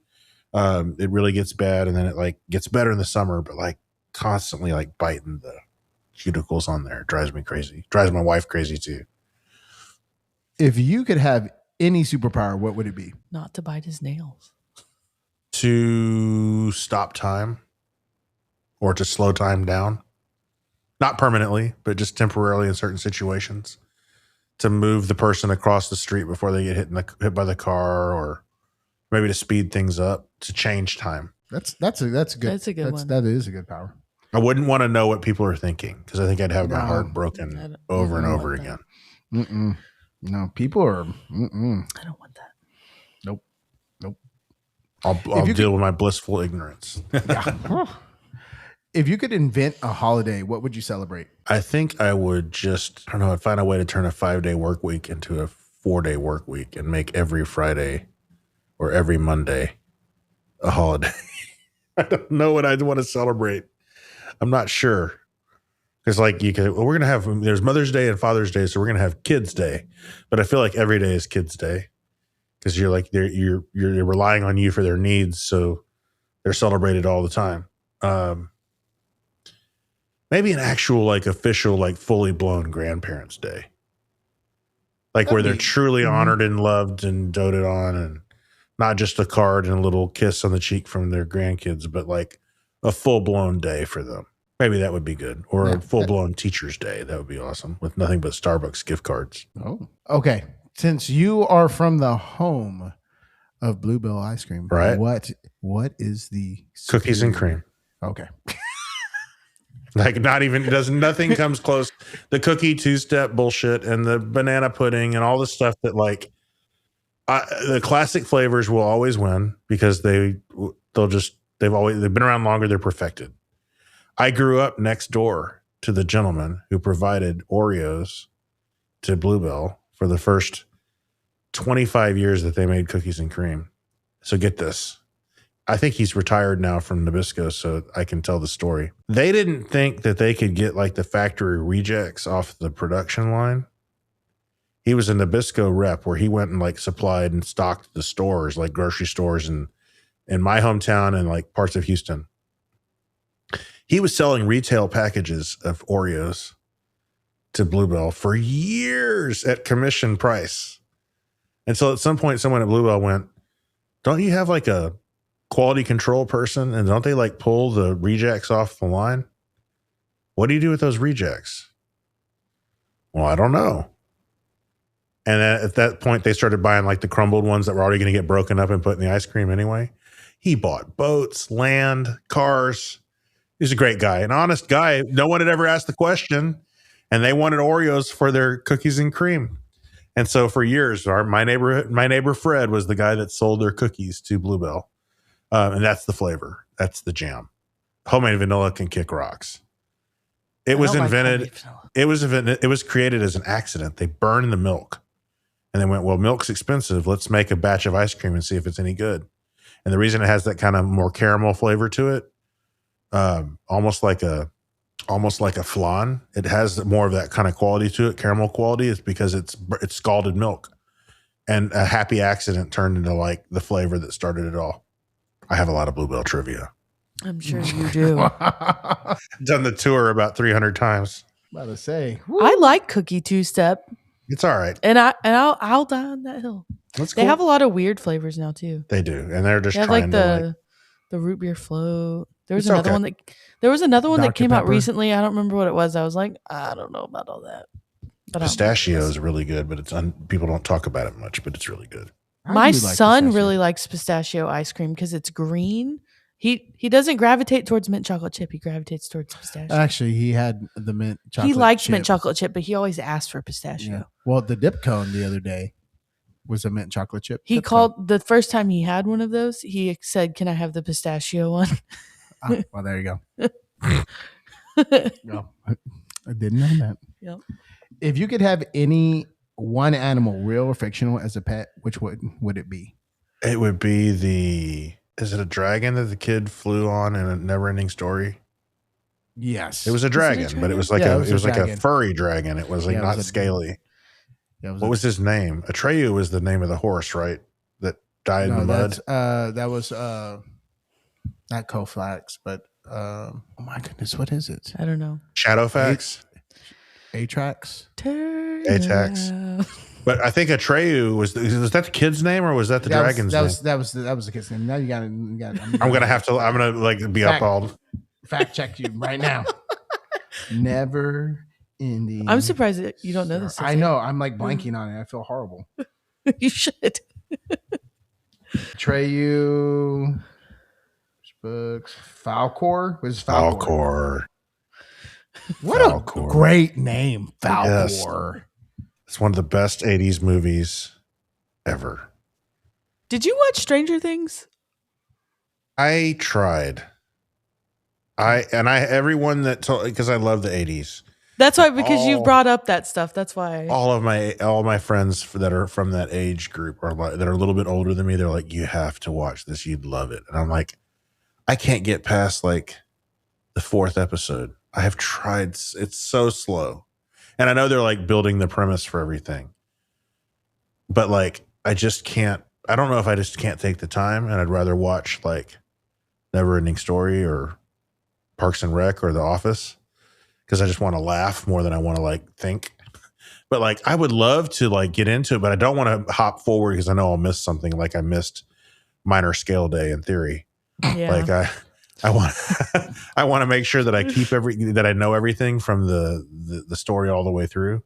At some point, I'll probably watch it though. It's Artax. by the way. Artax. That I a was gonna horse. say, if you just like plopped into, is it the 3rd season where it's the mall season? Yes. I feel like Bruce would really like that. I mean, it's good. It is a slow burn. It gets at the faster front, as it goes. But yeah, after those, I guess that's the way I feel about like Breaking Bad. I still can't get past that one episode. I have not finished that one either because I didn't want it to end.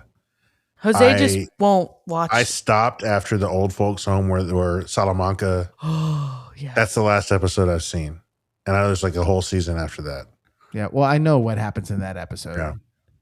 But it's just like I get to the fly episode. He can't watch past that. Yeah. Where Walter's like there's a fly in the lab. Yeah. Yeah. That's a great episode though. Man, I just like, okay. It drives him nuts. It does. That's why it's also like hard for me to watch The Office. You just don't like Michael Scott. That's right. Kevin's famous chili.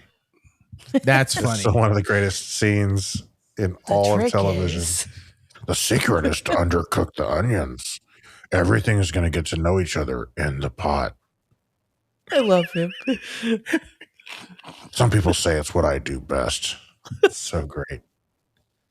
Why use many words when few words do trick? Did you say you like Seinfeld too? Love Seinfeld. So do I. Okay. So Alexa broke her family. I don't think I could do this again because I'd have to brush up. We bought I've told this before, but my sister bought a Seinfeld trivia game for Christmas one year and was like, we could play together, it'd be fun. And then we started playing it and she eventually ended the game and like boxed it back up and said, I don't ever want to play this with you again. So like you can take it home. That's awesome. Because she wouldn't even finish reading the card. I would already tell her what the answer Mulligatawny. The Exactly. Moops.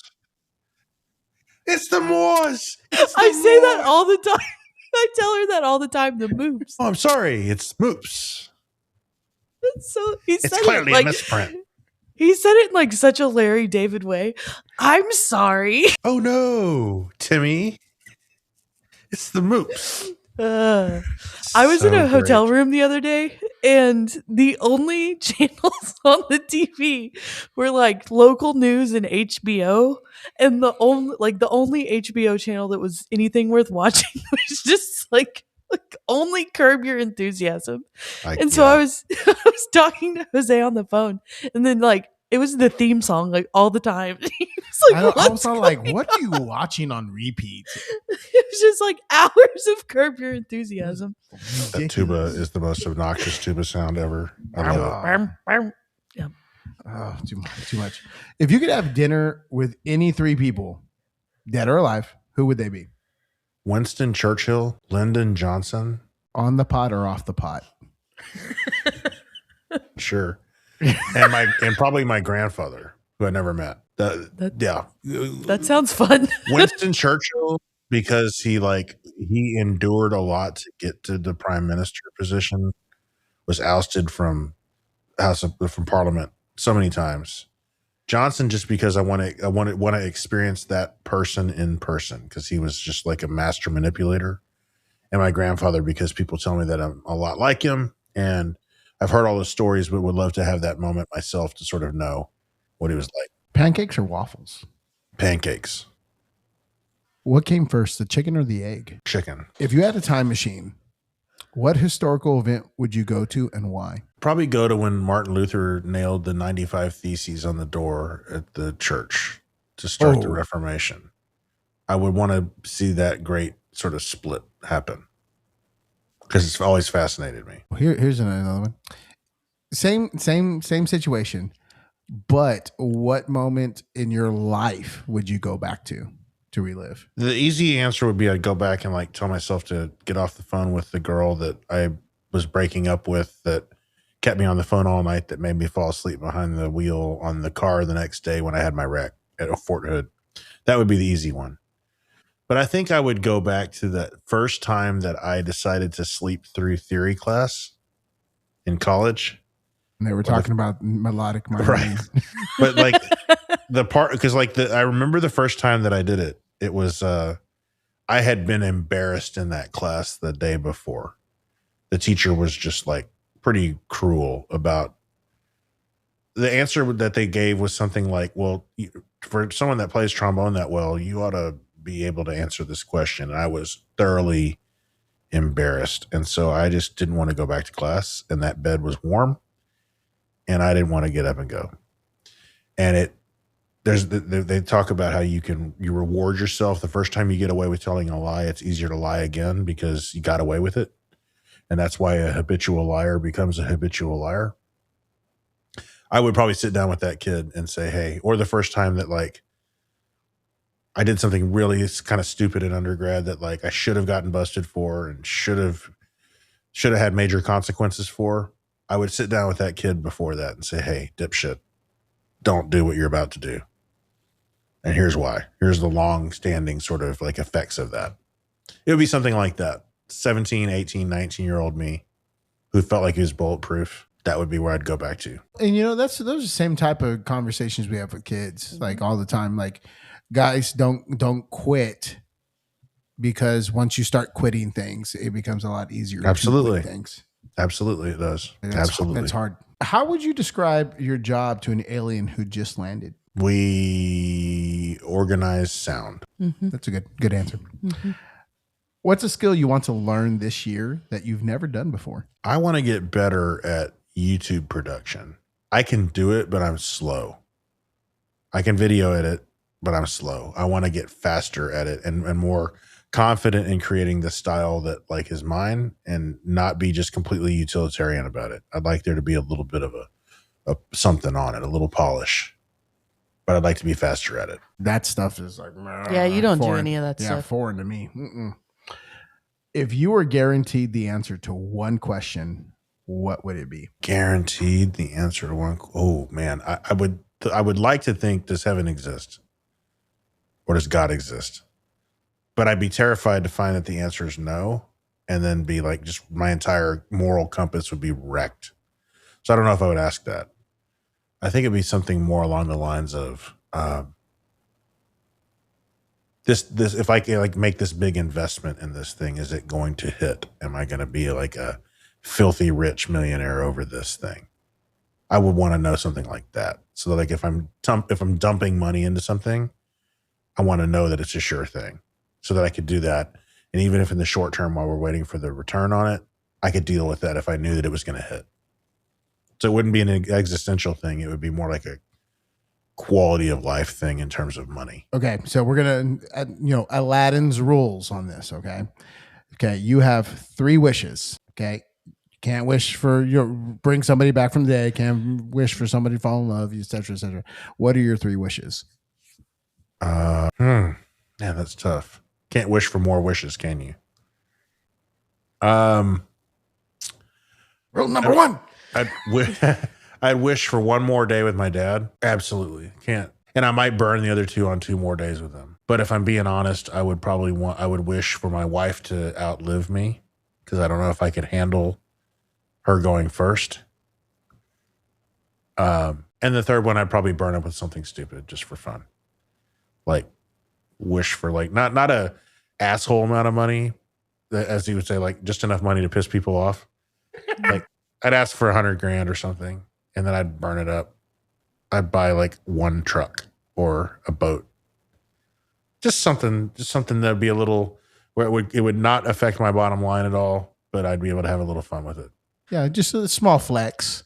Just want to flex a little bit. Yeah. I just thought of the SpongeBob episode that I watched yesterday where the Flying Dutchman gives him 3 wishes and Patrick says, well, I wish I would have known about this earlier.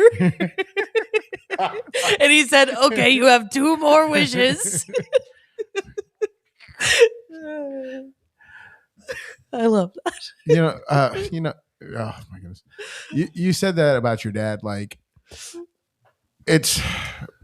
I come back to this whole entire thing about that time is a valuable commodity that we often waste. Have you seen Onward, the Pixar? Is it Pixar? It's Pixar, right? Onward is. No, I haven't seen it. Oh my gosh. Oh, okay. Is it gonna wreck me? Yeah. If that's your comment, Because Up wrecked me. The opening Same. montage of Up. Yeah. Same.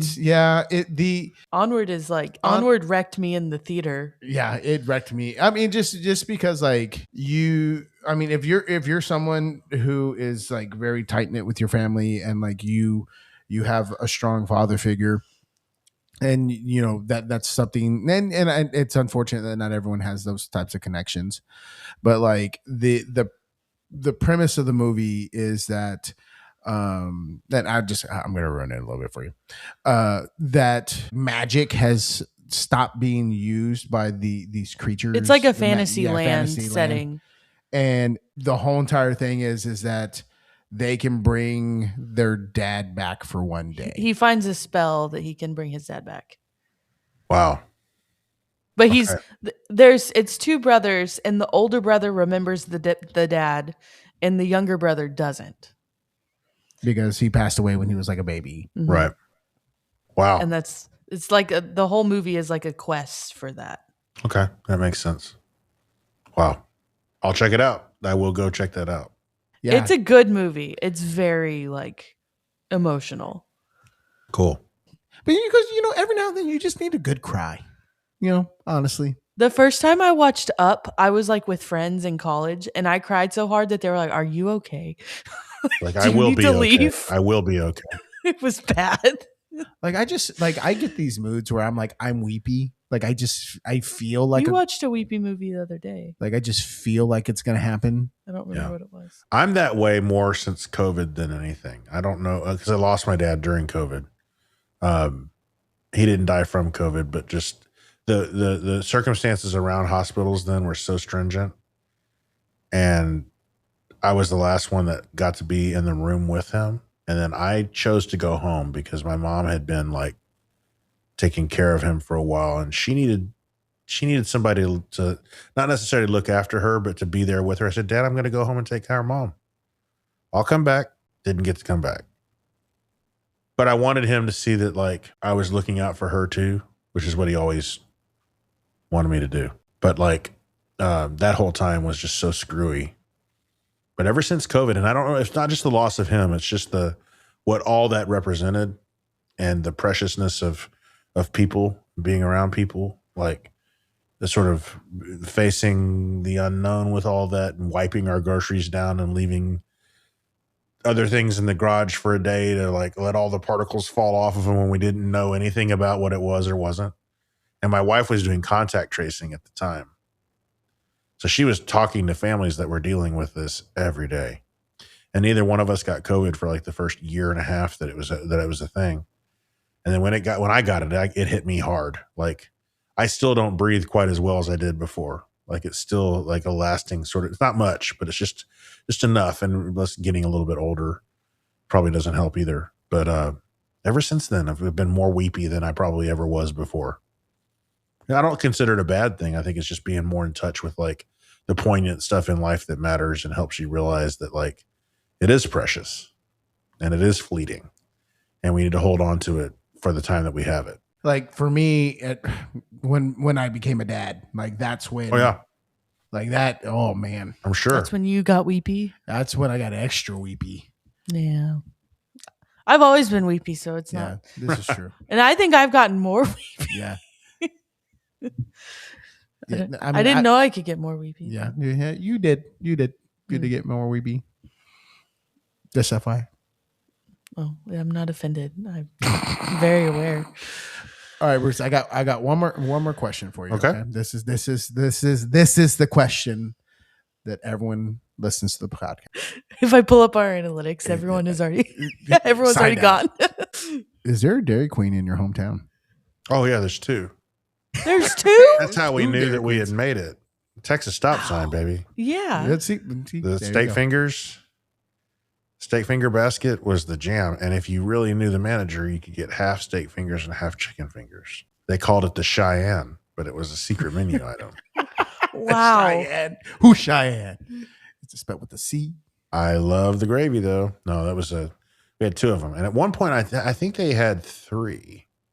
But one was like moving locations or shutting down, but they wanted the new one up and running already. That was a big deal when we had multiples. Yeah. Is cookies and cream your blizzard of choice? Oreo. Heath bar is really good. Ooh, yeah.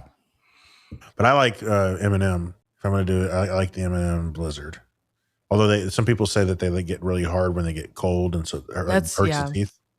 But I feel that way about mint chocolate chip. It's like waxy mint chip. Yeah, mint chocolate chip is waxy. That texture. Can't do it. I don't mind it either. I like the mint Oreo. Mint Oreo is the jam. It kind of tastes like toothpaste, though. The mint is so strong. It's like when they put the fluoride on your teeth after they polish them. It's that kind of gooey texture a little bit because it has that kind of gel consistency, but it's good. I like it. I heard somebody say that the Dairy Queen mint is like a different mint flavor than. Yeah, I think it pops differently. Yeah, I'm here for it. I like it too. I have the same complaint. I love Heath Bar. I love M&M. They kind of hurt my teeth. Maybe I'm just old. Maybe I just have old teeth. But you do love butterscotch.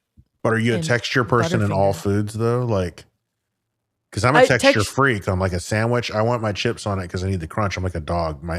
Texture is everything in the food. I feel like as I've gotten older, I've gotten more textury, but I don't know. I can't handle like if you get like chili that's made with coarse ground chili meat and there's gristle in the meat. Can't do it. I can't. I won't even eat the rest of the bowl because it's like the landmines are just in there waiting for me to get them in a spoonful. So I'll go through and like sift out all the gristly stuff. And my dad would get mad at me. He's like, "That's the flavor. We're not making it with ground beef. That's not chili." I'm like, I like the gristle. I can't do it, dude. But I can't do it with menudo. Like there's certain pieces of it that I can deal with, but like there's a particular part of it that if I get that piece, I don't want to eat anymore. I'll just drink the broth. I know it's one you're talking about, and I love that piece. Like I can do the one with the little fingers and stuff on it. That's fine. But it's like another part of the stomach, I guess, that I can't deal with. It's like it hurt. It's just awful. Now, if you cook it long enough, it's okay, but it takes a long time to render it down. I am the guy who eats every single part of like the chicken wing. Yeah, I know. Do you do the knob off the top of the chicken leg? Oh, yep. All of it. My dad would sit at the table and he like, give me that. And he just. That's Jose. And I can't do it, dude. I can't do it either. Life is too short. I can't do it. Yes. He's like, it's calcium. It's too short. You gotta do it. Just do it. I don't like that. I don't want that either. Now wings, I can pretty much take everything down on a wing and I'll do that. That's fine. Because that's such a small amount of gristle. But the chicken leg is like a different level. Yeah. I do it. That's hefty. I do it on the turkey leg too. You have like an obsession with turkey legs, though. They're so good. Yeah. Jose's obsessed with turkey legs. Like if I go to Six Flags, I know exactly two things I'm getting: turkey leg and a funnel cake. Now the turkey legs from the Renaissance Fair are even better. Yeah. We need to That's like the next. The one in Houston is freaking awesome. That's what I've heard. You go to Schlitterbahn, turkey leg. I haven't thought about Schlitterbahn in a long time. My God. Jose goes once a year for state solo ensemble. Yeah. We take our kids. Sure, they love it. But yeah, I mean, we got to make it fun. Here's your reward, guys. I got shamed about eating menudo the other day for not eating menudo because I don't really like it that much. Yeah, the children. My 5-year-old son was like, they were all eating menudo, and he looked at me and he said, "Why don't you eat menudo?" And I said, "I just don't really like to eat it very much. Like I like the way that it tastes. I just don't want to eat it. I'd rather eat a taco." And he like got his spoon and he picked it up and he said, "Eat this." And I said, "Okay." And I like took some of the broth and he said, "No, you need to eat that piece of meat that's on there." And so I did. And I was like, "Oh, it's very good." And he was like, "You just need to eat menudo like we do." I would just tuck it in my cheek. Or I would say, "I'm the parent. I'm not. You don't get to tell me what to do." I'm just sitting there. I thought it was really funny watching it happen. I can't deal with it. The texture. I think it'd be harder for me to keep it in my mouth than to eat it though, because it's the kind of weird. I don't hate it. I really don't hate it. The broth is incredible. Yeah, I just don't want to eat a whole bowl of it. I can't do it. I don't need a whole bowl. I don't know. Like, I'm not a texture person. There's very few, bothered by texture. There's very few things. But then again, we ate we didn't have a choice. Like a lingua taco. That's an interesting texture. That's what Jose eats like every Sunday. But lingua is so good. It is so good. If it's cooked right, it's cooked long enough, it's so good. But I right, like if to there's cook no it. choice, if like you're going to eat it because that's what's on the table, and you learn pretty quickly that like you're going to eat it because that's what's on the table, or you're going to starve because mama's not going to make anything else. Yeah. We used to eat kidneys and liver all the time. That's like my mom's And favorite let me tell you, food. you have not, the smell That's unique. is so metallic-y. Yeah, they're organ meats. Yeah, but I like gizzards. I haven't had liver in a long time. I love gizzards. When my mom was pregnant with me, the doctors told her to eat lots of liver because it would help with her iron levels. They don't tell them to do that anymore. Like No, they just give you iron. just give you supplements. Yeah. Yeah. Liver and onions. It's like, I don't think that's the best way to get the iron from it, just cook the shit out of it. I think it'd probably be best if you got it, if it was raw or cooked lightly. Raw liver. Raw. That, you want to talk about texture? Wiggly. There's a texture Yeah. problem. Oh, yeah. That's something. Couldn't bring myself to do it. There's things I don't like, but texture is not like. Isn't that what pate is? Is just ground goose Chopped liver? Yeah. Yeah. No. Mm-hmm. Well, I think that's. On that note. what you talk about? Thanks for listening to Band Yap. Please like and subscribe. You can find us on all podcast outlets. Look, I don't even have to I do know. it. Bruce is doing it for Golly. me. Well, I think that's all I have. That's all I have. Thank you for talking to us. Bruce, do you have any last parting words? Not really. Just I really enjoyed this. Y'all have a cool thing here, and it's different in a good way. I don't just say different because it's like I'm trying to be nice. It really is different, and it's refreshing because it's not so. A lot of times when I do these, there's like not a script, but there's a pretty strict format, and like you don't want to mess it up. And I just appreciate being able to come on and talk and have it be extreme of conscious and just kind of have fun with it. So thank y'all. Maybe we can do it again sometime. Yeah, totally. All right. Well, thanks for listening to Band Yap. We'll see you next time. Bye. We out. Bye.